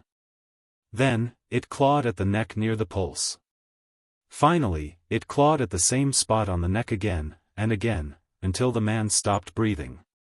The grass on the ground had traces of the cat's sudden burst of strength when it moved. It was hard to imagine that a cat could do this. However, what kind of breed was this? He thought that the cat that Celestine had introduced was strange enough, but he didn't expect that there would be something even stranger than that. While Zheng Tan and Yi Hao were looking at Peanut Candy with different feelings, the cat with blood on its claws turned around and faced them. After seeing Peanut Candy, the murderous look in the cat's eyes faded a lot, and it raised its feet and walked towards Peanut Candy. After Peanut Candy went over, it tilted its head, squinted its eyes, and rubbed against the cat's body. It also made a meow sound, as if it was acting coquettishly. The cat also lowered its head and licked Peanut Candy's fur. Zheng Tan looked at the interaction between the two and suddenly remembered something. When Li Yuanba was pregnant, he had wondered what kind of cat would be able to take down the cat. Now, it seemed that it was the cat in front of him. When Peanut Candy stood next to the cat, it was obvious that it was much smaller. However, Peanut Candy could still grow. Even if it couldn't grow this big, it would definitely be bigger than the average cat. If his guess was correct, then the reason why Peanut Candy was bigger than the average cat from birth could be explained. Not only was it bigger than the average cat, but it was also strong and smart, and its fur was longer and thicker than the average short-haired domestic cat. Moreover, looking at Peanut Candy's appearance, it was obvious that it wasn't the first time it had seen it. This meant that they had met a long time ago, and it was very likely that they had met more than once. No wonder Li Yuanba always took Peanut Candy out for a walk. It was actually to find an opportunity to meet Peanut Candy's father, right? He just didn't know where the cat lived, or where it was hiding. The cat's eyes were a bit like the eyes of a stray cat, but compared to those stray cats, it was a bit different. Zheng Tan carefully observed the big cat. Because the fur on its body was slightly longer, she could tell that it didn't look like it was groomed often. If it washed often, its fur would be smoother. Even if the cat licked its own fur, it was still different from washing thoroughly. Besides, how many people would dare to raise a cat with such a personality? In fact, if it hadn't killed people just now, the cat would have given people a good impression. At least it didn't look as fierce as Li Yuanba, just a bit serious, especially after the coldness in its eyes disappeared. If its body size was reduced by half, people would only think of it as a special forest cat. This cat was very alert. When it was licking Peanut Candy's fur, its ears were always paying attention to the movements around it. When Yi Hao's phone vibrated, it glanced at Yi Hao, but didn't do anything else. "Hello?" Yi Hao answered the phone. The call was from Leopard. Leopard and the others would arrive soon. Now, they just wanted to confirm Yi Hao's location and understand the situation. Zheng Tan noticed that when Yi Hao was on the phone, the cat glanced at Yi Hao a few times. It seemed to be a bit meaningful. But Zheng Tan was sure that this cat wasn't in the same situation as him. This was a real cat. The compatibility between the body and the soul was unquestionable. It might be a bit special, but it definitely didn't have a human soul like him. Zheng Tan was curious about what the cat was thinking. Not long after Yi Hao hung up the phone, Leopard and the others arrived. There were 3 cars parked outside, and people came in through the collapsed wall. Leopard looked at the dead man on the ground and saw the strangeness of the wound. He looked at Yi Hao with some surprise. Yi Hao didn't explain. "Deal with these first. There are 2 more inside." "Okay." Leopard wasn't a person who liked to ask too many questions. He directed a few people to deal with the bodies inside the building. Seeing that people had come, the cat stayed by Peanut Candy's side. The father and son stayed at the side and didn't leave. Their eyes were full of vigilance against Leopard and the others. Zheng Tan jumped onto the pile of bricks and watched the people working under Yi Hao's command. A doctor-like person who came with them first treated Yi Hao's wound urgently and asked Yi Hao to go to the car. It wasn't convenient to deal with it here. Yi Hao nodded but didn't leave immediately. Instead, he looked at Peanut Candy. When he turned around, he saw that Peanut Candy was being held by its father and was walking over. Zheng Tan remembered hearing that if a kitten was held in its mouth like this, it would be fine. But if it was held in its mouth like this when it grew up, it might be more uncomfortable and might violently resist. But seeing Peanut Candy still being obedient, Zheng Tan thought that they were indeed father and son. The cat held Peanut Candy in its mouth in front of Yi Hao. Then, it looked at Yi Hao, and then at the doctor. Yi Hao and the cat looked at each other for a few seconds. Then, he said to the doctor, "Take a look at this kitten while you're at it." Doctor. F***CK, I'm a doctor, not a veterinarian. Since Yi Hao had spoken, the doctor could only bite the bullet and do it. Yi Hao didn't say anything. Seeing that Yi Hao was leaving, the cat followed him with Peanut Candy in its mouth. Yi Hao got into a modified MPV. Just as he got into the car, the cat followed him with Peanut Candy in its mouth. It even occupied a seat. Yi Hao was speechless. After thinking for a while, Yi Hao leaned out and said to Zheng Tan, "Black charcoal, let's go together." Zheng Tan pulled his ear. He knew that Yi Hao was actually quite afraid of the big cat. He felt that it would be safer if he was there. The Peanut Candy was the link between them. Yi Hao knew that Zheng Tan was with Peanut Candy. That was why he asked Zheng Tan to come along. At the same time, he also called Celestine. Originally, he didn't want Celestine to get involved. But since it involved the cat, he had no choice but to ask for Celestine's help. Zheng Tan was also a little curious. He could tell that the big cat was just vigilant. It didn't have the murderous aura it had before. He followed it to satisfy his curiosity. But later, he would have to trouble Celestine to call the Jiao family. Celestine left quickly. The abandoned building was cleaned up quickly. It didn't look like a murder case had taken place. In the car, peanut candy was lying next to the big cat. The air conditioning in the car might have made it uncomfortable, so it shrank closer to the big cat. After the big cat licked peanut candy's fur, it kept staring at Yi Hao. It seemed to be sizing him up. Yi Hao, who was being treated by the doctor, felt a little creeped out by the stare. There was no murderous aura or obvious malice, but it made him feel even more strange. Chapter 91. This time, Yi Hao didn't go to the night building. Instead, he went to the quiet villa that Zheng Tan went to last time. Celestine was already waiting inside. He wasn't in a hurry. He already knew about Yi Hao's injury, so there was nothing to worry about. The only thing he wasn't sure about was how he would be scolded when he called the Jiao family later. Seeing Yi Hao and the others come in, Celestine first looked behind Yi Hao. In addition to the black cat, there was also a big cat. Just now on the phone, Yi Hao just casually said that there was a big cat. Celestine didn't take it to heart. He thought that in such a big city, except for the zoo, there wouldn't be a big cat like that. It didn't refer to tigers or cheetahs, but lynxes and caribou. Therefore, Celestine, who wasn't mentally prepared at all, looked like he had shit on his face when he saw the big cat. Every time he saw this kind of big cat, Celestine's heart would be very uncomfortable. He would always think of the unbearable past. Yi Hao knew a little about Celestine, so he deliberately said it vaguely on the phone. Now that he saw Celestine's expression, he smiled, which was rare. "What are you smiling about?" Celestine raised his foot to kick, but Yi Hao dodged. "What's the matter?" Celestine didn't kick again, but sat back on the sofa and asked. When he asked, he looked at the black cat that was digging for food in the fruit bowl. Zheng Tan didn't pay attention to them. Anyway, he was just here to watch the show. He didn't want to get involved.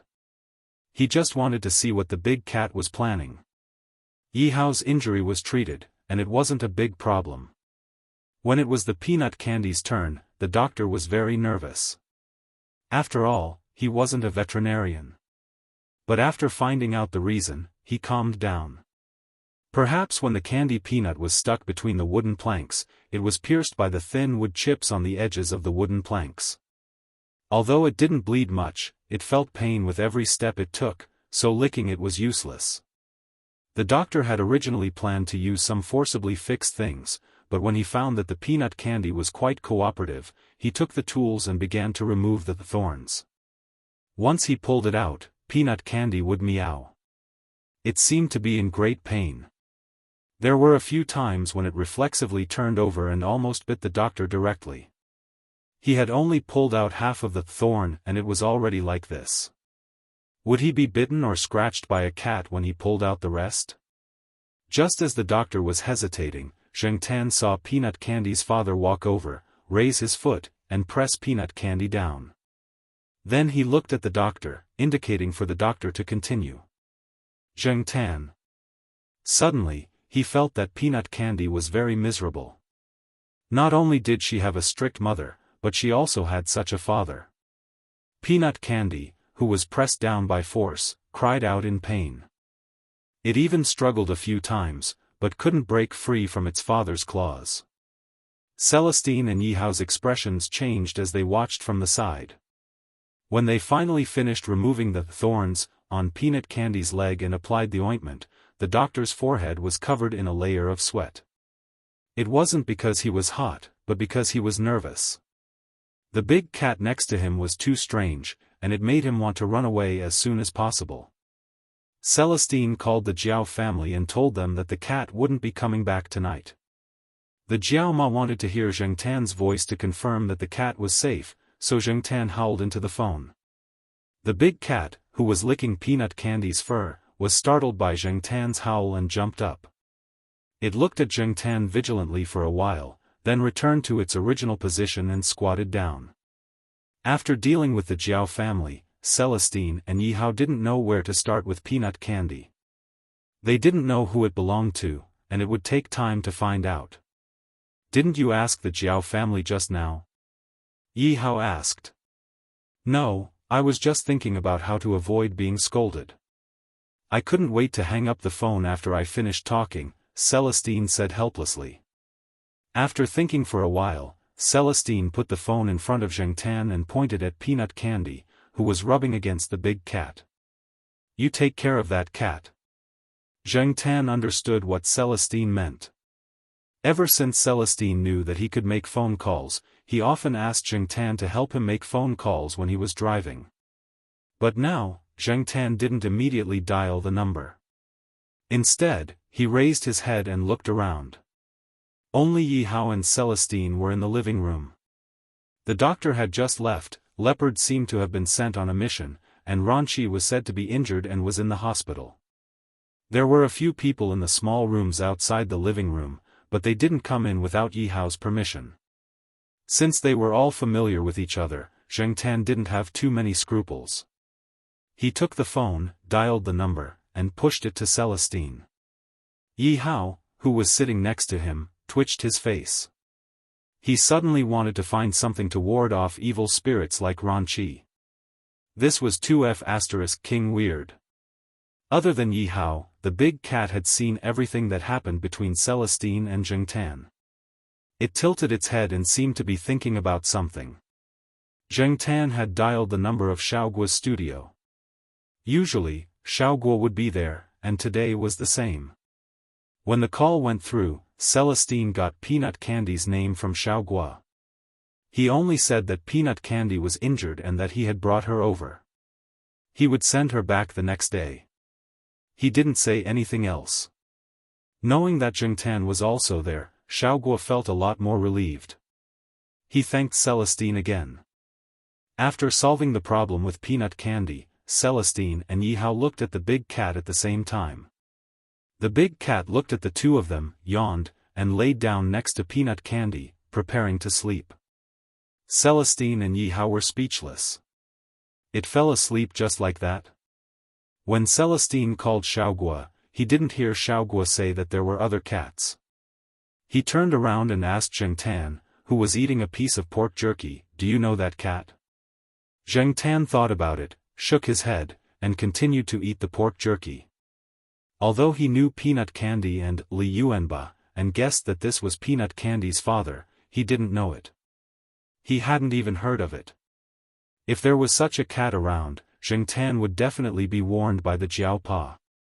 The aunties in the courtyard, who were always well informed, would definitely have mentioned it. This big cat probably came to visit its wife and child every once in a while. It usually hid in a place that was deserted and suitable for its survival. As for where this cat usually hid, Zhengtan recalled the map that he had seen. Chuhua City Botanical Garden and a park with mountains were not far from Chuhua University. Actually, there was a small road from the pet center to Chuhua University that passed by the abandoned project. However, there was a construction site in the middle of the road.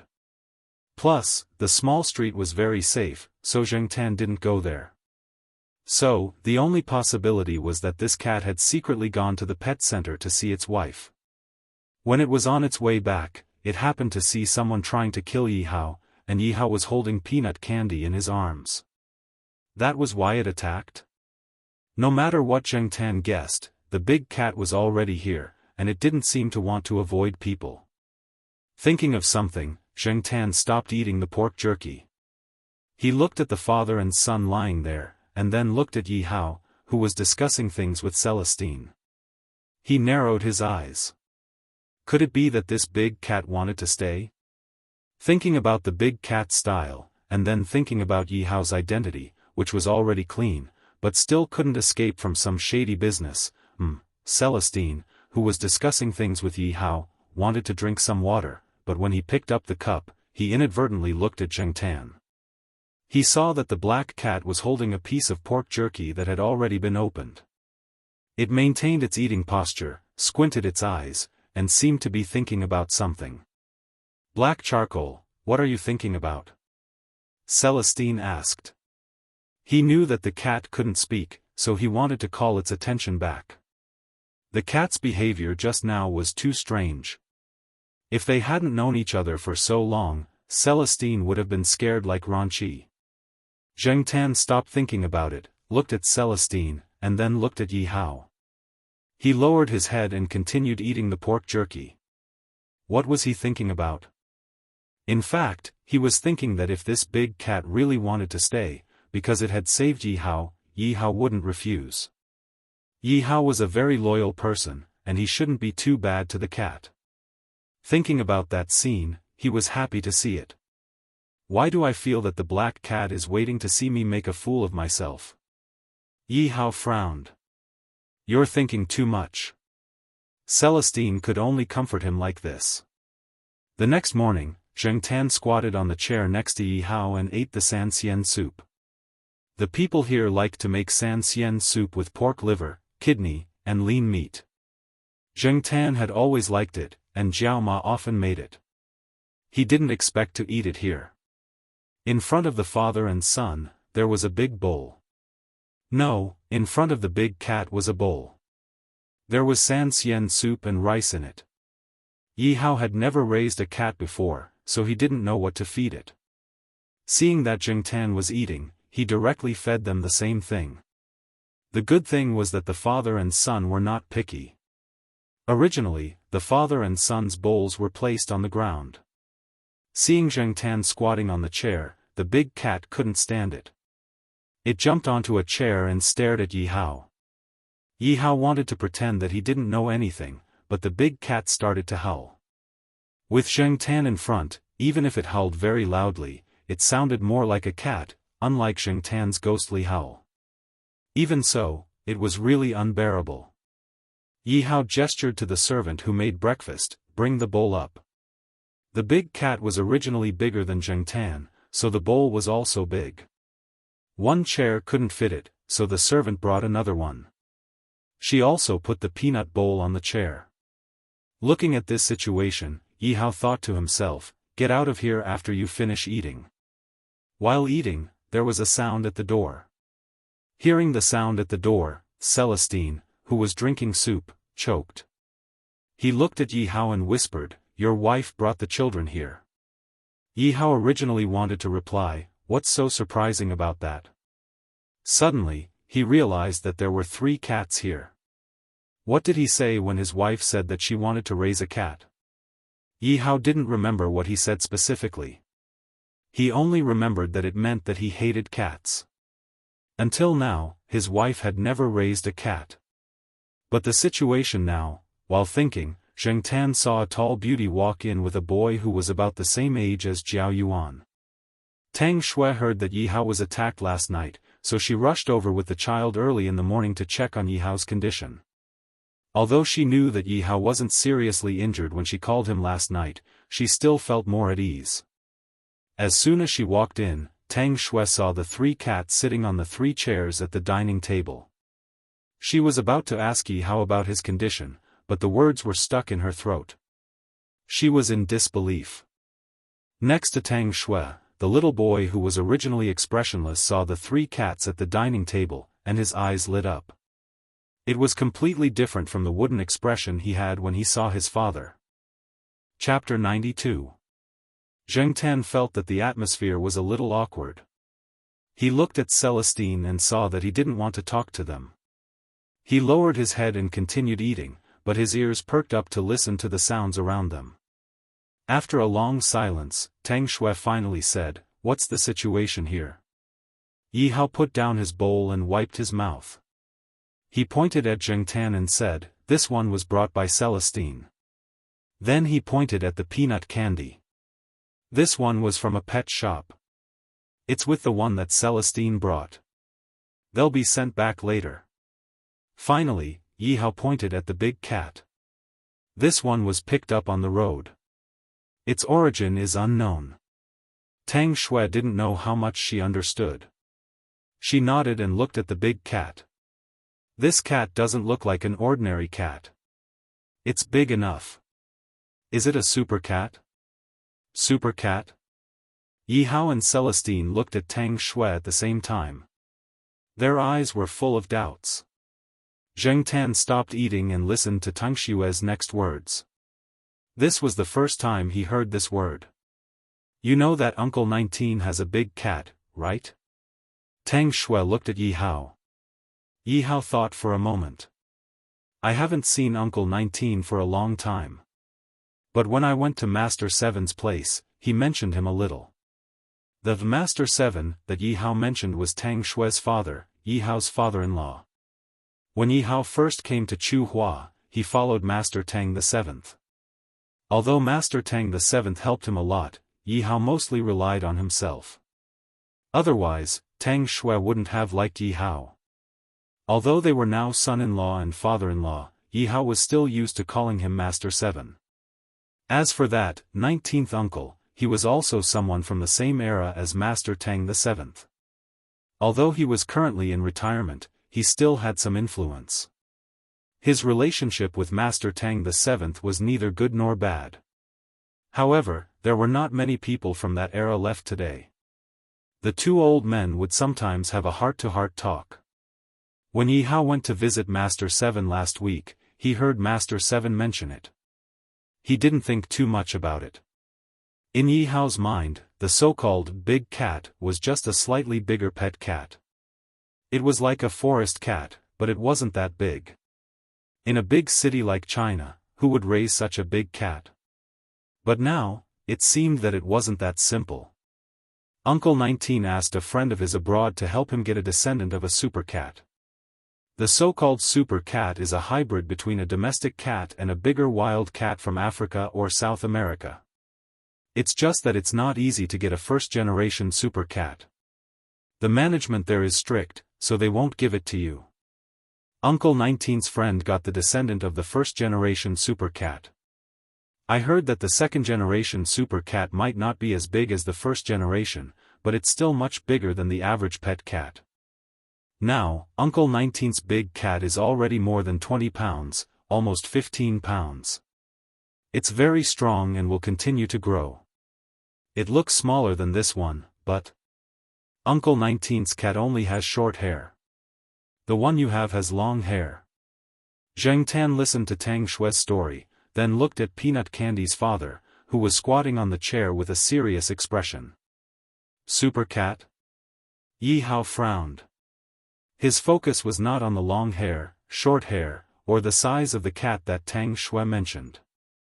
Does Uncle 19's cat kill other small animals? Yi Hao originally wanted to ask if the cat killed people, but he changed his mind. Why not? I heard that a few pet cats around were killed, and a small dog was also killed. Every time Uncle 19 brought the cat over, it would stare at Dad's two gray parrots. Dad said that the two parrots started to pluck their feathers because of the pressure. Zheng Tan was speechless. It wasn't easy to be a bird. Not every bird could be like that stupid bird, General, who was always looking for fun. While they were talking, the big cat had finished the food in the bowl and was licking its paws. Zheng Tan always thought that cats might be careless when eating, but they were very serious when licking their fur and paws. Even licking their balls was more serious than eating. Yi Heng! Back off!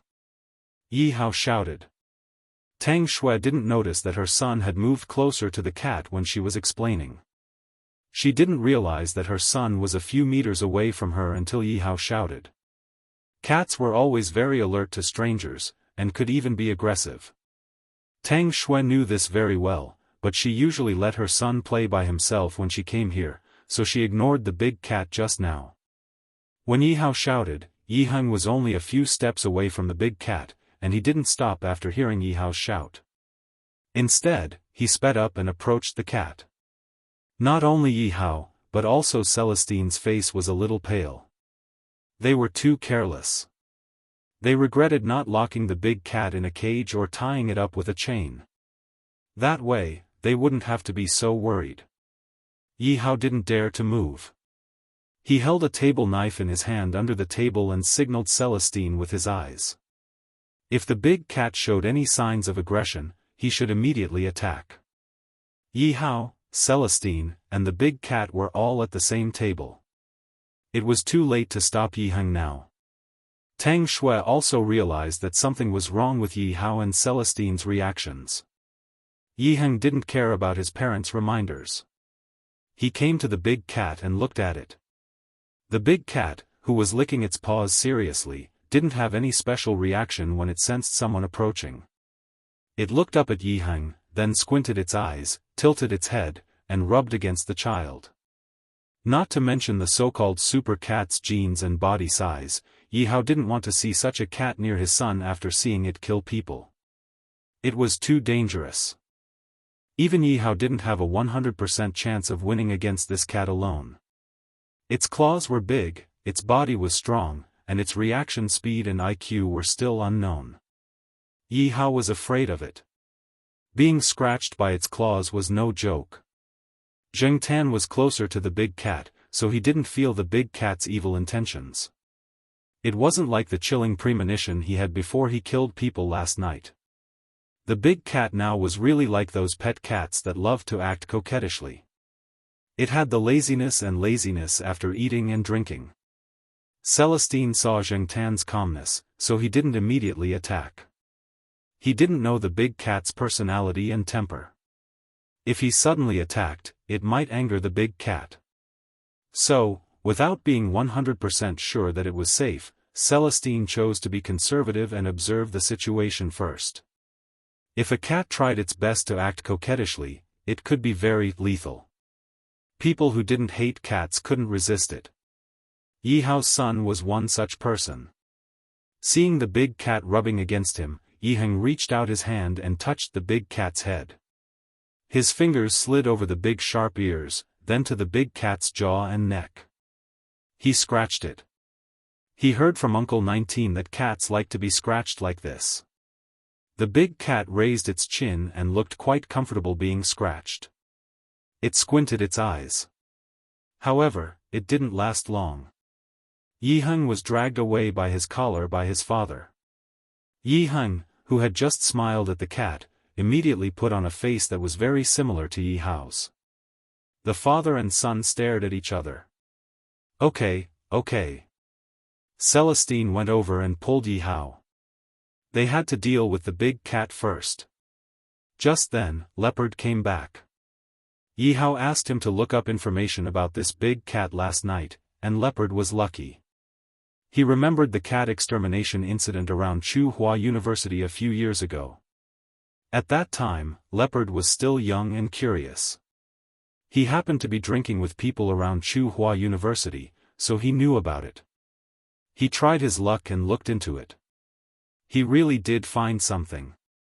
Yihao gestured for Tang Shui to take Yihang to the room upstairs, and then took the information that Leopard had sorted out. CFH incident? Yihao frowned and whispered a sentence, "This is from hell." Zheng Tan felt that the three letters CFH sounded familiar. He thought for a while and remembered that Jiao Pa had mentioned this before. Seeing Yihao sit on the sofa and look at the information, Zheng Tan ran over and jumped on the sofa. He stood on the back of the sofa and looked at the document. Yihao just glanced at Zheng Tan and didn't have any intention of chasing him away. He didn't think that a cat could understand this. He was probably just curious. The information wasn't detailed. First, it was too short, so they didn't find much. Second, the incident that year was suppressed by the higher-ups, so it was difficult to find anything specific. They only knew that the cats with the code name CFH were very fierce. They might have many different lineages, such as the smaller wild dragonly, the forest cat, the bigger serval, and the feral cat. Every CFH test breed had a big difference. Some had long hair, some had short hair, some had tails, and some had no tails. The patterns on their bodies were also different. They were very resistant to cold and hunger. Unfortunately, one of the cats had an unstable temperament, and the other had congenital diseases or premature aging. Originally, the researchers wanted to see how the second generation of CFH would fare, but the accident happened. Not only did they lose people, but the higher-ups also killed all the CFH test subjects when the incident was suppressed. However, some of the lab cats still escaped during the chaos. For the next 2 years, people had been looking for the escaped cats, afraid that a second generation of CFH would appear. In the end, they only found a few corpses that died of diseases, and nothing else, so the higher-ups stopped the cleanup operation. The big cat in front of them could be the second generation of CFH from an ordinary cat that escaped. Of course, it could also be the new pet, super cat, that Tang Shui mentioned. However, Zheng Tan and Yi Hao were more inclined to believe that it was the former. After all, a cat that could easily kill an adult was worthy of the code name CFH.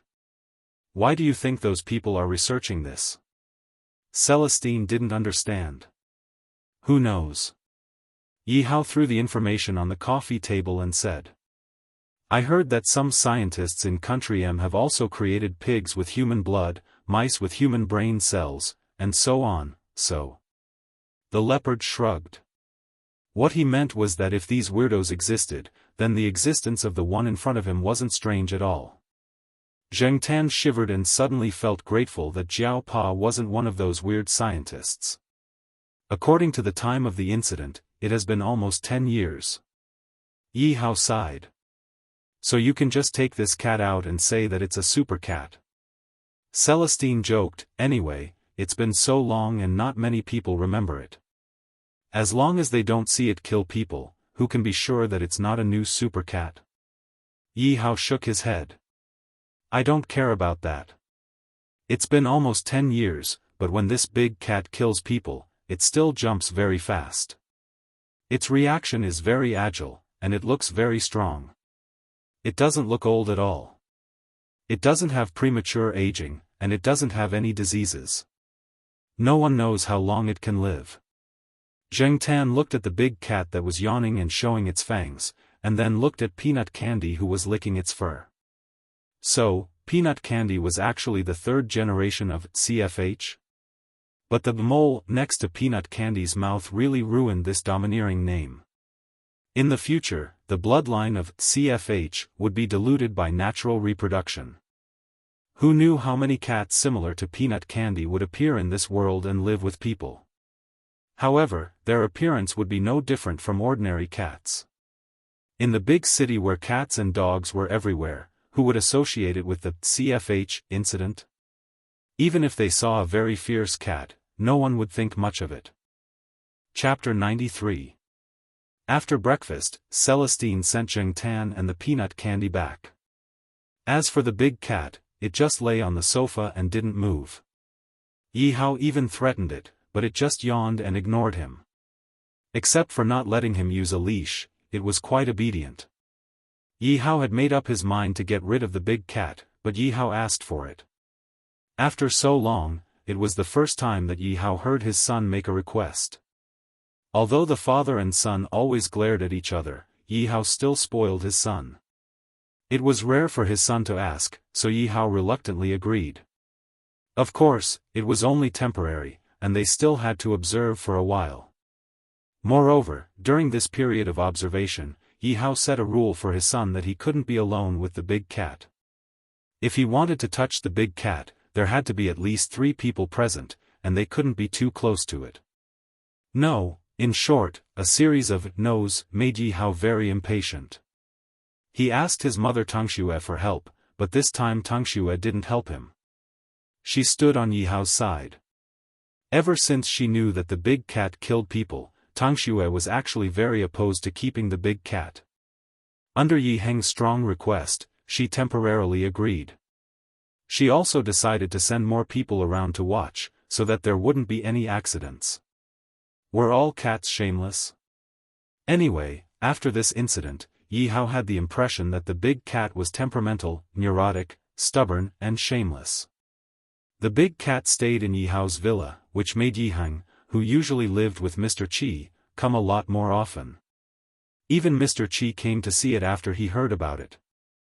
Mr. Qi thought highly of the big cat. Knowing that the cat could kill people, Mr. Qi slapped the table and said, "Good." This made Yi Hao very speechless. Mr. Qi thought that when the big cat was familiar with the environment and the people around it, he would let it compete with 19th Super Cat. It would be best if it could make the big cat lose its spirit. After all, it forced his 2 gray parrots to pluck their feathers. The big cat successfully stayed in Yi Hao's villa. When Ranqi was discharged from the hospital and came here, he saw the big cat lying on the sofa in the living room. He felt uncomfortable. At first glance, he thought he had a dog, but it turned out to be a big cat, and a very special one at that. No matter what happened to the big cat, Zheng Tan stayed at home these days. The continuous hot and sunny weather was a bit unbearable. Jiao Pa and Jiao Ma also stayed at home and didn't go out much. The outside was like a steamer, and even an egg could be cooked on the asphalt road. Even Jiao Yuan was a bit tired these days, watching TV listlessly at home. Little Pomelo was doing her daily summer homework. Jiao Yuan and Jiao Ma sat on the sofa in the living room and watched TV. Zheng Tan was lying on one side of the sofa, not interested in TV. He yawned, turned over, and kicked a newspaper. Since he had nothing to do, Zheng Tan rolled over and read the news on the newspaper. The Chu Qing News was a newspaper that many families in Chuhua subscribed to. The outdated newspapers were put on the table for soup or thrown on the floor as table legs, and the rest were kept for sale. Jiao Yuan and Jiao Ma were so engrossed in watching TV that they didn't notice Zheng Tan's movements. After Zheng Tan read the entertainment news, he raised his paw and flipped to a page. There was an entire page of news about a deputy mayor of Chuhua who was interrogated. Looking at the time of the interrogation, it happened to be the day Zheng Tan came back from Yihao's villa. Did this have anything to do with Yihao? Who cares? Zheng Tan rolled over and changed his position again. He kicked the newspaper off the sofa. The smell of the newspaper was too pungent, and it was uncomfortable. While he was in a daze, he heard someone knocking on the door. Zheng Tan was too lazy to open his eyes and continued to lie on the sofa. Then, he was thrown up by Jiao Yuan. F***ck. Zheng Tan was so scared that he woke up. When he fell from the air, he didn't care about Jiao Yuan's hand that caught him. He stepped on Jiao Yuan's arm to jump off the ground and ran into little Pomelo's room. Little brats were indeed unreliable. After lying in little Pomelo's room for a while, Zheng Tan finally understood why Jiao Yuan was so excited. The person who came was Sahara's owner, Ruaning. Ruaning had received some swimming tickets for a newly built beach swimming pool that had just been completed. Chuhua City was located inland, and the newly built beach swimming pool had attracted many people. However, the swimming pool wasn't fully open to the public yet. The tickets were only given to a few people through certain channels and would only be officially opened in 5 days. When it was officially opened, there would definitely be a lot of people. When the time came, there would be many people and there wouldn't be much space for activities. Even so, many people were looking forward to it through the advertisements. Originally, Jiao Pa wanted to wait for the official opening to bring the children to play. He didn't expect Ruaning to directly send the tickets over. Ruaning distributed the tickets to the families in the courtyard. Other than the Jiao family, there were also Lan Tianzhu, Suan, Litmus, and a few other families. As for Xiong, he was taken away by his mother and wasn't in the courtyard. After Jiao Yuan was happy, he was about to run to his room to call Xiong. However, Xiong directly called him. Before Ruaning came over, she had already gone to Suan's house. Just now, Suan had called Xiong. After Xiong found out about the courtyard's arrangements, he argued with his mother and finally got his mother to agree to go there tomorrow. Xiong's mother was able to get the tickets herself, so she didn't ask Ruaning for help. The children also agreed to meet at the beach swimming pool tomorrow. According to Ruaning, they would leave early tomorrow before the sun came out. There was a restaurant at the beach swimming pool, so they could have lunch there. At night, they would find a place to have dinner. However, not long after, Jiao Pa received a call. It was from Xiong's mother. Xiong's mother was a good person, but she was a bit domineering. Perhaps all career women were like that. She was from the Education Bureau. No one knew what position she held, but it shouldn't be a low position. She was usually busy, and Xianxia's father didn't have much energy to take care of the children. Both of them didn't have the time. Otherwise, they wouldn't have left Xianxia to their grandparents who lived in the courtyard. According to Xianxia's mother, Xianxia was taken care of by everyone in the courtyard. Therefore, the two of them would treat everyone to a meal tomorrow night to express their gratitude. Jiao Pa couldn't refuse. Xianxia's mother had already decided. She had even booked a restaurant and informed the other families, so it was decided. Ignoring Xianxia's mother's domineering tone, tomorrow's arrangements were not bad. Jiao Pa couldn't let the children down. After dinner, he went to Yuan Ziyi's place to borrow a car. After refueling, he drove back to the courtyard to wait for tomorrow. At night, Zhao Yuan was too excited and slept very late. Little Pomelo was the same. After all, she was a child. Naturally, she would be happy to have something to play with. Zheng Tan didn't mind. He wasn't afraid of water.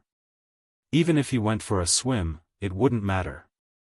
As long as Zhao Yuan and the others didn't pee in the water, it would be fine. The next morning, the two children woke up without the alarm. After breakfast, they gathered downstairs at around 7 o'clock. Each family drove a car. Ruan Ying's car was his and Sahara's. Sahara rested its chin on the car window and looked out. It would bark from time to time. You're bringing a cat? Don't you need a leash? Ruaning saw the Jiao family bringing a cat and asked. No need. My cat is very obedient. Jiao Ma smiled. Ruaning looked at the black cat that followed the Jiao family's children into the car. Then, he looked at Sahara, who was still tied up in the car. He shook his head. This was the F*King difference. They didn't need to bring a swimming ring. Yesterday, Ruaning had told them that there were swimming rings and some other tools. They just needed to bring someone over. If they really wanted to bring someone, they could buy some snacks to satisfy their cravings. However, it was summer. Everyone only wanted to eat some watermelon and drink some cold drinks. Zheng Tan looked around. He didn't see anyone carrying bags. Sahara, who was barking at Zheng Tan, was pulled by the ear into the car by Ruaning. The car windows were closed. They had to turn on the air conditioner in the car. Otherwise, it would be too hot and dehydrated. They still had to drive to the beach swimming pool. Therefore, the Jiao Yuan and little Pomelo who slept late at night slept for a while in the car. Zheng Tan leaned against the back of the car seat and looked at the scenery from the back window. There were many people going out in the morning. There were a few traffic jams at the crossroads. While waiting for the traffic light to turn green, Zheng Tan saw a man on a motorcycle behind him. He was half naked and had a wet cloth on his head. There were 2 watermelons hanging on the motorcycle. He was using the wet cloth on his head to wipe his sweat while waiting for the traffic light to turn green. When the light turned yellow, he threw the wet cloth on his head over his shoulder. People who went out in the summer couldn't afford to get hurt. The beach swimming pool that Ruaning mentioned was a type of water entertainment project built by the river. Large amounts of sand were deposited there by the river to form a beach. The water from the river was used to form a natural swimming pool about 100 meters away from the shore. The swimming pool was designed with deep water, shallow water, a children's playground, a viewing pavilion, and other entertainment projects. In addition, there was a service area consisting of a parking lot, a cultural and entertainment tea house, changing rooms, and other facilities. There was also a small platform close to the water, a green landscape square, and other facilities for leisure. When Zheng Tan and the rest arrived, there were already people waiting in the parking lot of the swimming pool. There were also many cars parked in the surrounding parking lots. It seemed that many people had arrived earlier than them. The people waiting here were very familiar with Ruaning. They introduced the layout of the swimming pool and some important areas. If it weren't for the adults holding them back, the children would have run out long ago. Although there were people around the swimming pool to prevent accidents from happening, the adults were still worried. They had to keep an eye on the swimming pool themselves. Besides, it was usually after 4 o'clock in the afternoon or 7 o'clock in the evening when the sun was so strong that a layer of skin would be burnt off. There weren't many people fighting for seats before it was officially opened. There was no rush. Now, everyone wanted to familiarize themselves with the place. Otherwise, they wouldn't be able to find the bathroom, changing room, or rest room. Xiong and his family of 3 were already waiting at the tea house.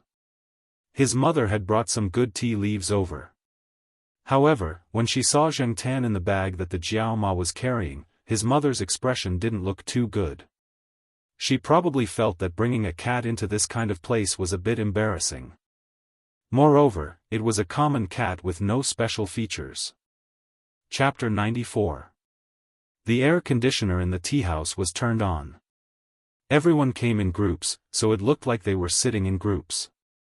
If they waited until the bathhouse officially opened, such a situation would definitely not happen. They would probably even have to wait in line to get a seat. Jiao Yuan and the other boys sat for a while before going to the entertainment area to play billiards. Ruaning and the rest brought them along. Ruaning had 2 reasons for going out with the children. Firstly, she didn't want to stay here and listen to these parents talk about politics, education, and how to teach their children. Secondly, Sahara wouldn't stay here obediently, so she brought Sahara and the children over to play billiards. Little Pomelo and Litmus were bored sitting here. After Jiao Yuan and the rest left, the parents turned their attention to them. Thus, Little Pomelo brought Zheng Tan and Litmus to the entertainment area. After leaving the tea house, Zheng Tan jumped out of his bag. With his current weight, Little Pomelo had a hard time carrying him. There were a few people with dogs around, but they were all tied up with leashes. When they saw Zheng Tan, a few dogs even barked at him. Zheng Tan ignored them and walked towards the entertainment area while looking at the layout of the surroundings. Some people were curious to see that there were people with cats. Generally speaking, cats were not easy to discipline, and this black cat was not tied up. In the billiards room in the entertainment area, Ruaning was teaching the children how to play billiards. Sahara was tied up and lying on the ground chewing on its paws. When it saw Zheng Tan, it immediately stood up and barked at Zheng Tan. Zheng Tan did not know what it wanted to say, so he just let it bark. Ruaning could not stand it anymore. His words were drowned out by the barking, and the children beside him could not hear what he was saying.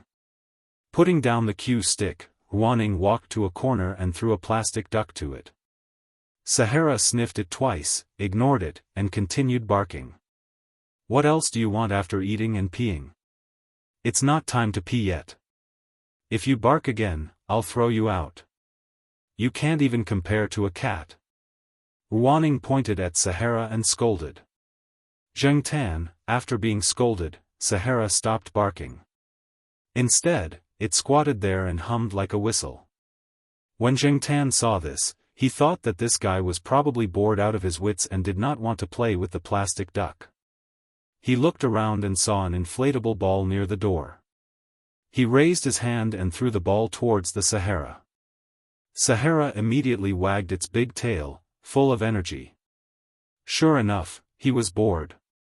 After playing basketball with Sahara for a while, they ate something at noon and took a nap. At around 4 o'clock in the afternoon, the children screamed and rushed to the swimming pool. Because the children were still young, they were only allowed to play in the shallow water. According to the parents, it was best to play in the children's area. However, Jiao Yuan and the others felt that it was embarrassing to swim there, so they compromised and decided to go to the shallow water area. Little Pomelo and Litmus obediently stayed in the children's area next to the shallow water area. There were too many boys there, and it was too noisy. Basically, there were only children younger than Little Pomelo and girls around Litmus's age. Jiao Ma followed Little Pomelo and the others, while Jiao Pa watched Jiao Yuan from next door. When the boys were noisy, they did not know what to do, so Jiao Pa had to keep an eye on them. Zheng Tan also stayed in the children's area. Anyway, with his current size, the children's area was close enough for him to swim in. There's a cat.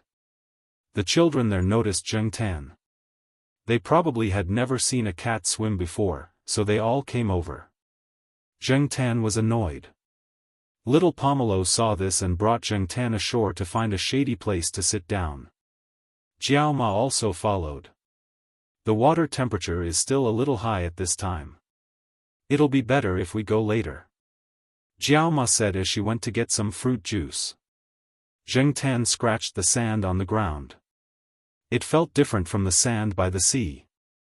The traces of artificial modification were more obvious. However, to be able to build to this extent and scale was already considered good.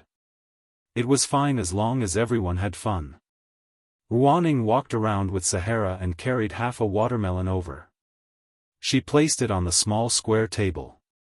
Ruaning, why didn't you go into the water to play? Jiao Ma asked. I did. I just came ashore not long ago. I brought Sahara out for a walk. This guy kept barking. I thought it ate too much today and wanted to poop. In the end, it was just sniffing around and wanted to go into the water. I didn't let it go. We'll see later. As they spoke, Zheng Tan saw Sahara sniffing around the area. It circled around the area twice, then squatted down and pooped. Everyone, little Pomelo, who was about to eat the watermelon, put it down. It was better to eat it later. At this time, she felt a little nauseous. Ruaning wanted nothing more than to kick it. However, the most important thing now was to destroy the evidence. After Sahara finished pooping, she immediately lifted her foot to push the sand over to cover the dog poop. Then, she found a small shovel and a plastic bag and shoveled the dog poop and the sand around it into the bag. After pooping, Sahara felt much better. Its bones were much lighter.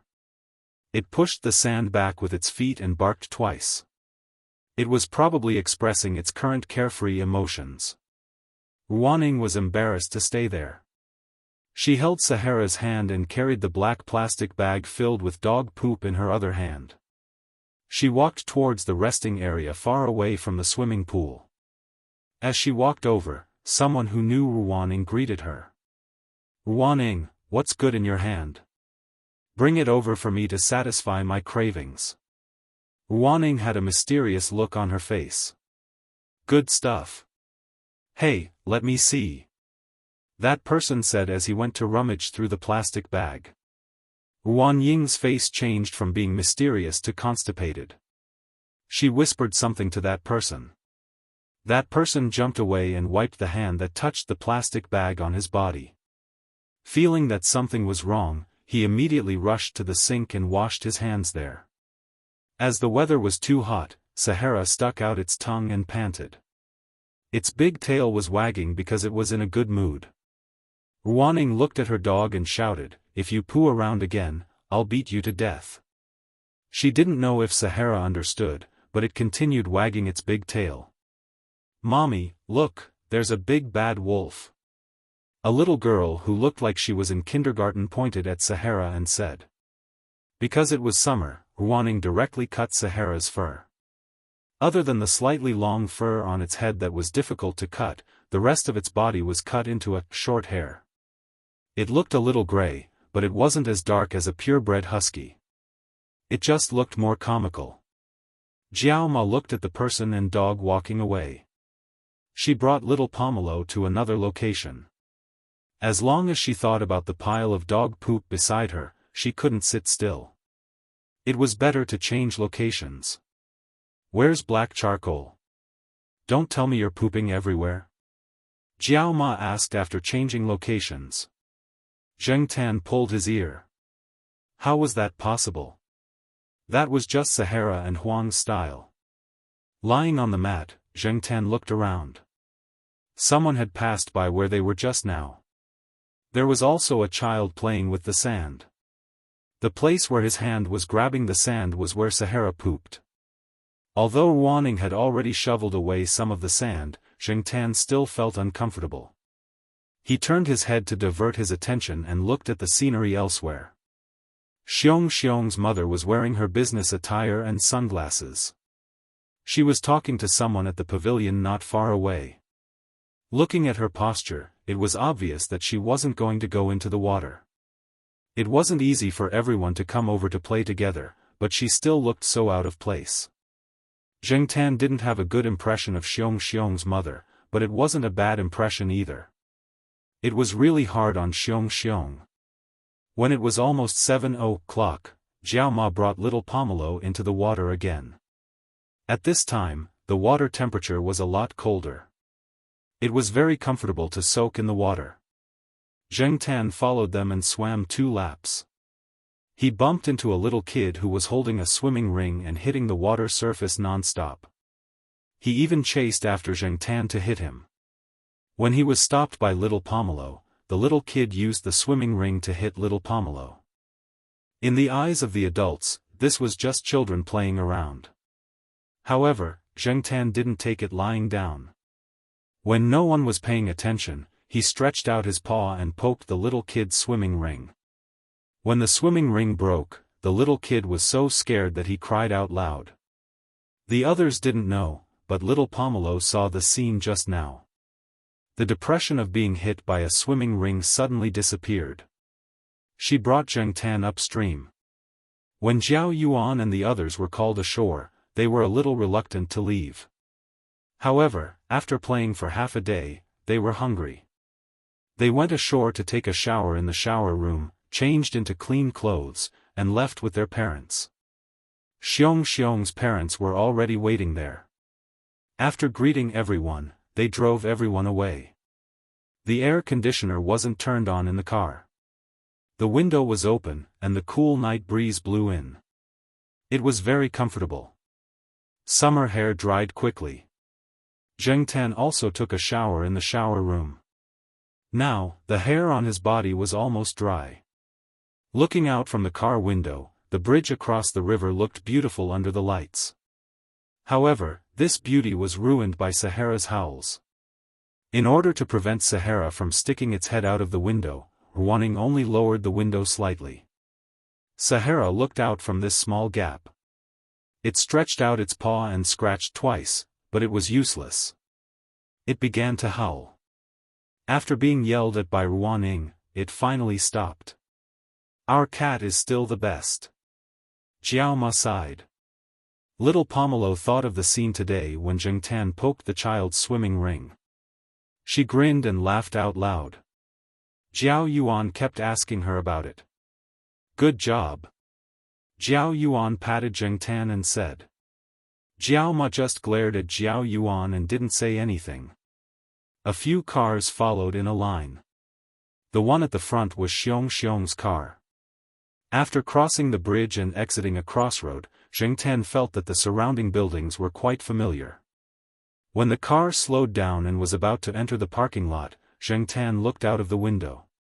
F***CK, isn't this third Uncle Fang's Shaoguang Hotel? Jiao Pa's expression was a bit strange. I haven't used the card in my wallet yet. Knowing that Father Jiao was talking about the platinum membership card left behind by third Uncle Fang, Mother Jiao replied with an and said calmly, "It's not like you're the one paying. What's the hurry? No rush.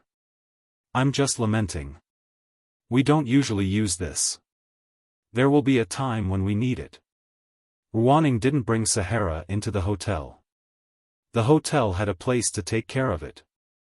Sahara stood there, moaning non-stop. After Ruaning put out a bowl of dog food, it stopped moaning. Zheng Tan was extremely disdainful.